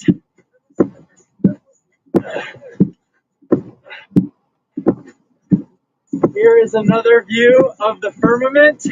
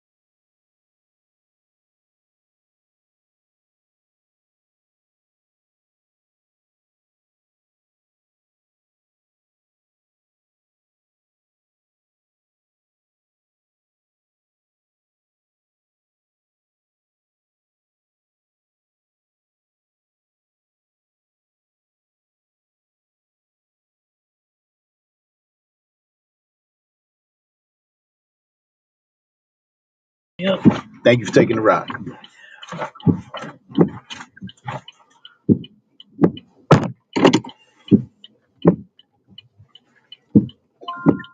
Head to your drop off at 737 Prospect Street.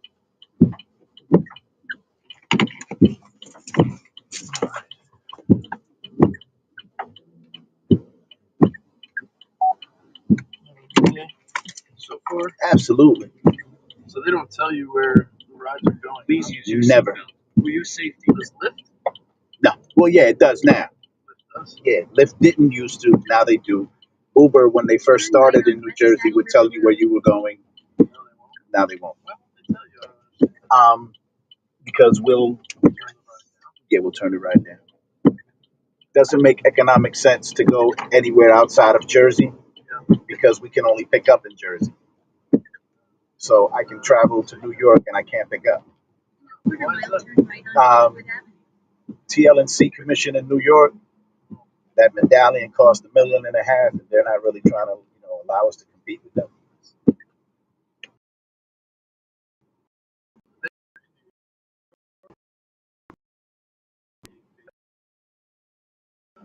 And if their Uber is TLNC, which there's a lot of them, they can pick up New York, New Jersey, and Connecticut. Yeah. Even if we were to get the TLC here, we still can't pick up in New York. They won't allow it. Yeah, they want that money. Understandable. They should. So what they do is, to get away with not telling us, they'll say it's 39 minutes east. That's a little too vague. Right. So it could be anywhere.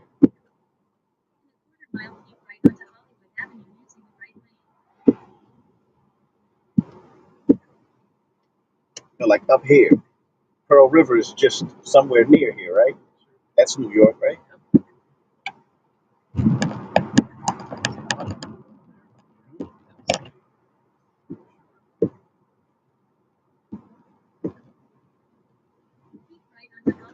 Yeah, every time I come up here, I try to hurry back out because I'll end up in New York State.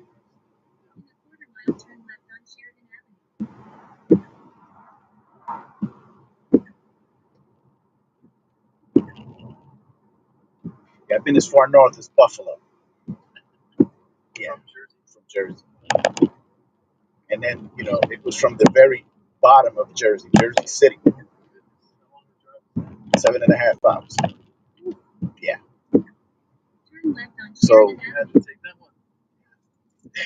So, yeah, once you're locked in, you're locked in. And I'm a Jew, right? And I have this habit of saying just one more. And I did that. Yeah, that's the one. And it happened to me twice.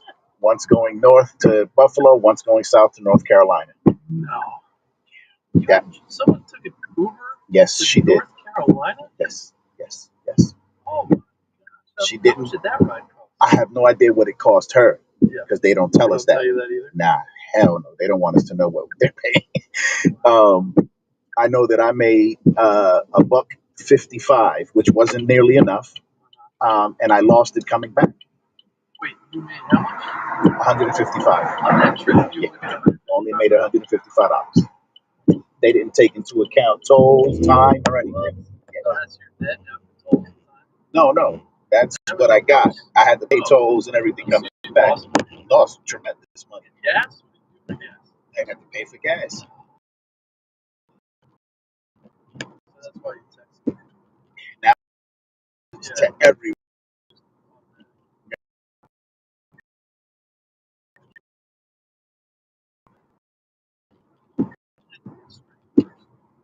With a kid. Yeah, she was with a kid and she missed her flight or something happened. And she didn't want to wait the 3 hours. And I'm thinking 3 hours, 10 hours. 3 hours seems a little, and you're saving money.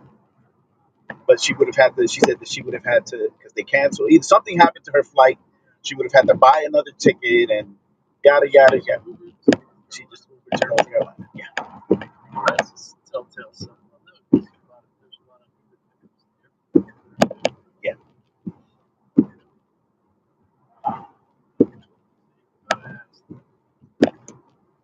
Yeah. It's always best. Like for me, I figure I send that as a courtesy. Because imagine that you were going somewhere outside of Jersey. I make you wait 20 minutes. You're running late. You're anxious. I get all the way to you just to say, I'm not going. That's not that's not gonna be good. And I've been working on it because it used to be longer. That's maybe the 37th draft.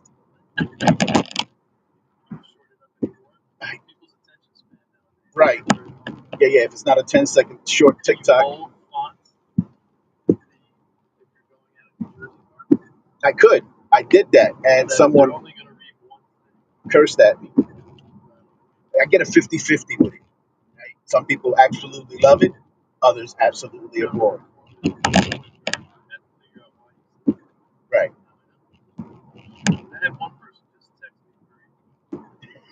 Okay.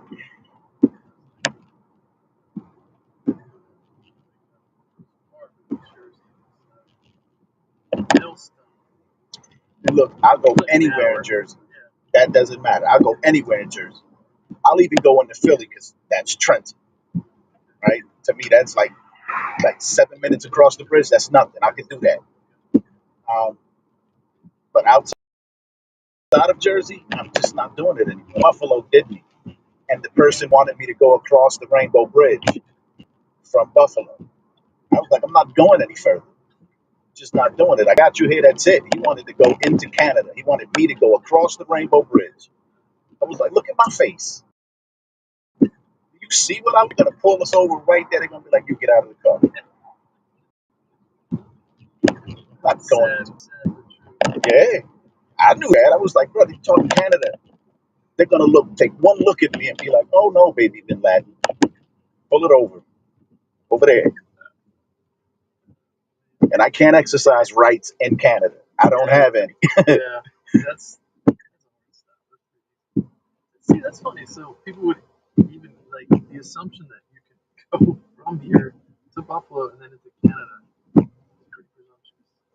And he offered big cash too. And I was like, it's not worth the money because I know what's going to happen. I've been there.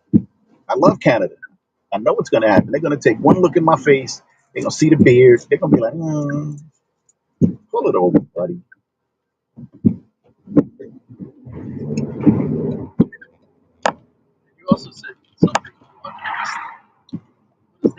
So I record the front facing camera. I only turn it in if there's an incident. And I've had several.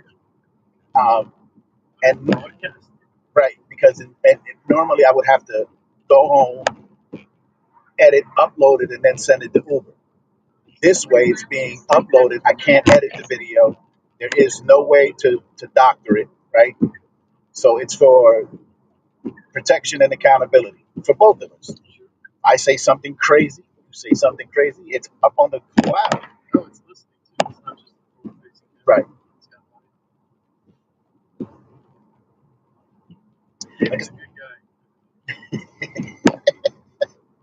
I appreciate that.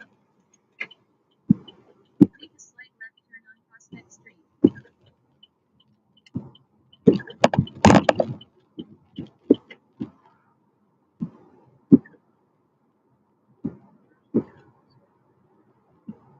Yeah, normally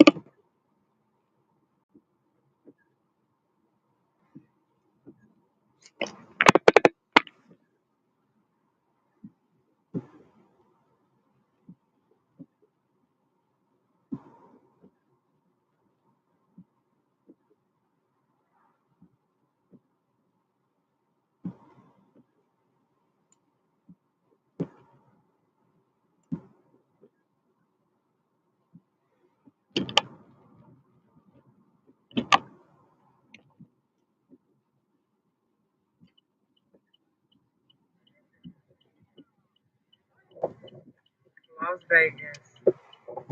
We are on Tropicana in front of the Walmart. Every last one of the light poles, the electricity poles are down.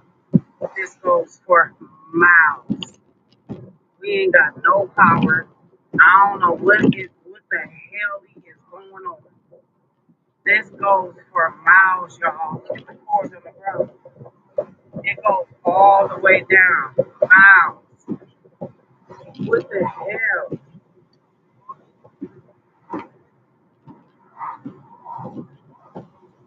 What the hell? All of these are down, y'all. Every last one of the towers down. Las Vegas. What the hell? We are on Tropicana in front of the Walmart. Every last one of the light poles, the electricity poles are down. This goes for miles. We ain't got no power. I don't know what the hell is going on. This goes for miles. All the cords on the ground. All right. And I think it should be paid for. So free healthcare. I do. I agree with socialized health care.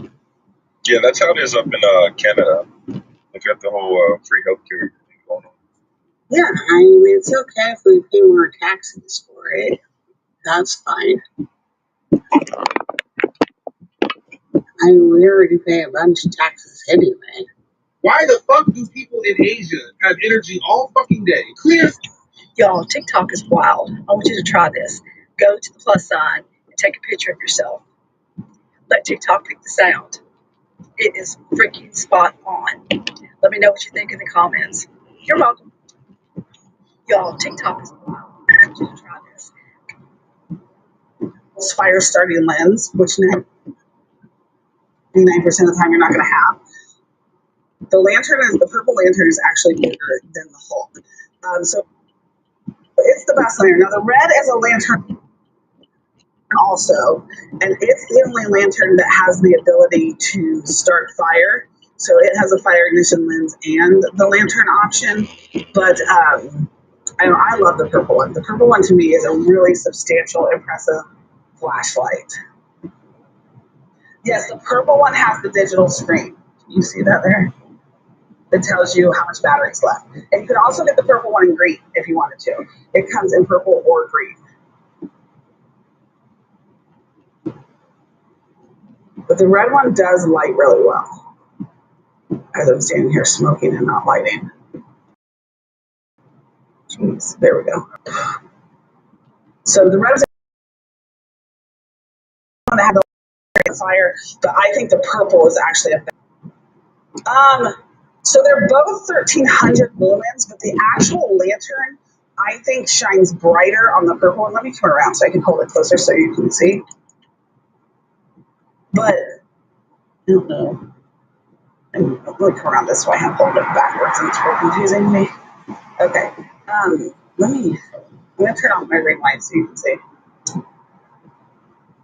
I think you get more light. They're the same lumens, so technically it's the same, but this one has like a clear lantern cover, and this one has more of like a frosted lantern cover. So I think you actually get more light out of the purple one. Let me show you this way. Let me turn it off. When former President Joe Biden left Washington, D.C., he was leaving behind a DEI secret involving American farmers and $800 million in taxpayer money. And the United States Department of Agriculture whistleblower is now sounding the alarm. He was a payoff. Anyone who wasn't a white male. So that was the only qualification for personal forgiveness. And what was the reaction? So it was really silent. They were trying to keep this hushed because of the obvious implications of race-based loan forgiveness. Race-based loan forgiveness. It's in black and white, buried in the American Rescue Plan Act. United States Secretary of Agriculture shall provide a payment in an amount up to 120% of the outstanding indebtedness of each socially disadvantaged farmer or rancher. The act explicitly lays out who is considered socially disadvantaged. So, just to be clear, if you were American Indian, Alaskan Native, Asian Black, African American, Native Hawaiian, Pacific Islander, Hispanic, or Latino, and you were in that group, you were told you didn't have to pay your bills, essentially? Yes, that's correct, and that your loan would be forgiven up to 120% of the loan value. To me, it was combating racism with more racism. I couldn't believe that it was happening in today's age. James Dunlap owns a small family farm in Baker City, Oregon. He works 2 other jobs to keep his farm afloat, but did not qualify for the loan forgiveness because he's white. I knew what they were saying was that minority farmers were going to have their loans forgiven for no reason other than they decided to, they being the government. So, and how much money they had nothing to do with it. As far as I understand, not at all. It wasn't about hardship. It wasn't about financial situations at all. It was purely what box you checked under that ethnicity line on your application. If you checked a non-white box, you got the free money, no matter how rich you were. James and other white farmers sued the Biden administration and were successful. The loan forgiveness for any farmer who's not white was stopped. The judge writing in his decision, it was an actual constitutional harm that cannot be There are police reported ahead. Farmers will suffer the harm of being excluded from eligibility for that debt relief program solely on the basis of his race. That harm he has shown is irreparable. But this is where things get interesting. The Biden administration was not ready to give up. They passed the Inflation Reduction Act to help farmers who couldn't pay their loans. It was supposed to help all farmers, but News Nation has learned all farmers were not told about it. News Nation obtaining a copy of this email that was sent out to share information about new payments and or loan modifications that may assist you. But here's the catch. Our whistleblower says it was only sent to the minority farmers, aka the socially disadvantaged group.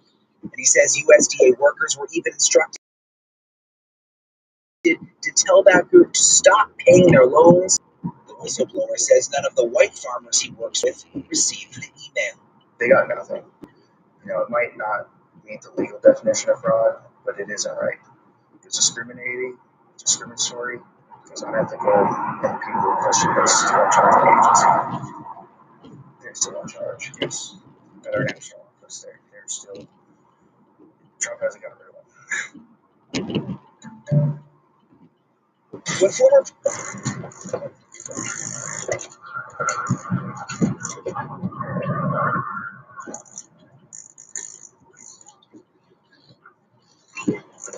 That is so weird.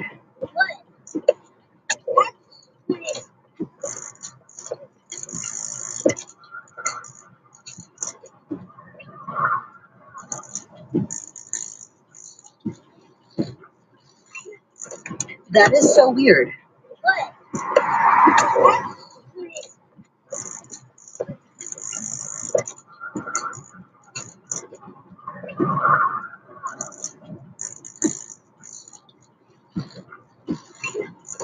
That is so weird.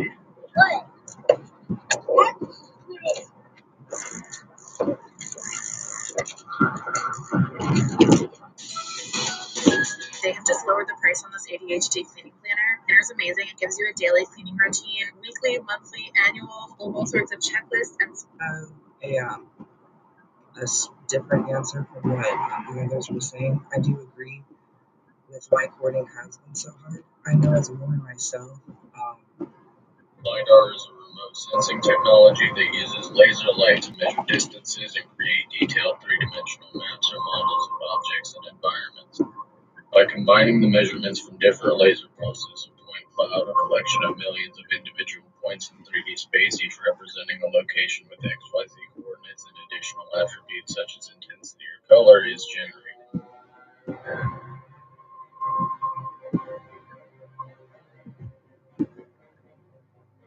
That LiDAR systems have uncovered.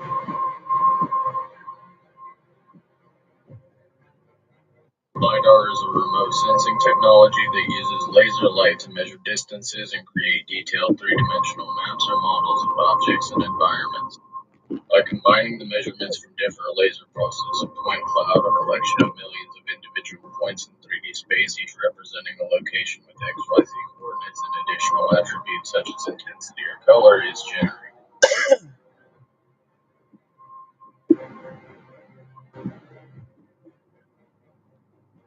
Then LiDAR systems of uncovered.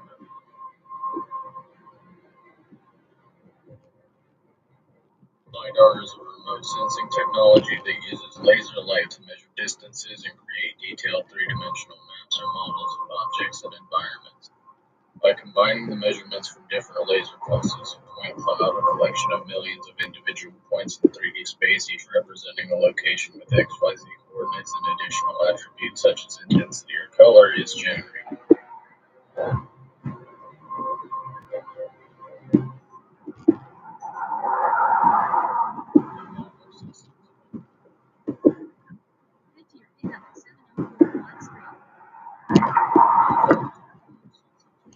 That uses laser light to measure distances and create detailed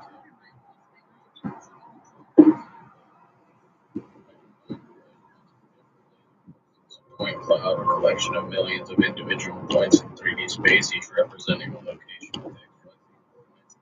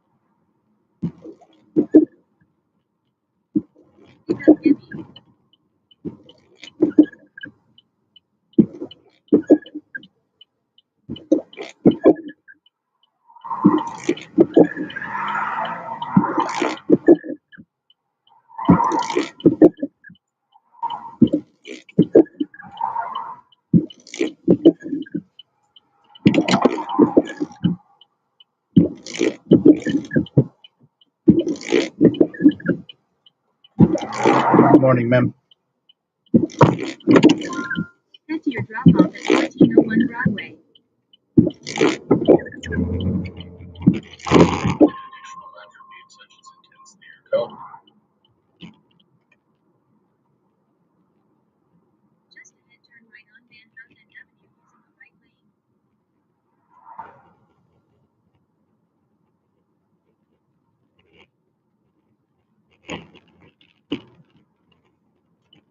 Turn right on Van Houten Avenue.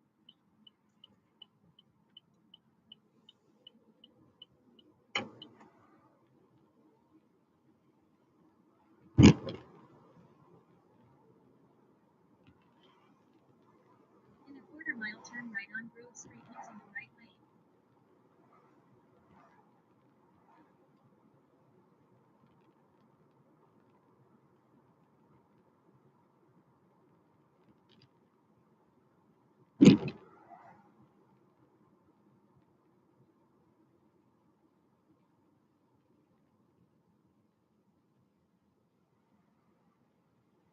Turn right on Grove Street.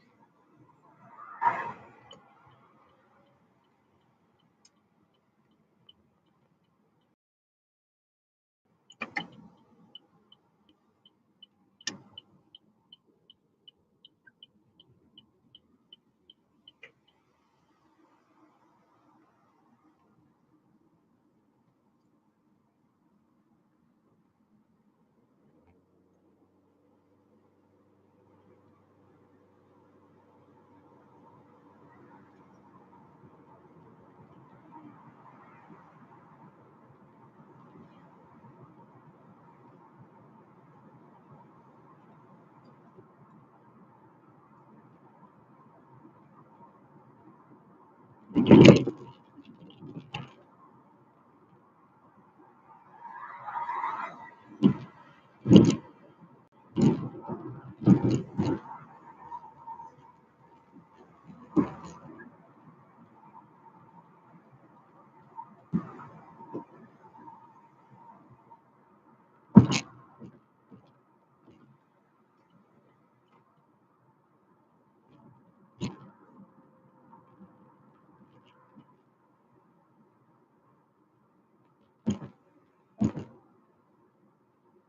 miles, keep left onto New Jersey 20 North.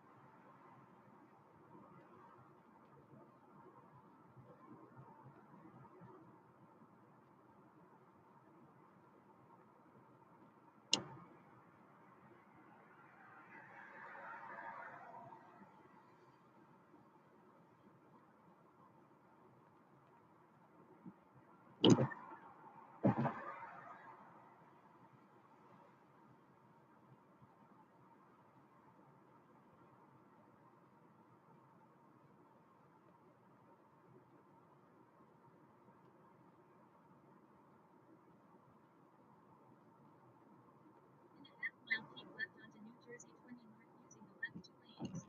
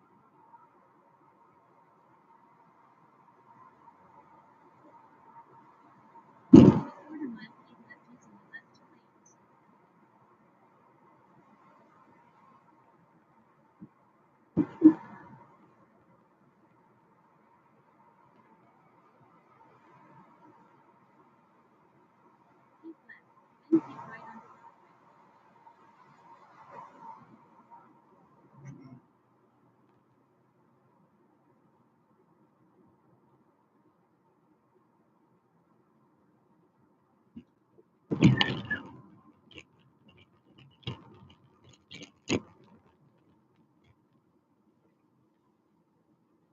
right onto Broadway.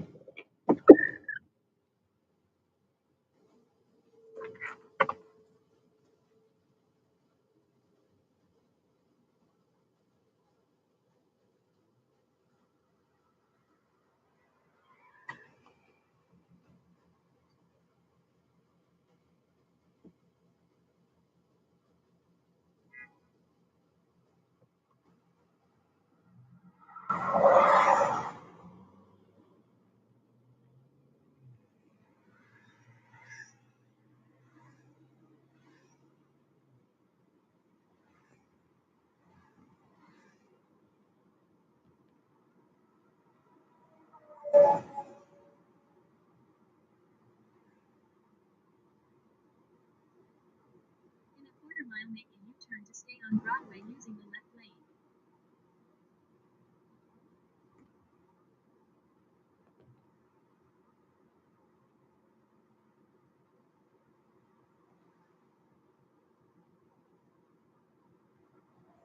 Is it this one or the next one?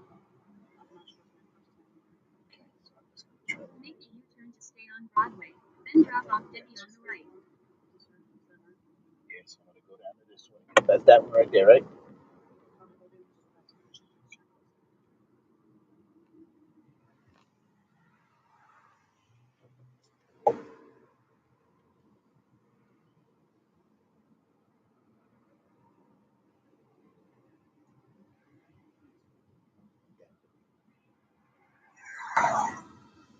off Debbie on the right.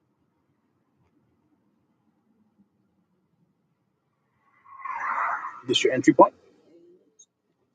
Okay. Have a good day.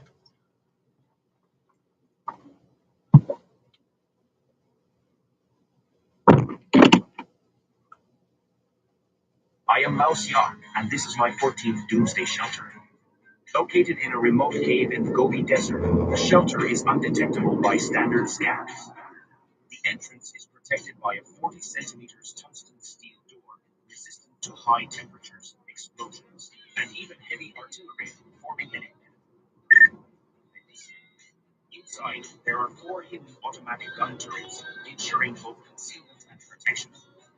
Beyond the defense layers, the main hall features cinema, entertainment facilities, and a digital library to support long-term confinement, social and mental well-being. Storage rooms contain enough high-density food, clean water, and medical supplies for 30 people for 10 years. The refrigeration room holds 50 tons of protein resources to ensure sustainable nutrition. The central control room manages water purification, air filtration, and climate control systems with precision. Energy is provided by 2 geothermal generators and a battery storage room, ensuring the shelter can remain self-sustaining for decades even if the external world collapses. The shelter includes 20 private bedrooms with smart environmental control and bathrooms for comfort and privacy. A LED plant factory ensures a self-sustaining supply of fruits and vegetables, minimizing dependence on the outside world. Additional features include a 24/7 monitoring room, a medical facility, a repair room for maintenance, and a garage for multifunctional armored vehicles, providing tactical evacuation options. From defense to survival, every detail is meticulously designed for resilience. Shelter 014 is not just a refuge, it's an underground fortress. When the apocalypse comes, this tungsten door will open only for the visionary. I am Mouse Young, and this is my 14th Doomsday Shelter. Located in a remote cave in the Gobi Desert, the shelter is undetectable by standard scans. The entrance is protected by a 40 centimeters tungsten steel door, resistant to high temperatures, explosions, and even heavy artillery, forming an impenetrable first line of defense. Inside, there are 4 hidden automatic. Hey campers, are you still using these old butane stoves? If so, it's probably time for an upgrade. Trust me, this switch will save you both space and hassle. Try this instead. It weighs only about 1.3 pounds and is roughly the size of my palm. Super portable, compact, and easy to pack. It runs on 95% alcohol, and a big jug of that only costs a few bucks. Way more affordable than gas canisters. The top unfolds into a sturdy stand for your cookware. Just fill the stove, drop a couple of alcohol drops on the copper ring, and light it up. Boom, you're cooking. Don't underestimate it. It might be small, but it can boil a full pot of water in just minutes.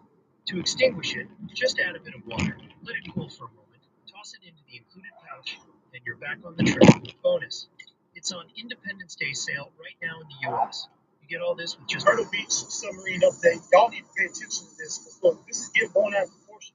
Now y'all got all these news channels involved in this, and now they're coming out with stories telling you, hey, don't be scared. It's just big balls of fake. That's all it is. And I'm here to tell you that's the furthest thing from the truth. Them news people, them news anchors don't know a damn thing when it comes about bait or any marine life. They ain't no fishermen. They ain't never wet a line in their entire life. They don't know what a bait ball looks like. Hell, and they sure as hell probably couldn't even tell you the difference between a largemouth bass and a flounder. But hey, y'all gonna believe them when they say, "Oh, it's just a bait ball." It's bull crap. I know what a bait ball looks like. I'm a fisherman. Look, I got catfish, bluegill, fishing on the boat, shrimp boats, sharks, mullet, wahoo, stingrays. I know what the hell I'm talking about when it comes to fishing, and I'm a freaking professional, and I know what bait looks like. When you see carp, it makes like a big V shape because they fly, they swim like ducks. And so you're gonna see a V-shaped ripple on the top of the water. And also on top of that, that doesn't look like a V-shaped pit. It looks like a big ass long oval blob, something kind of like what a submarine would look like. And let me tell you something else. Every video, every picture has been from the aerial point of view, looking down at it. And I'm here to tell you, bait fish are shiny. And when they go on top of the water, they flip over on their sides. And what that's going to do, especially from the aerial standpoint, make like a flash surface. Not one video, not one picture, do you see hundreds of thousands of bait fish. They will all be on the surface. This is making a flash surface look like fireworks going on. And what do you see in every video picture? You don't see none of that. It's just a big, dark blob that's staying the same shape. Stay in the same shape. If it was a bait ball like this, that would mean a shark or other fish would chase it. And guess what? That V shape that they would be swimming in, they would be going all different directions and divide and turn it into different shapes. Does that? No, it stayed the same shape and everything the whole time. I know what the hell I'm talking about. I have more footage on my phone, and guess what? I've had news stations that have been reaching out to me, and this is something that's never happened. They know that I have footage on my phone, and they're trying to keep me to take this thing up. Look, now everybody's freaking marine biologists. Dude, I'm a freaking fisherman. I know what freaking bait looks like, right? That did not look like no freaking fly bee going through the water like a school mullet would look like. Yeah, so I don't know what else to tell y'all, but listen, my phone.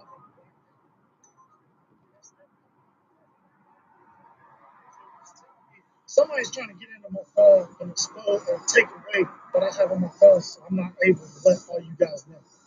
Stop believing stop believing every damn thing you hear on the news. That's all I want to say. Because they're just starting to calm y'all down. And hey, I'm here to tell y'all, it ain't what they say it is, baby. It's freaking submarine. Up charge.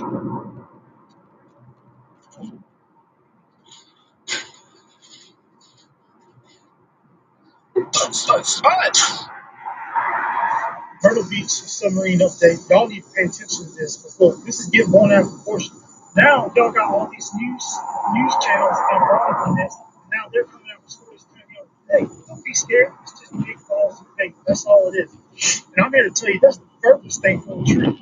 Them news people, them news anchors don't know a damn thing when it comes about bait or any marine life. They ain't no fishermen. They ain't never wet a line in their entire life.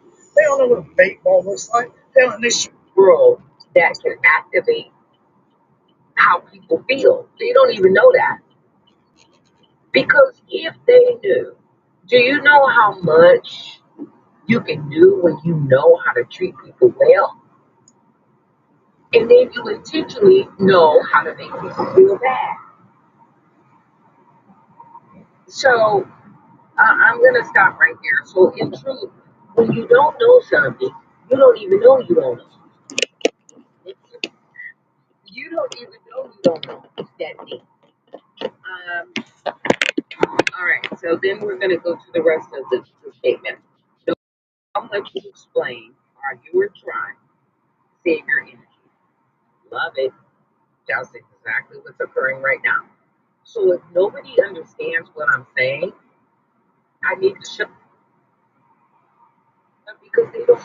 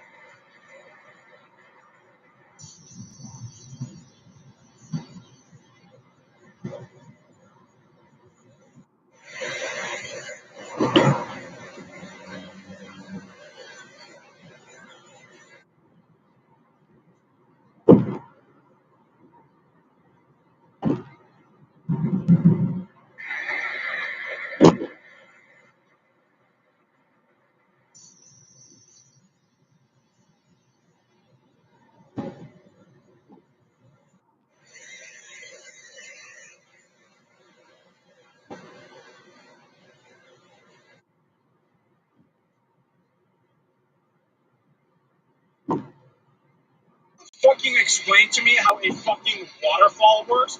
Where does this fucking water come from? It's just unlimited water, comes down forever, and then you might say, oh, it comes from like a lake or an ocean. What? There's an ocean on top of that fucking mountain? Where the fuck does this water keep coming from? Oh, is it snow melting? What are you talking about? What are you actually talking about? It just comes unlimited forever. It's just unlimited water comes down. Where the fuck does it come from? If it comes from an ocean or a lake, does it just climb up? Fucking explain to me how a fucking waterfall works?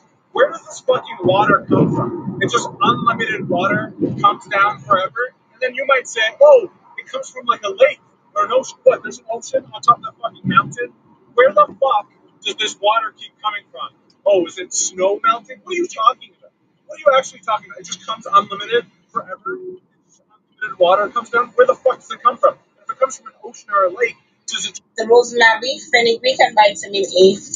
When you use it, what I guys use it twice a day. Massage your scalp for 5 minutes and let it sit. Are you guys placing your orders? Are you guys taking advantage of this? What are you waiting for, guys? Let's go.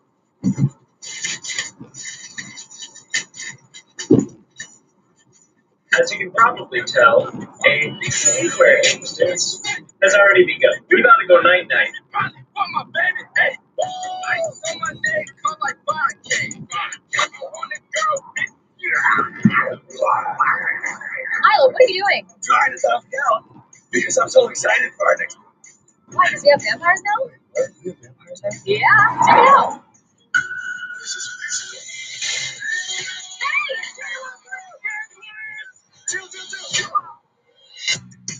The vampire, what should we name him?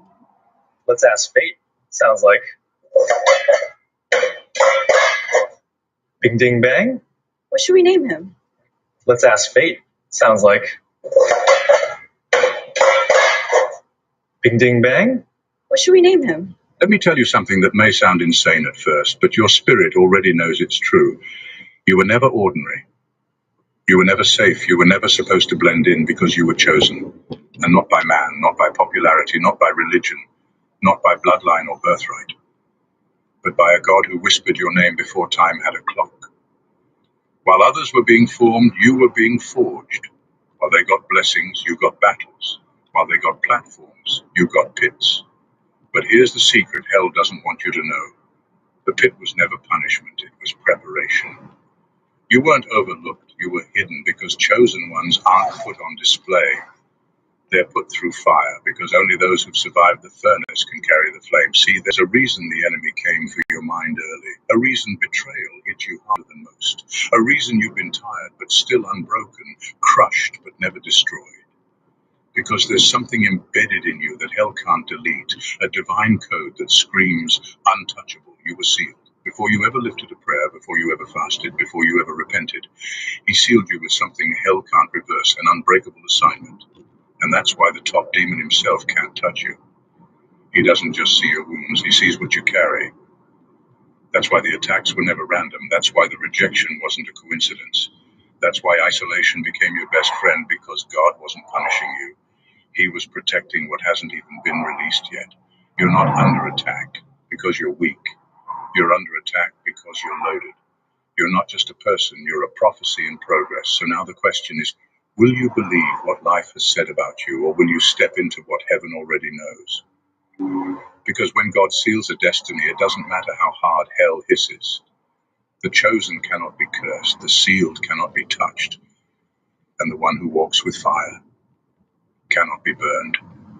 Stay right here, because by the time you reach the end of this message, you'll understand why even the highest ranking demon backed off when he saw you coming. Number one, you're not just protected, you're off limits. You're not just protected, you're off limits. There's a difference. Protection means something is guarding you, but being off limits means even if the enemy gets close, he still can't touch you. There's a line drawn around your life, and it's not written in chalk, it's carved in divine authority. God didn't just say, I'll keep them safe. He said, don't touch this one. That's a command, not a suggestion. And when God speaks, the spiritual realm obeys. Even hell knows better than to cross a line God himself has set. That's why the attacks you've faced never did what they were supposed to do. You've been hit, yes. Wounded, yes, but never destroyed, never taken out. That's because there's a layer over your life that goes beyond logic. It doesn't make sense why others crumbled under pressure you survived, why others lost their minds in storms that you somehow walked through. It's not that you're stronger, it's that you're sealed. See, the enemy studies people.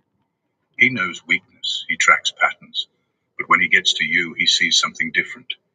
He sees a life with heavenly orders stamped all over it.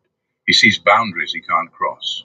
He sees divine warnings that say, access denied. It drives him crazy. So instead of attacking you directly, he sends distractions, confusion, delays, people who carry chaos. But it never really works. Why? Because even in your lowest moments, there's something in you he can't crack. That's what happens when you're chosen. You're not just watched over, you're marked. And being marked by God doesn't mean life gets easier. It means hell recognizes you as a threat, even when you don't feel like it. But it still can't reach you. You're not vulnerable the way others are. You walk with a seal that can't be forged, faked, or forced open. You're not just protected. You are untouchable, not because of who you are, but because of whose you are. Number two, you're not in a battle. You are the battlefield. You're not in a battle. You are the battlefield.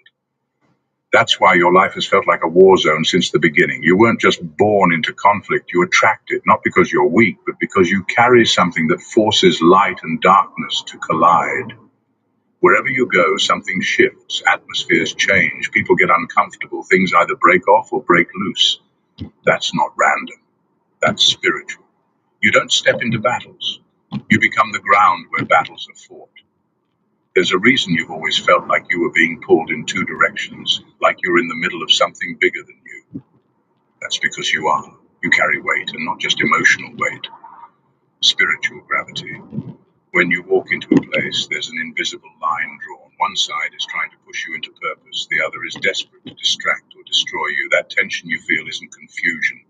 It's evidence that both kingdoms recognize what you carry.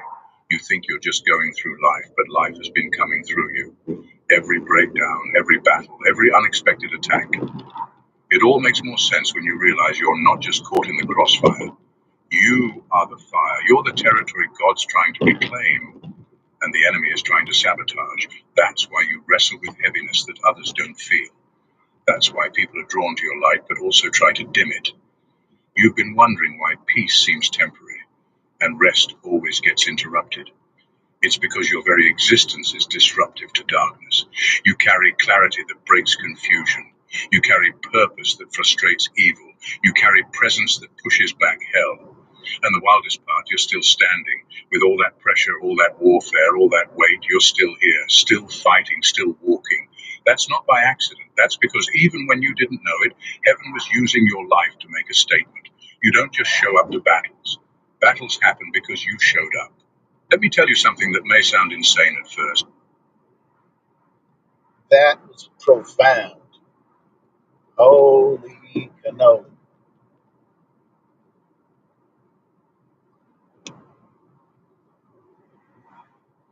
Yeah, that was profound. That was deep. I liked it.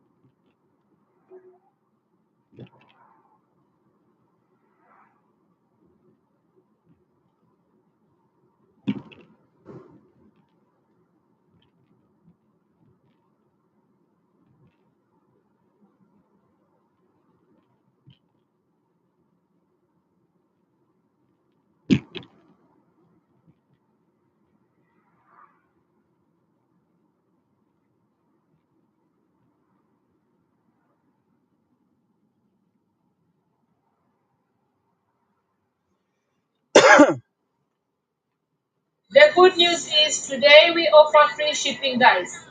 So if you're interested, today is a good chance.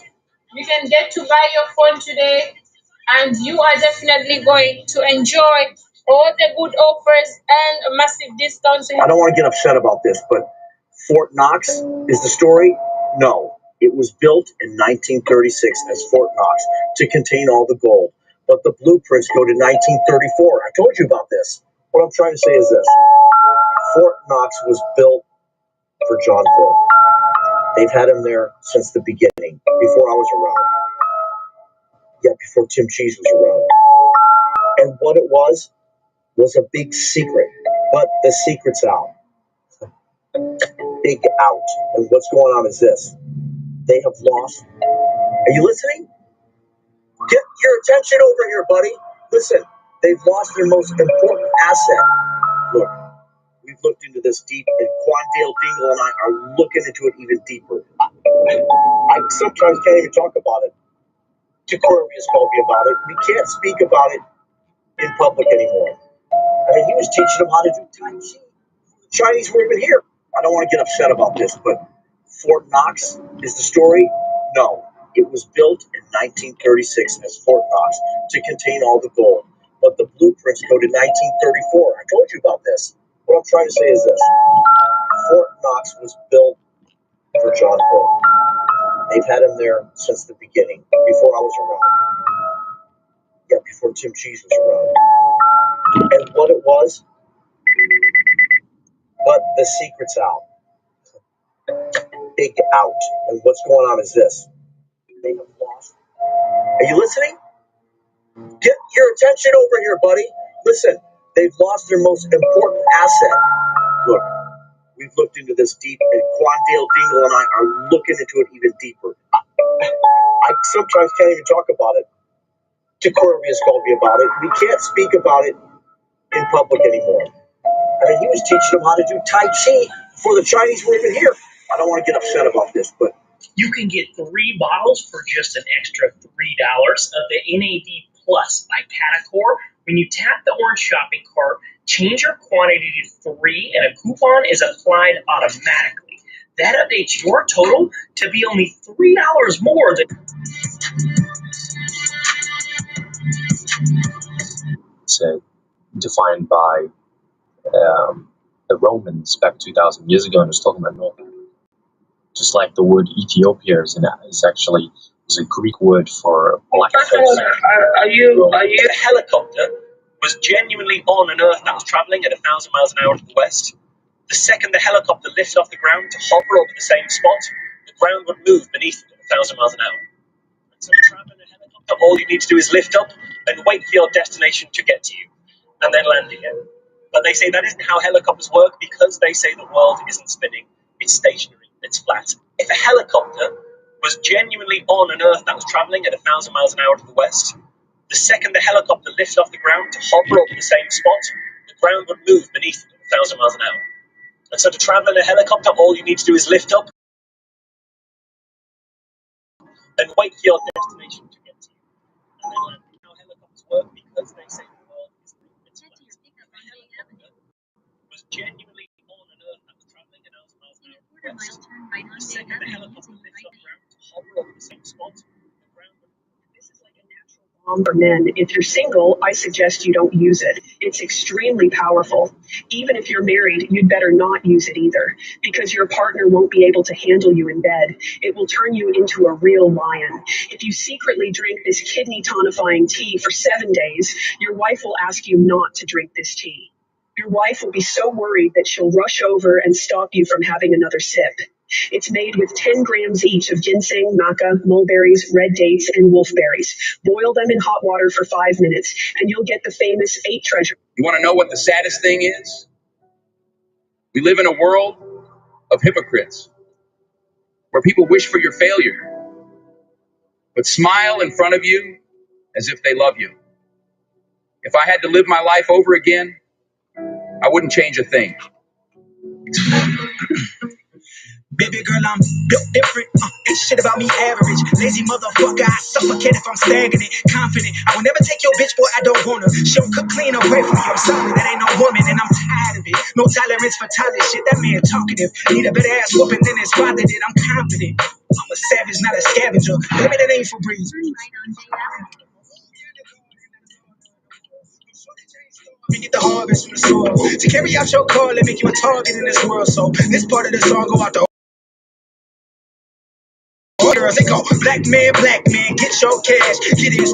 Remember who you are and don't let this world change you. If you ever want to burn this whole shit down, I don't blame you. Come in.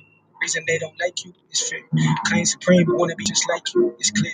They want the hips, the lips, the head, the voice, the walk, the look. They stare. Take one moment. Look at yourself in the mirror. Built different. Cut from a cloth they couldn't wear. Turn up. Bitch, I'm built different. Yeah. Put a little. Built different. Built different.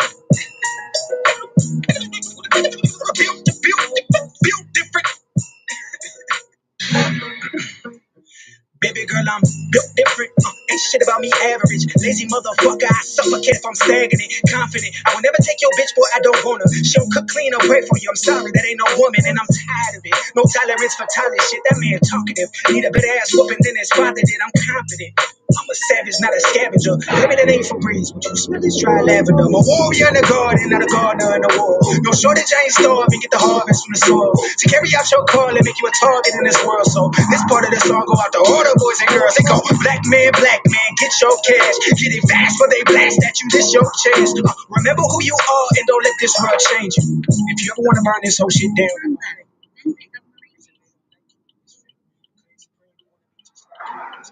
They want the hips, the lips, the head, the voice, the walk, the look. They stare. Take one moment.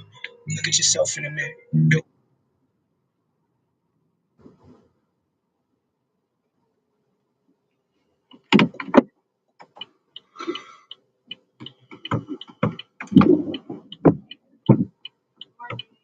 Good morning, ma'am. How are you? Yes.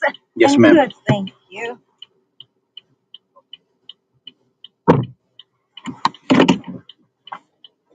Head to your drop off at 84 Bessida Street. Turn right on Bay Avenue.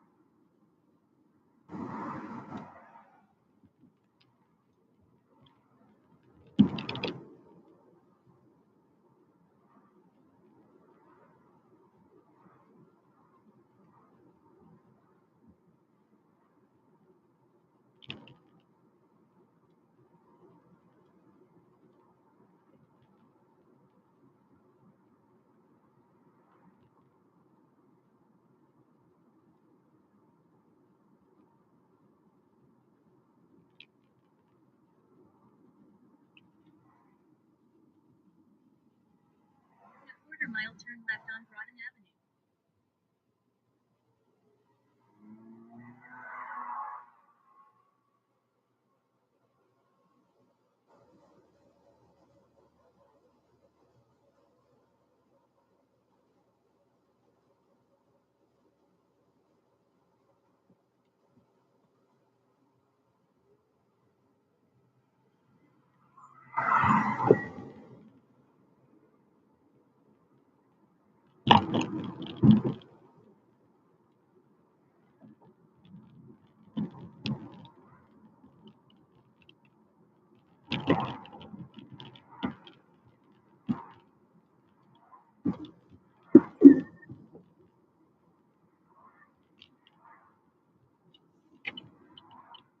Turn left on Broaden Avenue.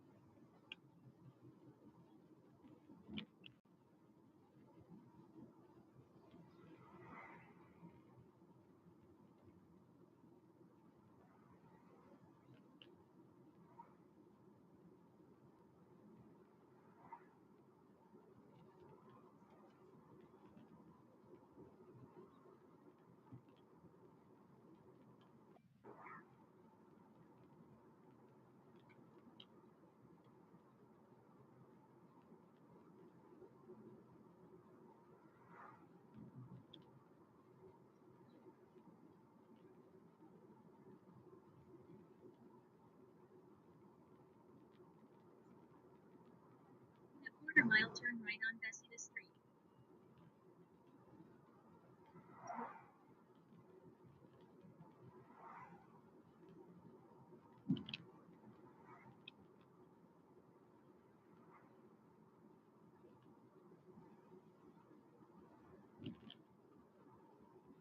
Turn right on Bessida Street.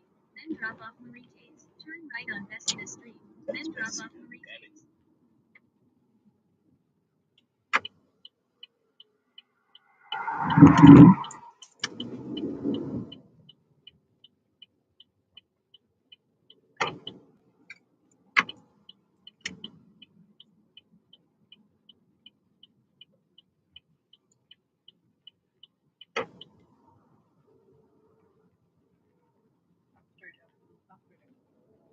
Drop off Marites. This one? welcome, ma'am. You have a good day. Thank you, ma'am.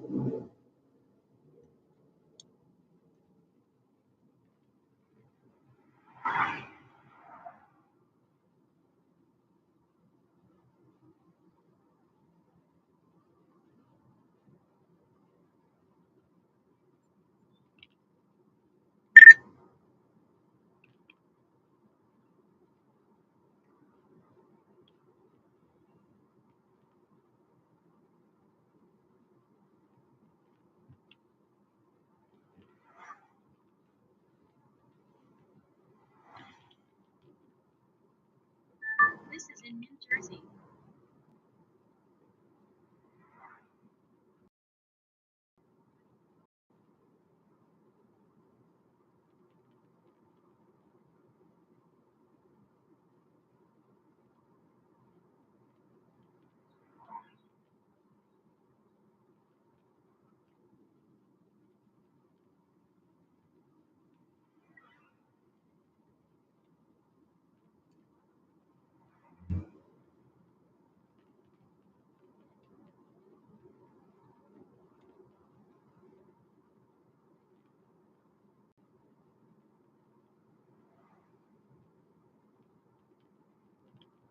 In a quarter mile, turn left on Chapel Street.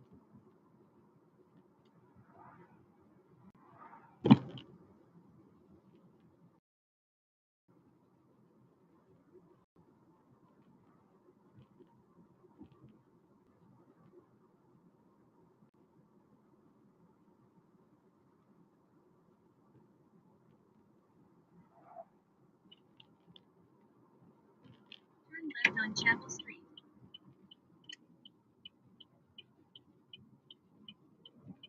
Just ahead, turn left on Hoover Avenue.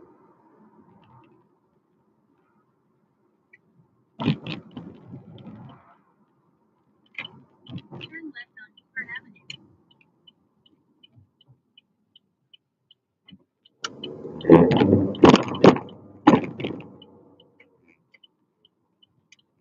Using the right lane, turn right on Kennedy Drive.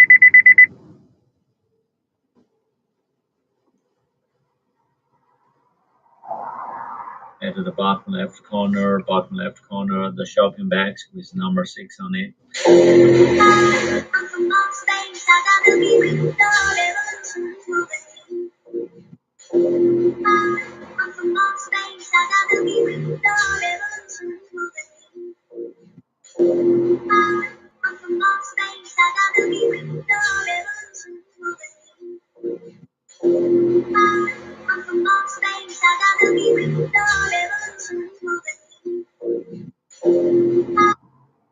Be prepared. Most people think what we are about to witness is just another shift, but your entire 2025 may bend around what you do next. While most people didn't see it coming, you did. The transition from June into July 2025 isn't some gentle nudge. It's a full rupture in the energetic field. You're not supposed to feel balanced right now. You're supposed to feel it all. We're not just crossing into a new month. We're crossing into a new vibration. Some people feel this shift days before it shows up in their life. If that's been you, noticing things before they happen, you're probably ahead of the curve right now. If you feel like it, share what showed up early for you. You are not alone, and other people might relate to it. And there's one thing, something seemingly small, something most of us do late at night without even thinking, that's completely forbidden during this shift. It might seem harmless, but right now, it could seriously mess with your energy. If you've been doing it, you need to know. Keep watching. I'll tell you what it is soon. But before anything else, you need to stop doing this one thing that disguises itself as positivity, but drains your energy more than you realize.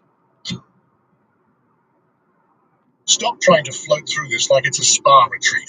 This isn't love and light season, it's shadow season. And trying to smile your way through it is spiritual self-sabotage. The June-July transition doesn't want your fake positivity. It wants your truth. It's going to pull forward whatever's been buried, your grief, your regrets, your fear, your resistance. And if you keep shoving it down in the name of good vibes only, it's going to come back harder. Let it surface. This heaviness isn't punishment, it's purification. You're allowed to feel exhausted. You're allowed to feel frustrated. You're allowed to feel like your insides are being turned upside down. That's not regression. That's healing. If you're feeling off right now, you're not failing. You're responding to something bigger than the words you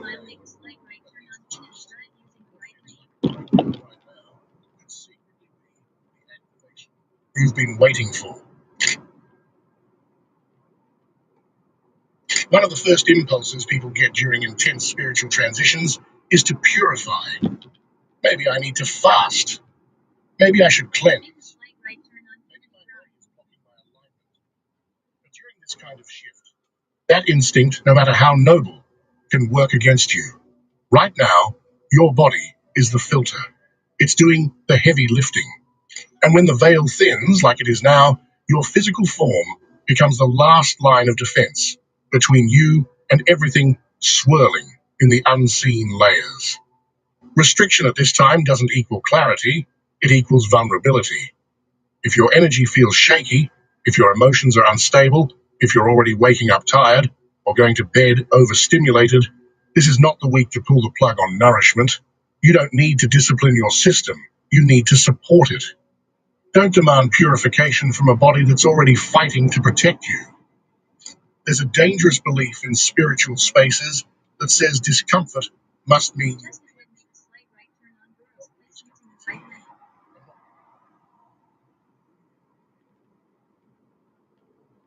Make a slight right turn on Burroughs Place, then turn right on Bloomfield Avenue.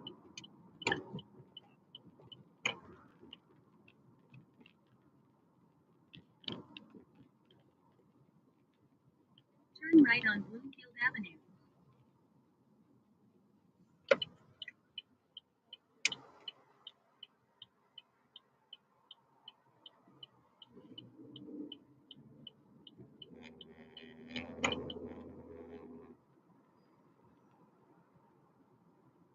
Pick up Diana on the right.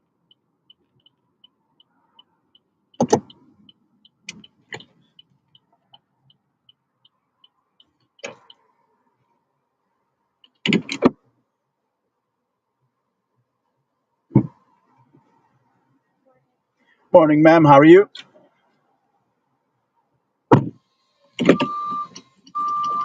Head to your drop off at Northeast School.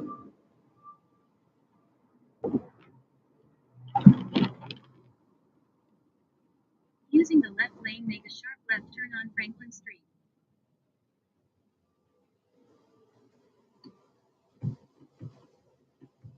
Please use your seatbelt for your safety.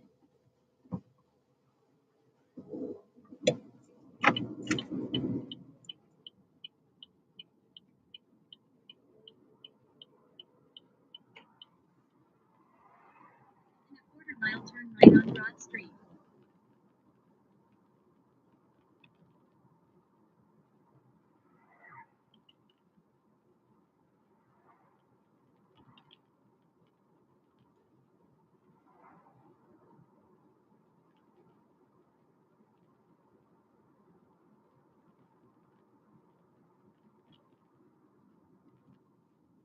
right on Broad Street.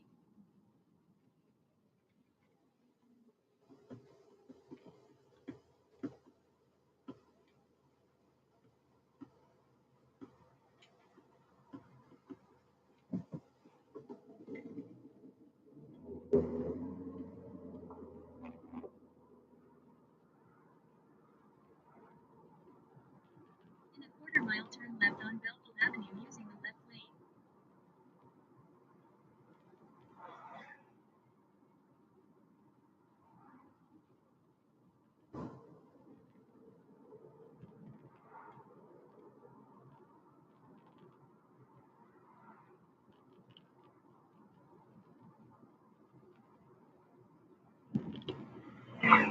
Turn left on Belleville Avenue.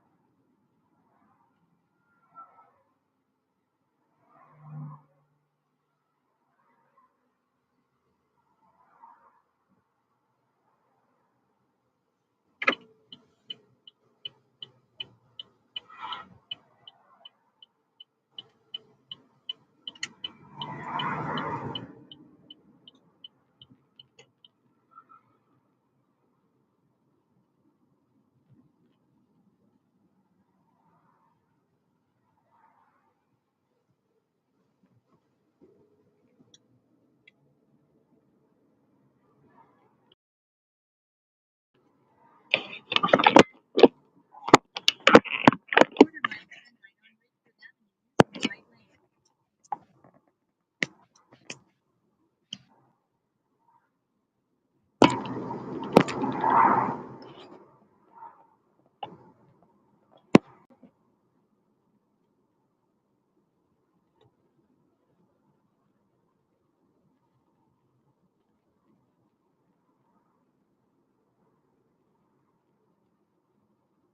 Turn right on Ridgewood Avenue.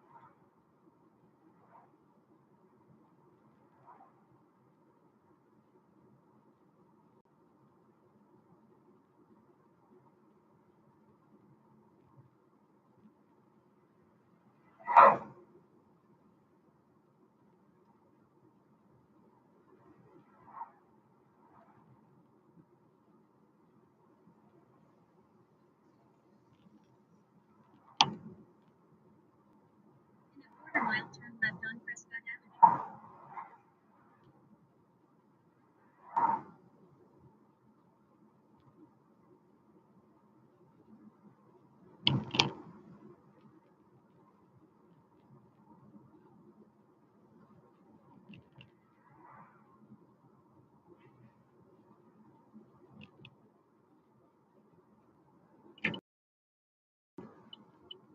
Turn left on Prescott Avenue.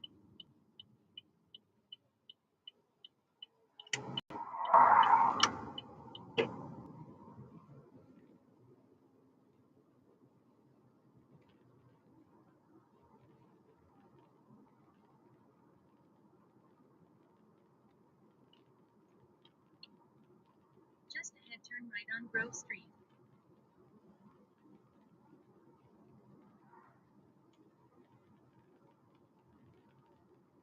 Turn right on Grove Street.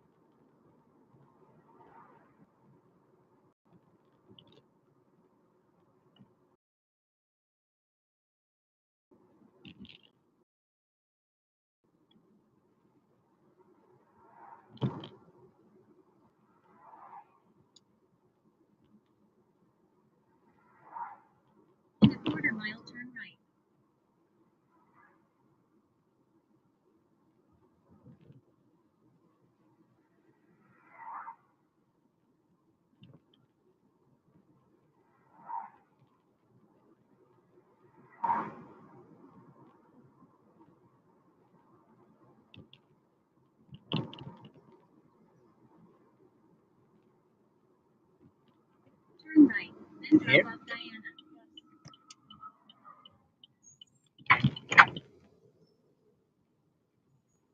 Drop off Diana. Man, have a good day. Thank you, man.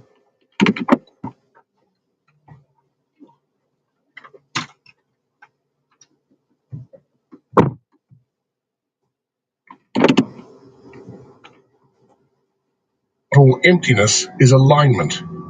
Fasting or detoxing right now, especially if you're energetically sensitive, is like taking the batteries out of your psychic shield.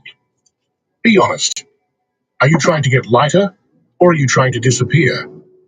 Now's the time to listen to what your body is asking. This doesn't mean overeating or numbing out. It means fueling your system with the nutrients, grounding, and minerals it needs to keep you connected. Not spaced out, not hypersensitive, connected. And here's the thing no one says out loud. Sometimes trying to be pure is just a disguised fear of being human. The transition from June to July is spiritual, yes, but it's also biological. Don't abandon your vessel in the name of ascension. Strengthen it instead, because what's coming next is going to require all of you to be present. This isn't about cleansing to ascend, it's about fueling to withstand. And speaking of pressure, have you felt the mental obsession creeping in lately? That urge to figure it all out before the future arrives? Let's talk about that. Right now, your mind is going to beg for answers. It's going to ask you to plan, to predict, to make sense of why things feel so uncertain. But here's the truth. Trying to define your path in this moment is like trying to sketch a blueprint while the building is still under construction. And that pressure, that inner itch to sort everything out, that's not intuition. That's panic pretending to be purpose.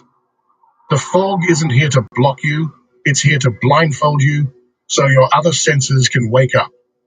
The days between June and July are liminal time, in between time. The soul goes quiet, but the noise in the mind gets louder. That's the trap. You're not meant to strategize your next move. You're meant to shed. This is a molt, not a mission. Destiny doesn't need to be chased right now. It's gestating. It's organizing itself behind the scenes, waiting for your inner frequency to match the next version of you. And when the match hits, it will download without force. You don't need to know your 5-year plan. You don't even need to know tomorrow. What you do need is space and patience to let the noise clear before you make decisions. Premature decisions made in spiritual fog almost always have to be undone. So breathe, pause. Let the confusion sit with you, because if you can survive the not knowing without turning it into a crisis, you'll exit this week with a clarity most people miss. Be prepared.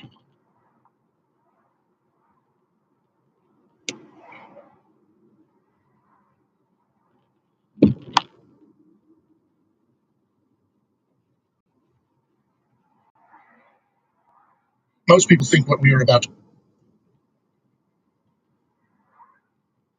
You had a breakthrough. You felt it.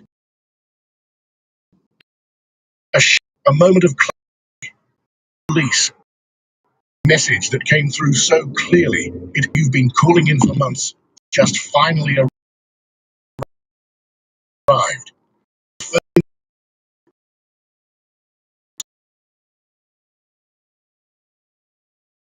Right now, that urge, it's a trap. The energy hasn't fully landed yet. You're still anchoring and exposing that raw spiritual gold too soon, especially in this volatile portal between June and July, will cause it to bleed out before it can become diluted.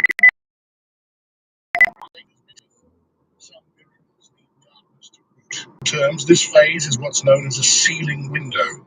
You're meant to keep what's blooming within you in the cave, not forever, but just long enough for it to fully fuse with your field. The silence protects it. The stillness strengthens it. We're in a period of energetic vulnerability. What you spell, but not all land the way you want them to. Every time you speak of your shift, your upgrade, your success, you're opening a door. And right now, not every ear that hears you will be a clean one. Even well-meaning people can unintentionally destabilize your growth. And let's be honest, how many times have you shared a powerful experience too soon, only to feel the energy flatten after? That's not just in your head. That's energetic leakage. Sometimes your silence is the loudest proof of your transformation. This isn't about hiding your light. It's about letting it expand in your own aura before it becomes a performance. You don't need to validate it through other people's reactions. The work you've done is real. Your growth is real. But if you want it to stay real, let it settle before you shine it outward. Celebrate inwardly. Talk to spirit. Write it down. Let it live in your body for a little while longer. Because the version of you that just broke through, that's sacred. And sacred things grow best in the dark. Every shift exposes you. And this particular shift, the energetic rip between June and July, it doesn't just open your intuition, your gifts, your alignment, it opens your field. And when your field is open, every frequency you let near you enters, not metaphorically, literally. And guess who can sense that? The people who feed off your light without ever offering their own. You know exactly who I'm talking about.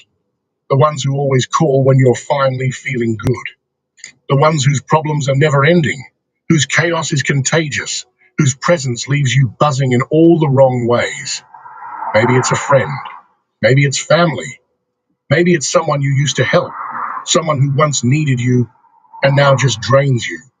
Energy vampires don't wait for invitations, they wait for access. And this week, they're hungrier. Not because they're evil, but because they feel the portal too. They feel the pressure, the shift, the thinning. But instead of transmuting it, they reach, they cling, they attach. And if your boundaries aren't fortified, they'll pull you backward just as you're trying to leap forward. You can't afford to carry their frequency into this next phase. If you do, it won't be just emotional baggage, it becomes energetic inheritance. Their spiral becomes your confusion. Their fear becomes your fog. Their stagnation becomes your block. Not every connection is meant to survive your evolution. This isn't about being cold. It's about being clean. If someone always leaves you feeling off, disconnected, tired, anxious, short-circuited, don't answer the call this week. You can love people without letting them in right now. Protect your clarity like it's a newborn. And here's a truth you probably already feel.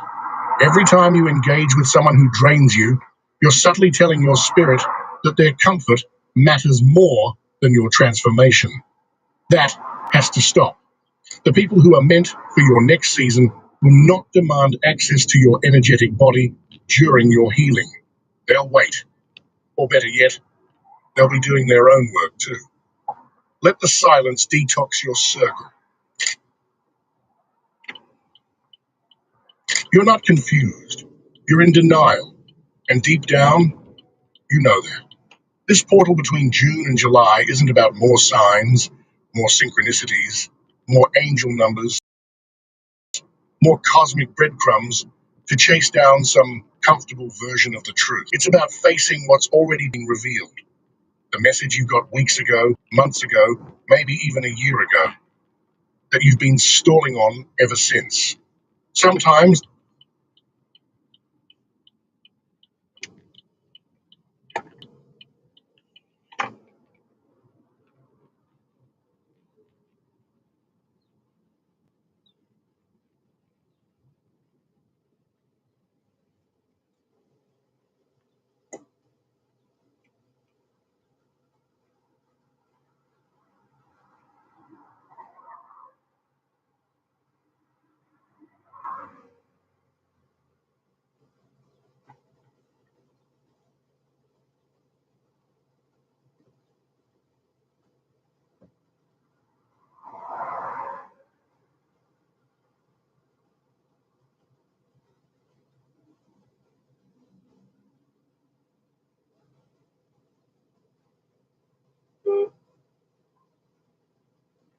Come on, man, stop blowing that horn. Cut the shit.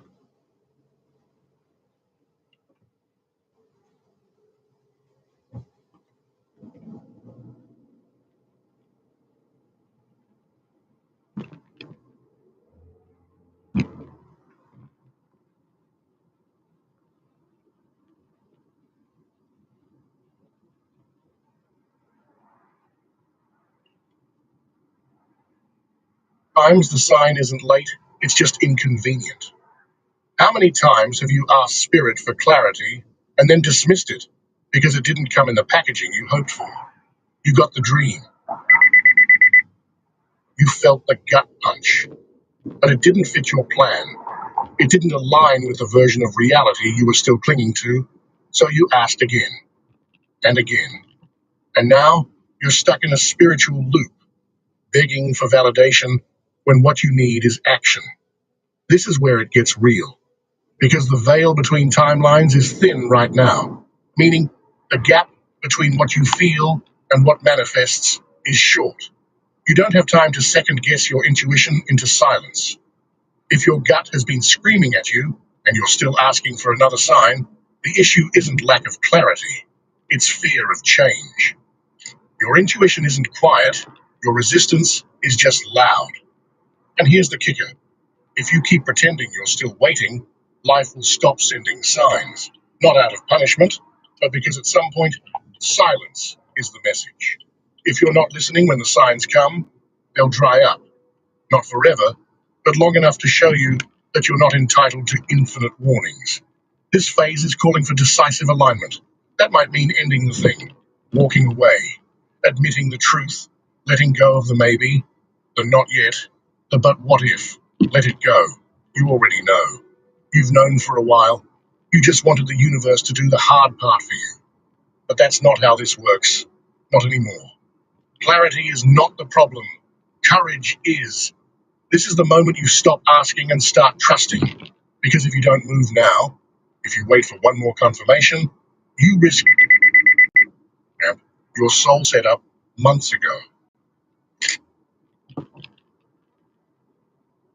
There's a certain trap that empaths, healers, intuitives, and light bearers fall into during energetic transitions like this. And it's this. You think everyone else's pain is your personal assignment. Your friend is spiraling again. Your sibling sent you another cryptic message. Someone you love is clearly lost in their own karmic loop, and your heart aches to step in, to guide them, to say the right thing, to rescue them. But this time, you have to back off. This portal doesn't need your intervention, it needs your detachment. Every single person is being shown their own mirror right now. This is a cosmic feedback loop, and it's personal. Whatever's surfacing for them, whether it's their grief, their self-sabotage, their repeating patterns, their collapse, that's the work. It's sacred. And your interference, no matter how well-meaning, can actually disrupt the healing. Because here's the truth no one likes to hear.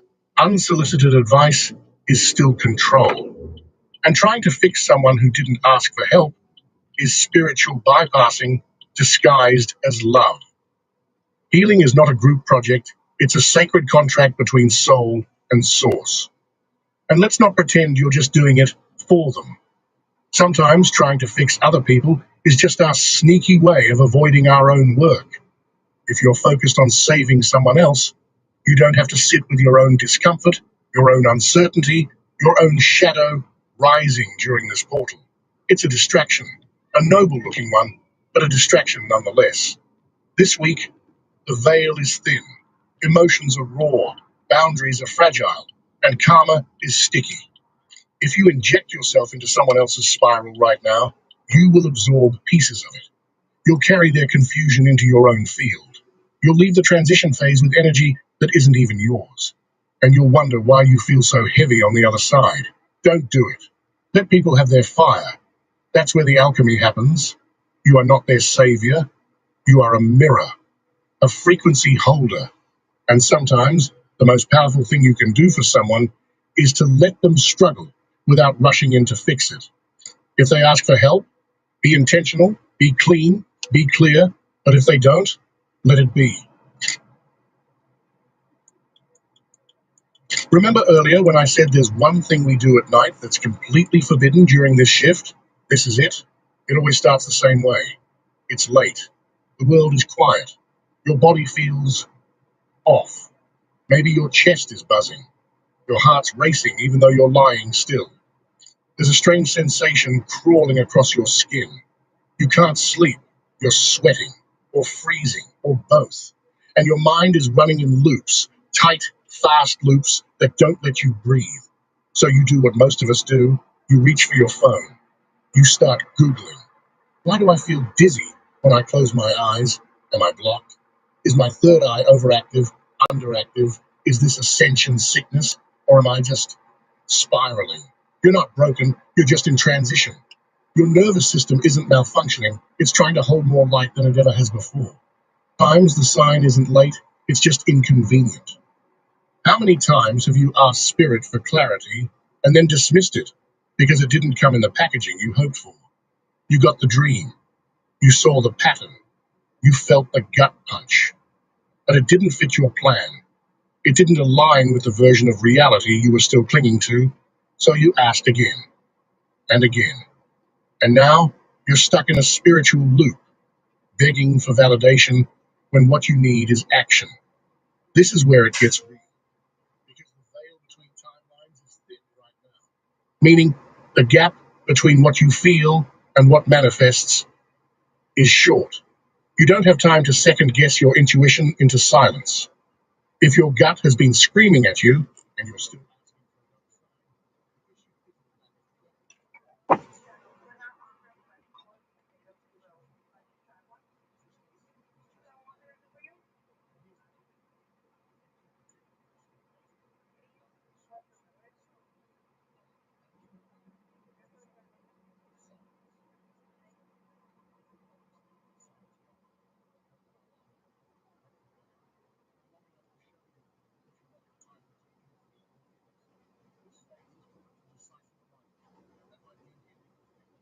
Hello, what can I get for you? Can I get a steak, egg, and cheese on a McGriddle? Okay. And let me get. You got Sprite in there? Which one? Sprite?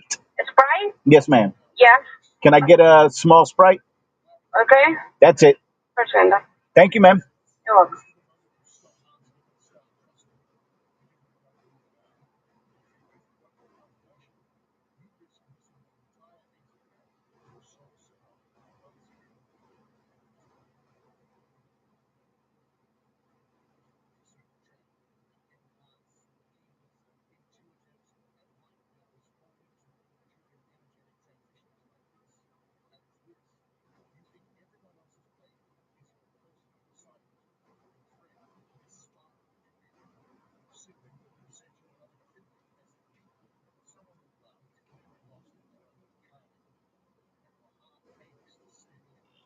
to guide them, to say the right thing.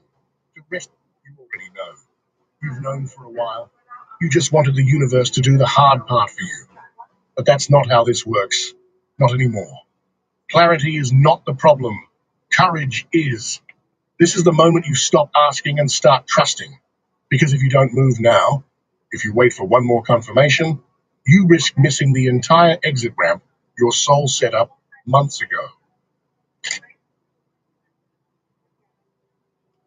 There's a certain trap that empaths, healers, intuitives, and light bearers fall into during energetic transitions like this. And it's this. You think everyone else's pain is your personal assignment. Thank you, ma'am. Your friend is spiraling again. Your sibling sent you another cryptic message. Someone you love is clearly lost in their own karmic loop, and your heart aches to step in, Thank you. to guide them, to say the right thing, to rescue them. But this time, you have to back off. This portal doesn't need your intervention, it needs your detachment. Every single person is being shown their own mirror right now. This is a cosmic feedback loop, and it's personal. Whatever's surfacing for them, whether it's their grief, their self-sabotage, their repeating patterns, their collapse, that's the work. It's sacred. And your interference, no matter how well-meaning, can actually disrupt the healing. Because here's the truth no one likes to hear. unsolicited advice is still control. And trying to fix someone who didn't ask for help is. Thank you, man. Have a good day.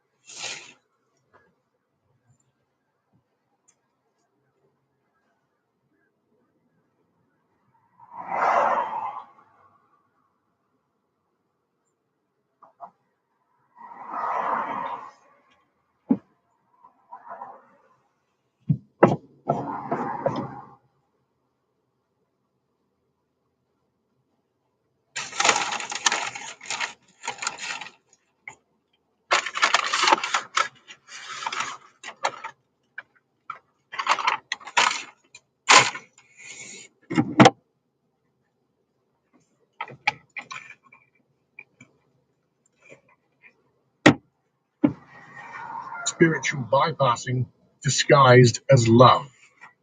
Healing is not a group project, it's a sacred contract between soul and source. And let's not pretend you're just doing it for them.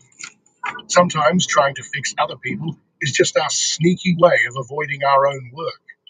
If you're focused on saving someone else, you don't have to sit with your own discomfort, your own uncertainty, your own shadow rising during this portal. It's a distraction, a noble looking one, but a distraction nonetheless. This week, the veil is thin, emotions are raw, boundaries are fragile, and karma is sticky. If you inject yourself into someone else's spiral right now, you will absorb pieces of it. You'll carry their confusion into your own field. You'll leave the transition phase with energy that isn't even yours. And you'll wonder why you feel so heavy on the other side. Don't do it. Let people have their fire. That's where the alchemy happens. You are not their savior. You are a mirror. And sometimes the most powerful thing you can do for someone is to let them struggle without rushing in to fix it. If they ask for help, be intentional, be clean, be clear. But if they don't, let it be. Remember earlier when I said there's one thing we do at night that's completely forbidden during this shift? This is it. It always starts the same way. It's late. The world is quiet. Your body feels off. Maybe your chest is buzzing. Your heart's racing even though you're lying still. There's a strange sensation crawling across your skin. You can't sleep. You're sweating or freezing or both. And your mind is running in loops, tight, fast loops that don't let you breathe. So you do what most of us do. You reach for your phone. You start Googling. Why do I feel dizzy when I close my eyes? Am I blocked? Is my third eye overactive, underactive? Is this ascension sickness? Or am I just spiraling? You're not broken. You're just in transition. Your nervous system isn't malfunctioning. It's trying to hold more light than it ever has before. Times the sign isn't late. It's just inconvenient. How many times have you asked Spirit for clarity and then dismissed it because it didn't come in the packaging you hoped for? You got the dream. You saw the pattern. You felt the gut punch. But it didn't fit your plan. It didn't align with the version of reality you were still clinging to. So you asked again and again.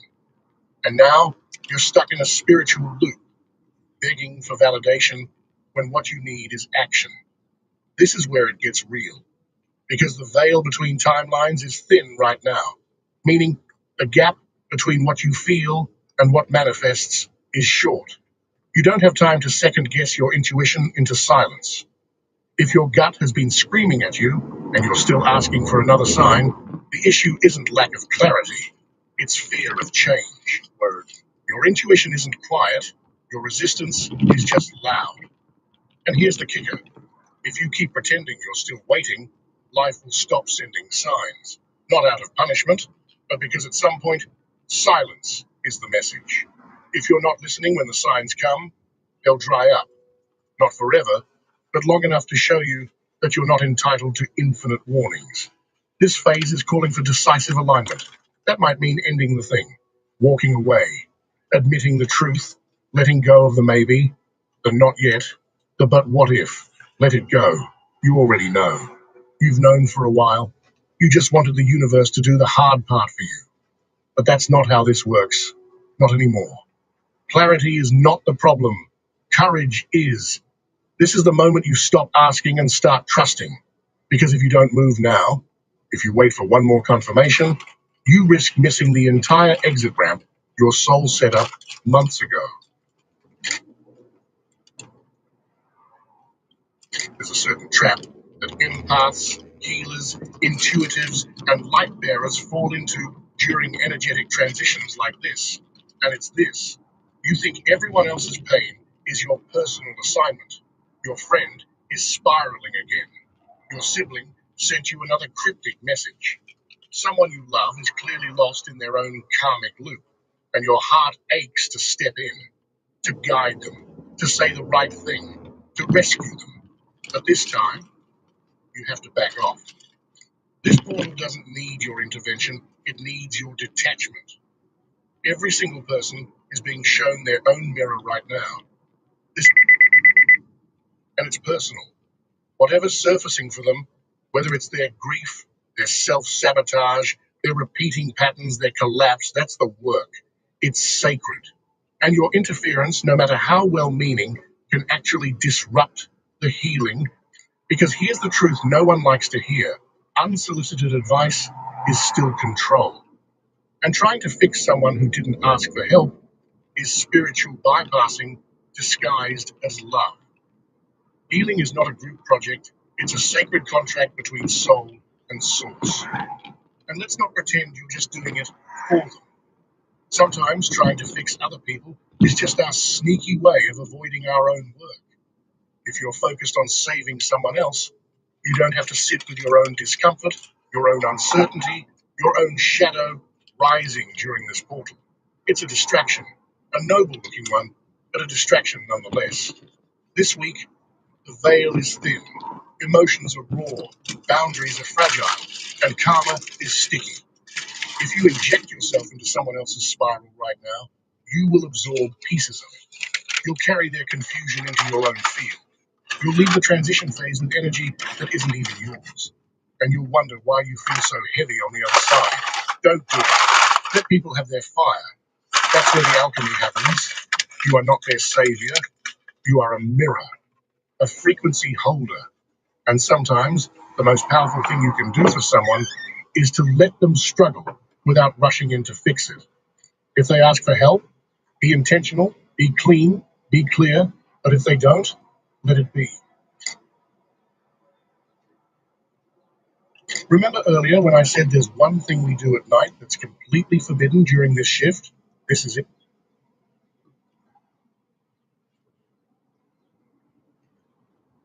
Times the sun. It's happening. You're about to witness the moment.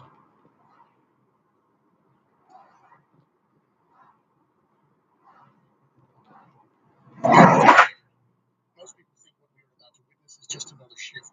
But your entire Reminder, if you start calisthenics workout now, you'll notice the difference by the end of June.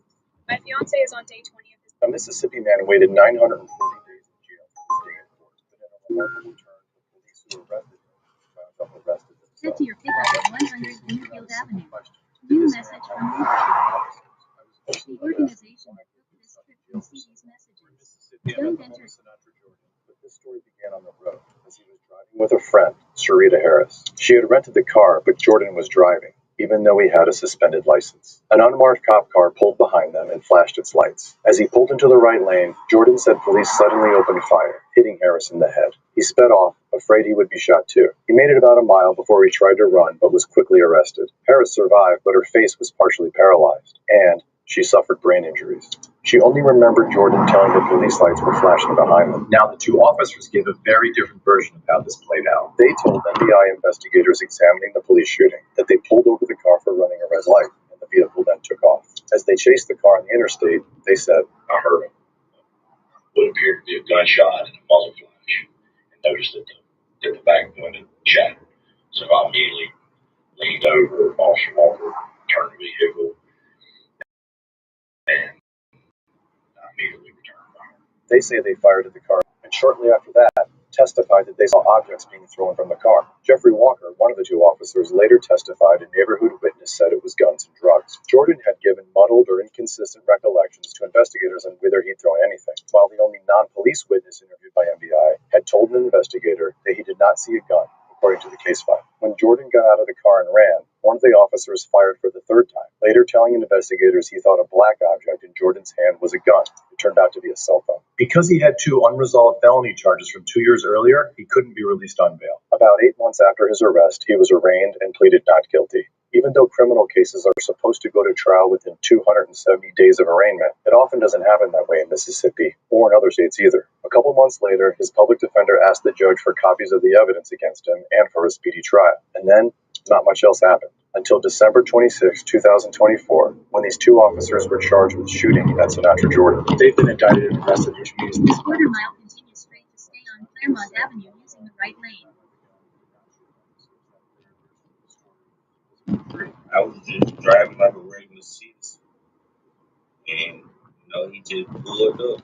Guy was in the car with me, but I was just like with the devil. That's just how I look at it. It could have happened to anyone. The deputy public defender for Hinds County told me that what happened to Jordan, stuck behind bars for 2.5 years awaiting trial, was a particularly egregious example of a widespread and systemic problem. On March 11th, Jordan agreed to a plea deal in which prosecutors agreed to drop the shooting charges against him. Jordan pleaded guilty to a fleeing charge and to the 2 older felonies. His 940 days in jail for In a quarter mile, turn right on Edgewood Terrace. Shirt and shorts that he had on the night of the chase. He has since moved back in with his mom, and he's trying to piece his life back together. The officers, meanwhile, are still fighting the charges against them. Their trial is scheduled for June. They're out on bail as they wait. A Mississippi man waited 900 days in court, but in a remarkable turn, the police who arrested him wound up themselves. Well, much of this Turn right on the terrace. why he had been stuck in jail for so long. We're in Mississippi. I'm at the home of Sinatra, Jordan. But this story. Just ahead, make a sharp right turn on Edgewood Road. Well, waterfalls in here. Couldn't figure out where Make to a sharp Edgewood Road. use my light. I don't know if you can see that. It's like a slope or something. And that's the sound of the waterfall. Don't get too close to that.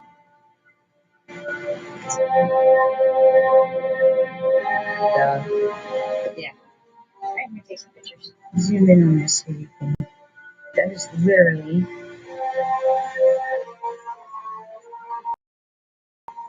That is literally. Like, what the hell? I have no freaking clue. That's the most honest to God bizarre. And it's across like. And then there's that slope right there. Focus in a little more. And we went like that.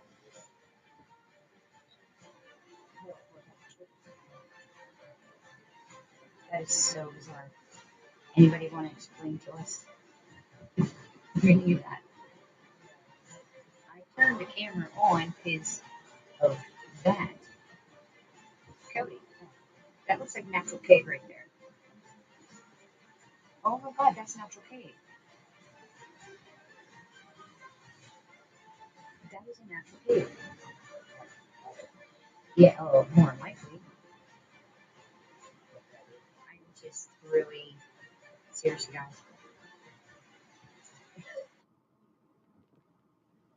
Okay, so we discovered something interesting. We've been hearing a couple of waterfalls in here, couldn't figure out where they were coming from. I think we know now. Let's see if I zoom in with my light. I don't know if you can see that. It's like a slope or something. In a quarter mile, turn left on Bradford Avenue.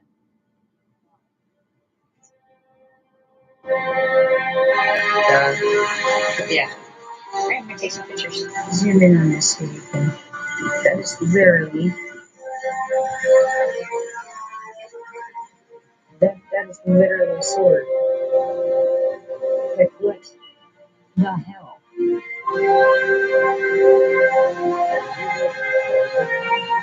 I just had no freaking clue. Turn left on Bradford Avenue. Honest to God, bizarre thing I've seen in my life. And it's across like, and then there's that slope right there. Focus in a little more. Tell me when, like that.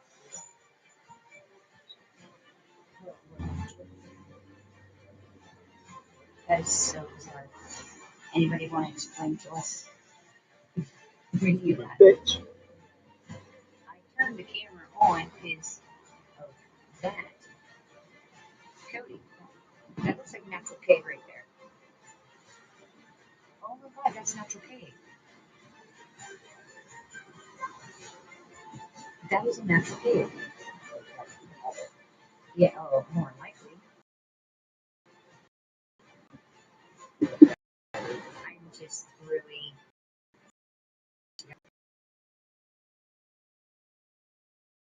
To run and come into another video because I don't think y'all heard me. These cables apparently buy one get one free at $5.99. Usually when TikTok Shop has something for this wonderful price, the shipping is out of this world. Free shipping, $5.99. Buy one get one free. These 4-in-1 Super Lightning charging cables can charge almost any device. In quarter mile, turn left on Ridge Road using the left lane. Portable fan, it charges almost any device. My cell phone, you can charge all Apple and Android devices. I'm gonna leave them linked down below. We're having a flash sale, and there's 2 more days left of that flash sale. And get them while supply lasts. All right, y'all. Till next time. Bye. I had to run and come into another video because I don't think y'all heard me. These cables are turn left on Ridge Road. For this wonderful price, the shipping is out of this world. Free shipping, $5.99. Buy one get one free. These 4-in-1 Super Lightning charging cables can charge almost any device. It charges my rechargeable selfie light, my kid's tablet, my portable power bank, my portable fan. It charges almost any device. My cell phone. You can charge all Apple and Android devices. I'm going to leave them linked down below. They are currently having a flash sale, and there's 2 more days left of that flash sale. And get them while supplies last. All right, y'all. Till next time. Bye. I had to run and come into another video because I don't think y'all heard me. These cables apparently buy one get one free at $5.99. Usually when TikTok Shop has something for this wonderful price, the shipping is out of this world. Free shipping, $5.99. Buy one get one free. These 4-in-1 Super Lightning charging cables can charge almost any device. It charges my rechargeable selfie light, my kid's tablet, my portable power. In a quarter mile, turn left on Ponson Avenue. All Apple and Android devices. I'm going to leave them linked down below. They are currently having a flash sale, and there's 2 more days left of that flash sale. And get them while supplies last. All right, y'all. Till next time. Bye. I had to run and come into another video because I don't think y'all heard me. These cables are currently buy one get one free at $5.99. Usually when TikTok Shop has something for the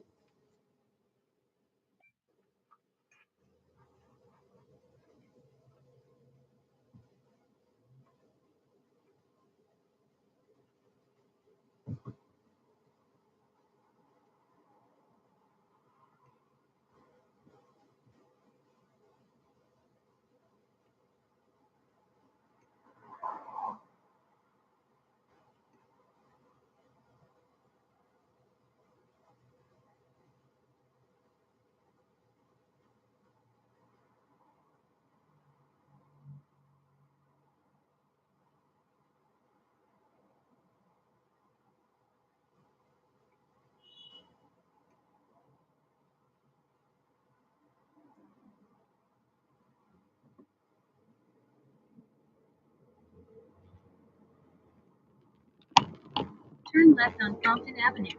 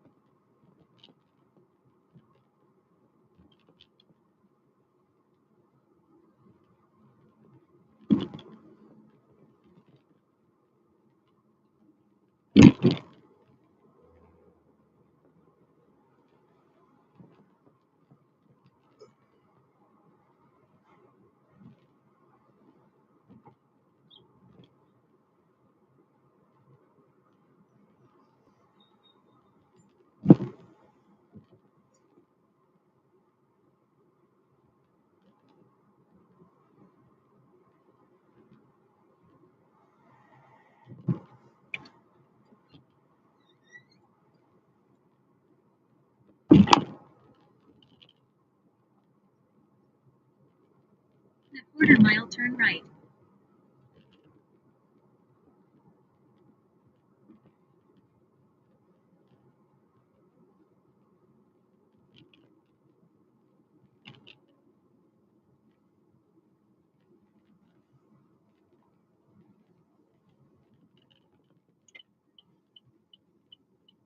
Turn right.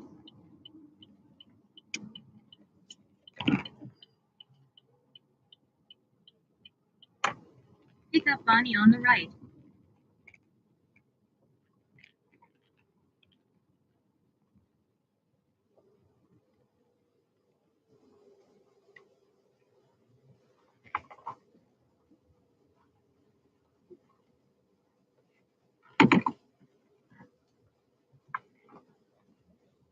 Please call the rider when you arrive.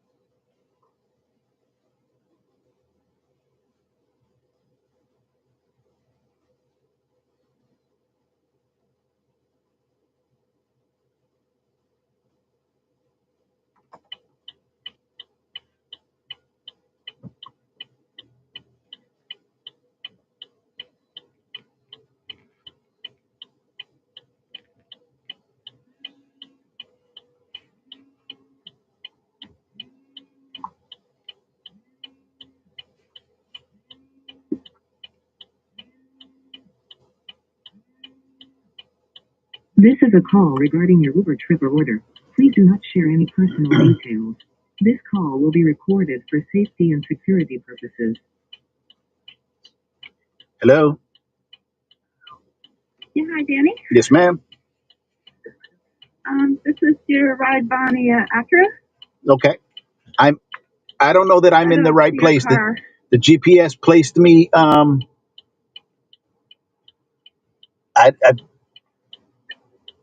so are you Are on you the looking at opposite? Yeah, I'm where the pizzeria is. Is that where you're near?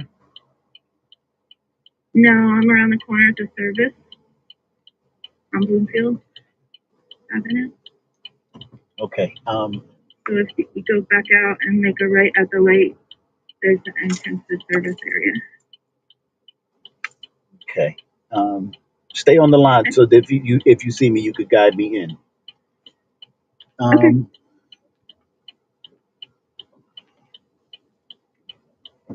Okay.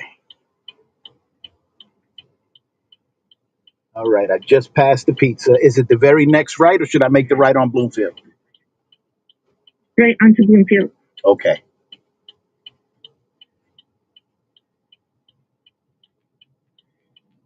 Oh yeah, the GPS it definitely has you at the wrong space. I think I see you. Okay. Okay. Okay, so I should be there. I'm just waiting for the light to change, and then I'll be right to you. Great. Thank you. You're welcome.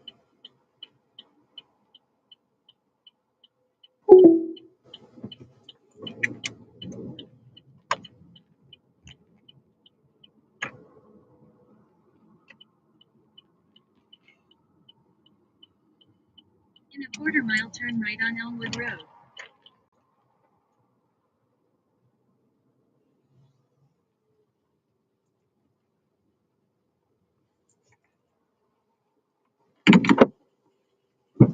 Turn left, then turn right on Bloomfield Avenue.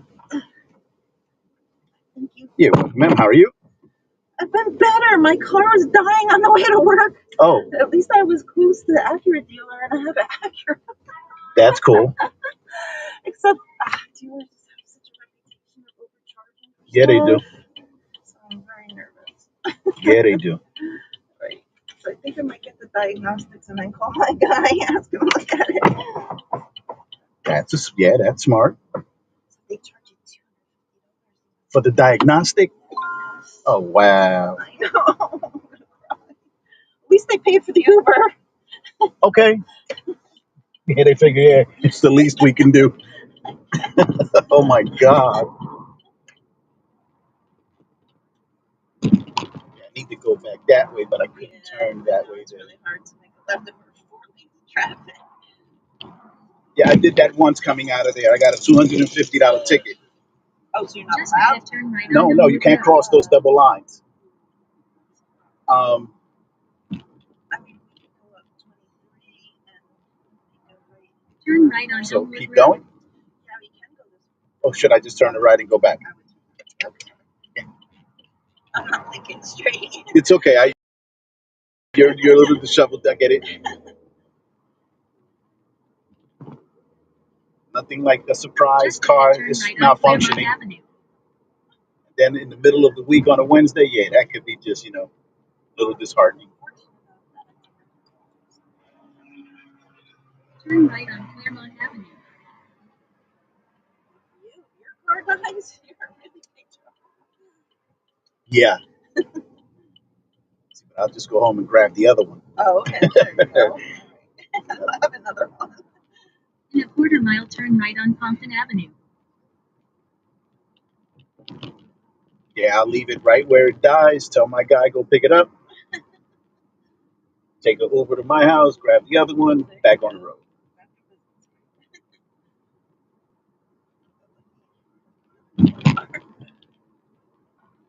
Any idea what it might be? No, it's never happened before. All these lights started going on. Turn right on Compton Avenue. Check the battery, turn off, and then there's a voice thing you can listen to. And it said, turn off all accessories, air conditioning, radio. It goes off in 5 minutes, you're full, but it didn't. And then all of a sudden, I stopped and got my breakfast, and I got in the car, and it was like acting weird, like not really starting. And then my power steering wasn't working. Using the left 2 lanes, make All a these sharp lights left are turn going on Bloomfield check Avenue. brakes, check this, check that, check ABS, check. I was like, Oh, my. what? Yeah, that's a lot. Yeah. If it was one thing, it would be enough. But Right. yeah, I was like, ooh. And then I'm like I said, it's bucking coming up Bloomfield Avenue. God. It's stopping, starting, and the power steering went out, so I'm like manning it into the parking lot. Into the space. Yeah, I know just how that feels. My mother has an Electra 225 1974, no power steering. No. She got great arms though, right? Yeah. She doesn't drive it anymore. She's older now. Uh-huh. But I remember driving it as a kid. Yeah, it was rough. We have all the luxuries now. Yeah. Yeah, I don't know how we did it without like seat belts and mirrors and all other stuff. Yeah, remember when like the side mirror on the passenger side was an option? Yeah. I don't know how we did it. Crazy.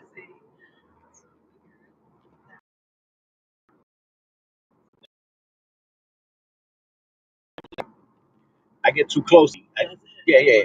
I get lights on my mirrors to let me know someone is in my blind spot. Like that. Yeah. In a mile, turn left on Upper Mountain Avenue using the left lane. There's one feature that I have that I try not to use because I don't want to go completely dependent. It's the rear view camera. I try not to use that. Yeah.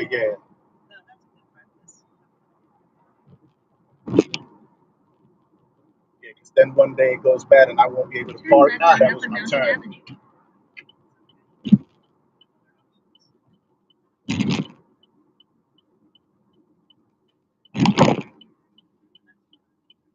Using the left lane, turn left on North Mountain Avenue.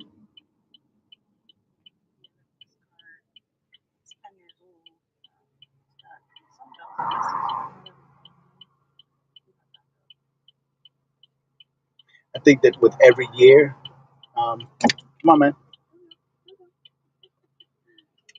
Nice car, by the way. Very nice. Yes, I love that vehicle. Every year, I think cars become more and more less dependable. People disagree with me, but I like older vehicles.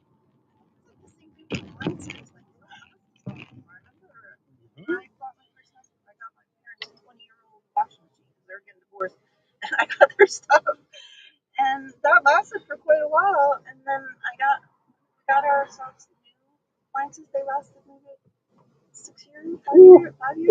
My washing machine, the drum just fell down. Oh my God. Of course, it's warranty is 1 year, you know. So they gave me money towards a new one. And I'm like, I really want the same brand, but now I have really no choice. 'Cause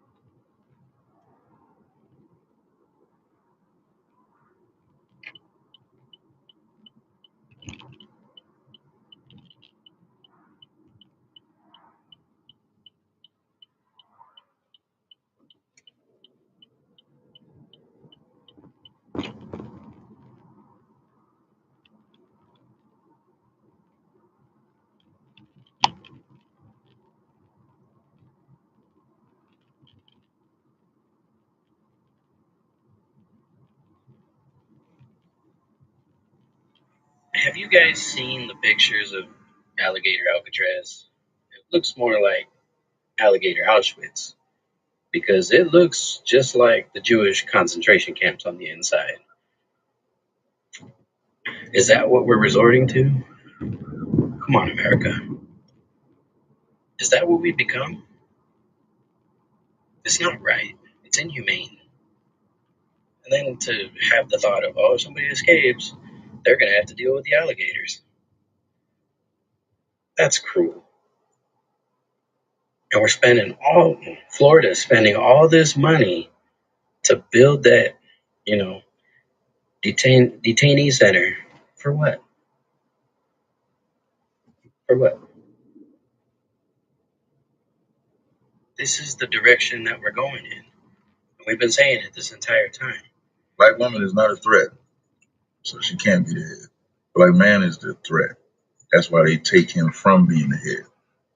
You put the black woman in charge because a woman being in charge of any society is not a threat to nobody. You show me a society run by women and you show me the threat that they are. And I'll show you all the societies by men and the threat that they are. Black woman is not a threat, so she can't be the head. Black man is the threat. That's why they take him from being the head. So who are the true North American Aboriginal people? Most of you know what Native Americans are, and melanated people are saying they're the original Native Americans. You know lots of tribal names. You know the Cherokee, the big names, the Sioux, all these different names that you know. But what you don't know is the tribes that were the true Aboriginals. You don't know their names because they were dealt with long before any deal was made with the federal government, like in the Trail of Tears. Okay? These tribes were destroyed long before them. The Onayutahaga, the people of the Standing Stones, from Standing Stone or Huntington, Pennsylvania. Look it up. They had a 14-foot tall gemstone obelisk standing in the middle of their village, covered in hieroglyphics, documented by many colonial historians and missionaries. And when asked why and what was on the stone, they stated clearly that it was the history of their people and that the stone was there because it was the place, the ground from which they sprang itself. They didn't say they walked here from Asia, and yet you don't know their name. The colonial people called them the Juniata, Juneata, Juniata peoples. They are the Onayutahaga. How impolite to come to someone's land, and if you're going to take it, don't you think you should at least learn how to say their name or spell it properly? You call some of the giant tribes, the Susquehannock, another tribe, erased long before the Trail of Tears, folks. You don't know their name for a reason, and that's not their name. One of their real names is the Mengwe. These are three of the most ancient tribes in North America. And you call them the Susquehannock, that's a name the colonial people gave them. Again, should you be allowed to just call a tribe? This is a sovereign nation. They didn't say they had chiefs. They said they had kings. And still, their name was changed. So if you didn't believe that history has changed, you have the proof right in front of you because the giant tribe, the last of the giants, we showed you that the original map of Virginia, John Smith drew a picture of one of these folks right into the map, and we're showing you here so you can see the map itself. Go get it at the Library of Congress yourself. It was generated in the early 1600s. John Smith created this, and already he does not call them by their name, the Mengwe, or many of the other names that they're used. He calls them specifically the Susquehannock, or the people we found living along the Susquehanna. So their history is disconnected from the early 1600s, and that's why we need your help. We found ancient sites that reflect imagery from their life and from ancient civilization. Our soil data dates from 20,000 BCE to 8,000 BCE, predating the Bible. These sites are ancient. They had gemstone obelisks in the middle of their village. Instead of honoring it like we would today, they destroyed it so they could take the land. We're going to get deeper and deeper to this and about these tribes that were erased and about how other tribes partnered with these European nations, mercenaries, to come in and get rid of these original people so that then they can say they controlled the land and then be offered that. You wondered why some of these deals were so crappy for the Native Americans in the East Coast? Well, that's because they weren't the real landowners. And that's why I'm bringing to your attention their names. So please come over and see us at Human Origins Revealed. We are opening up the unity conversation of North America. There is so much false prophecy running around right now. So how about the true philosophy?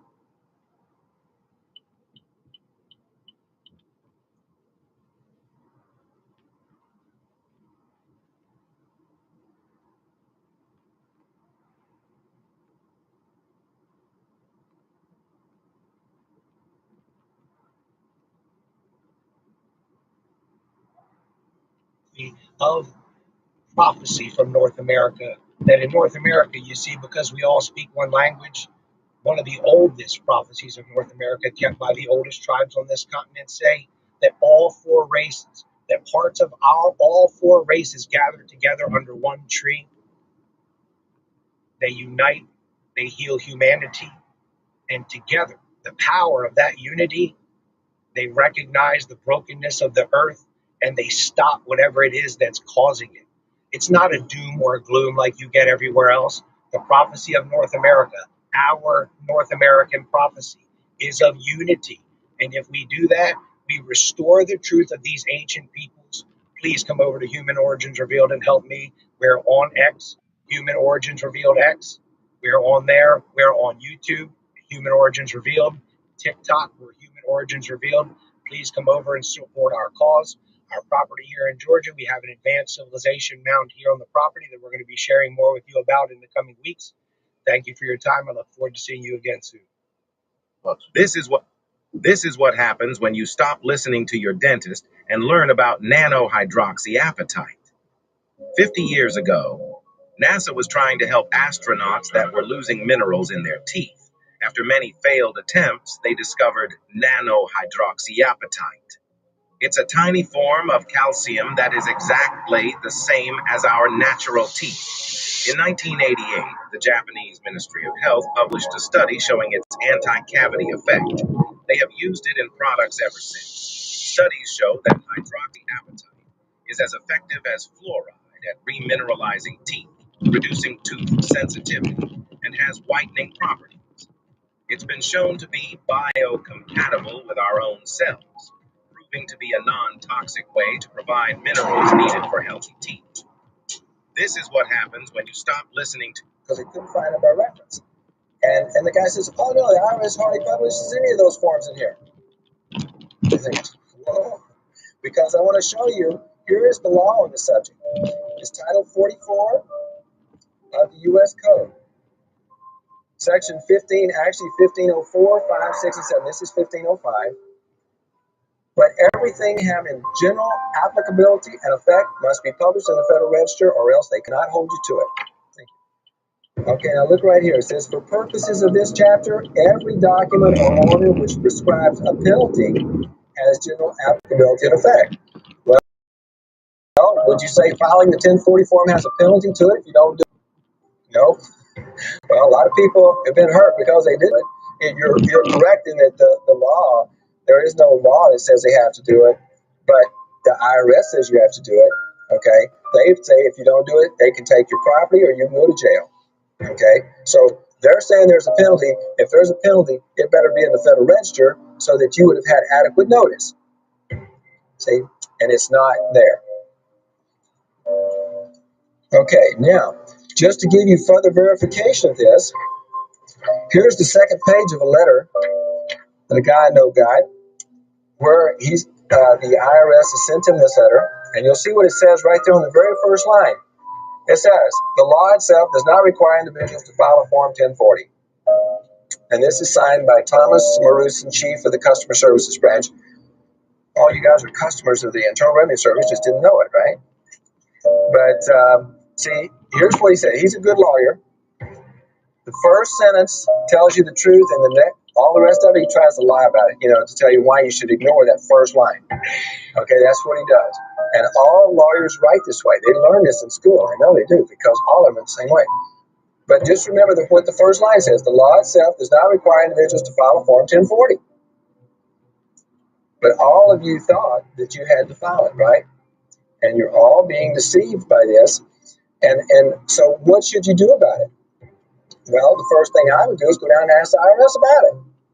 I want to know, is it published in the Federal Register? That 1040 form is a requirement to file that form published in the Federal Register. Go bring me those pages so I can make sure there's some legal obligation on my part to do this.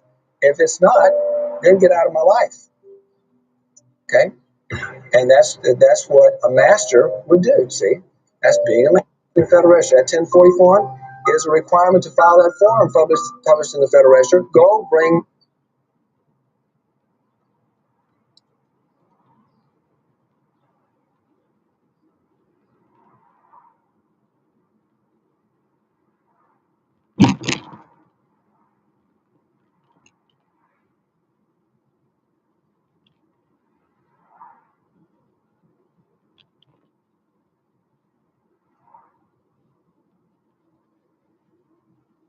Is the requirement to file Form 1040 written in the Federal Register?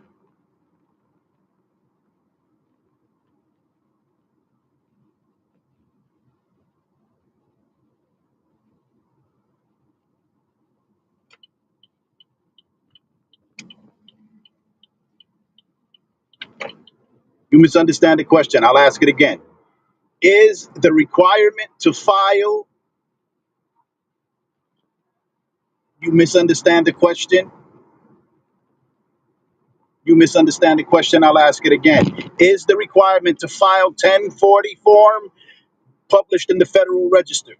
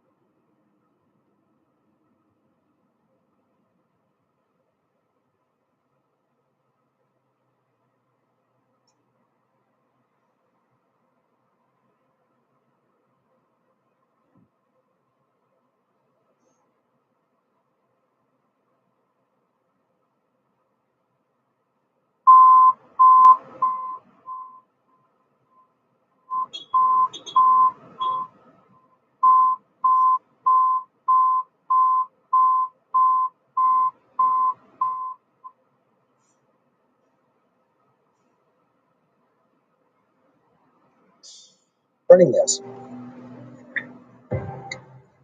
This is 601.702 of Title 26 in the Code of Federal Regulations. Look at this part right here, okay? Effect of failure to publish. Now go right down here to thus. Thus, for example, Any such matter which imposes an obligation and which is not so published or incorporated by reference will not adversely change or affect a person's rights. Now, that's our own regulation telling you if we don't publish in the Federal Register, it can adversely affect you. And yet, the form's not published, and the requirement to file a return is not. Any type of income tax return is not published there. So again, they're just preying on the ignorance of people. They just know that you're not going to take the time and trouble to go look all this stuff up. Now, I'm going to show you another example. A lot of you people have probably went outside the country at one point in time, and you've probably seen this form here, all right? Because they couldn't find it by reference. And the guy says, oh no, the IRS hardly publishes any of those forms in here. You're thinking, whoa, because I want to show you, here is the law on the subject. It's Title 44 of the U.S. Code. Section 15, actually 1504, 5, 6, and 7. This is 1505. But everything having general applicability and effect must be published in the Federal Register, or else they cannot hold you to it. Okay, now look right here. It says, for purposes of this chapter, every document or order which prescribes a penalty has general applicability and effect. Well, would you say filing the 1040 form has a penalty to it if you don't do it? No. Well, a lot of people have been hurt because they didn't do it. If you're correct in that the law, there is no law that says they have to do it, but the IRS says you have to do it. Okay, they say if you don't do it, they can take your property or you can go to jail. Okay, so they're saying there's a penalty. If there's a penalty, it better be in the Federal Register so that you would have had adequate notice. See, and it's not there. Okay, now, just to give you further verification of this, here's the second page of a letter that a guy I know got, where the IRS has sent him this letter, and you'll see what it says right there on the very first line. It says, the law itself does not require individuals to file a Form 1040. And this is signed by Thomas Maruson, Chief of the Customer Services Branch. All you guys are customers of the Internal Revenue Service, just didn't know it, right? But see, here's what he said. He's a good lawyer. The first sentence tells you the truth, and all the rest of it, he tries to lie about it, to tell you why you should ignore that first line. Okay, that's what he does. And all lawyers write this way. They learn this in school. I know they do, because all of them are the same way. But just remember what the first line says. The law itself does not require individuals to file a Form 1040. But all of you thought that you had to file it, right? And you're all being deceived by this. And so what should you do about it? Well, the first thing I would do is go down and ask the IRS about it. I want to know, is it published in the Federal Register? That 1040 form is a requirement to file that form published in the Federal Register. Go bring me those pages so I can make sure there's some legal obligation on my part to do this. If it's not, then get out of my life. Okay? And that's what a master would do, see? That's being a master. Okay, now, let me show you what their own regulation. This is their own regulation. This is what it says concerning this. This is 601.702 of Title 26 in the Code of Federal Regulations. Look at this part right here, okay? Effect of failure to publish. Now go right down here to thus. Thus, for example, any such matter which imposes an obligation and which is not so published or incorporated by reference will not adversely change or affect a person's rights. Now that's our own regulation telling you if we don't publish in the Federal Register, it can adversely affect you. And yet, the form's not published, and the requirement to file a return is not. Any type of income tax return is not published there. So again, they're just preying on the ignorance of people. They just know that you're not going to take the time and trouble to go look all this stuff up. Now, I'm going to show you another example. A lot of you people have probably went outside the country at one point in time, and you've probably seen this form here, all right? Because they couldn't find it by reference. And the guy says, oh no, the IRS hardly publishes any of those forms in here. You're thinking, whoa, because I want to show you, here is the law on the subject. It's Title 44 of the U.S. Code. Section 15, actually 1504, 5, 6, and 7.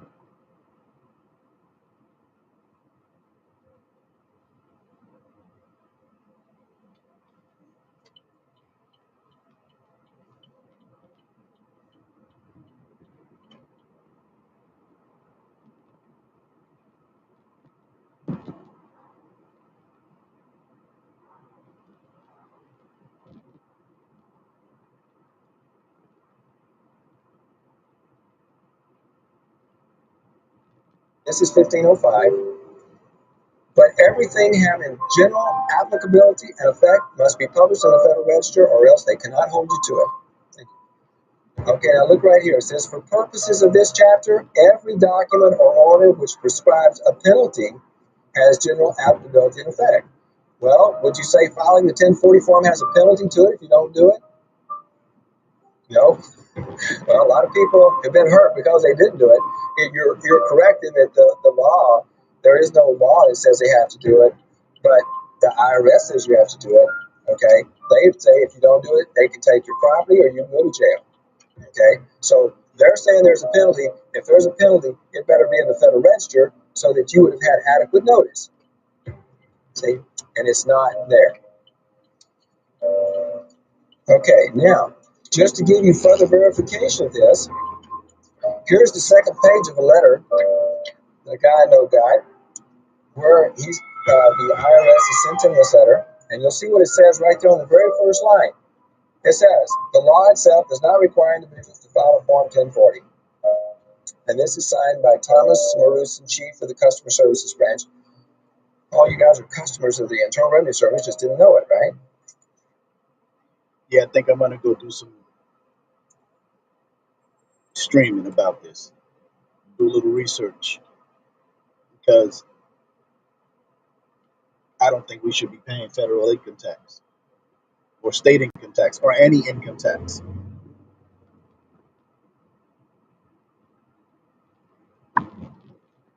So if what he's saying is true, and according to the Code of Federal Regulations, anything having effect, any form having effect must be published in the Federal Register, Code of Federal Regulations, register, right?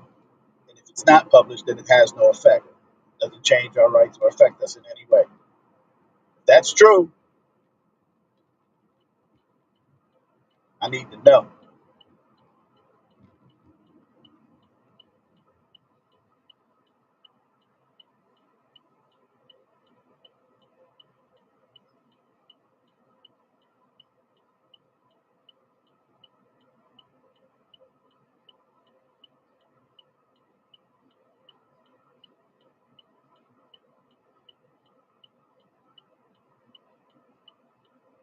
So I'm gonna call it a day, people. Thank you for riding with me.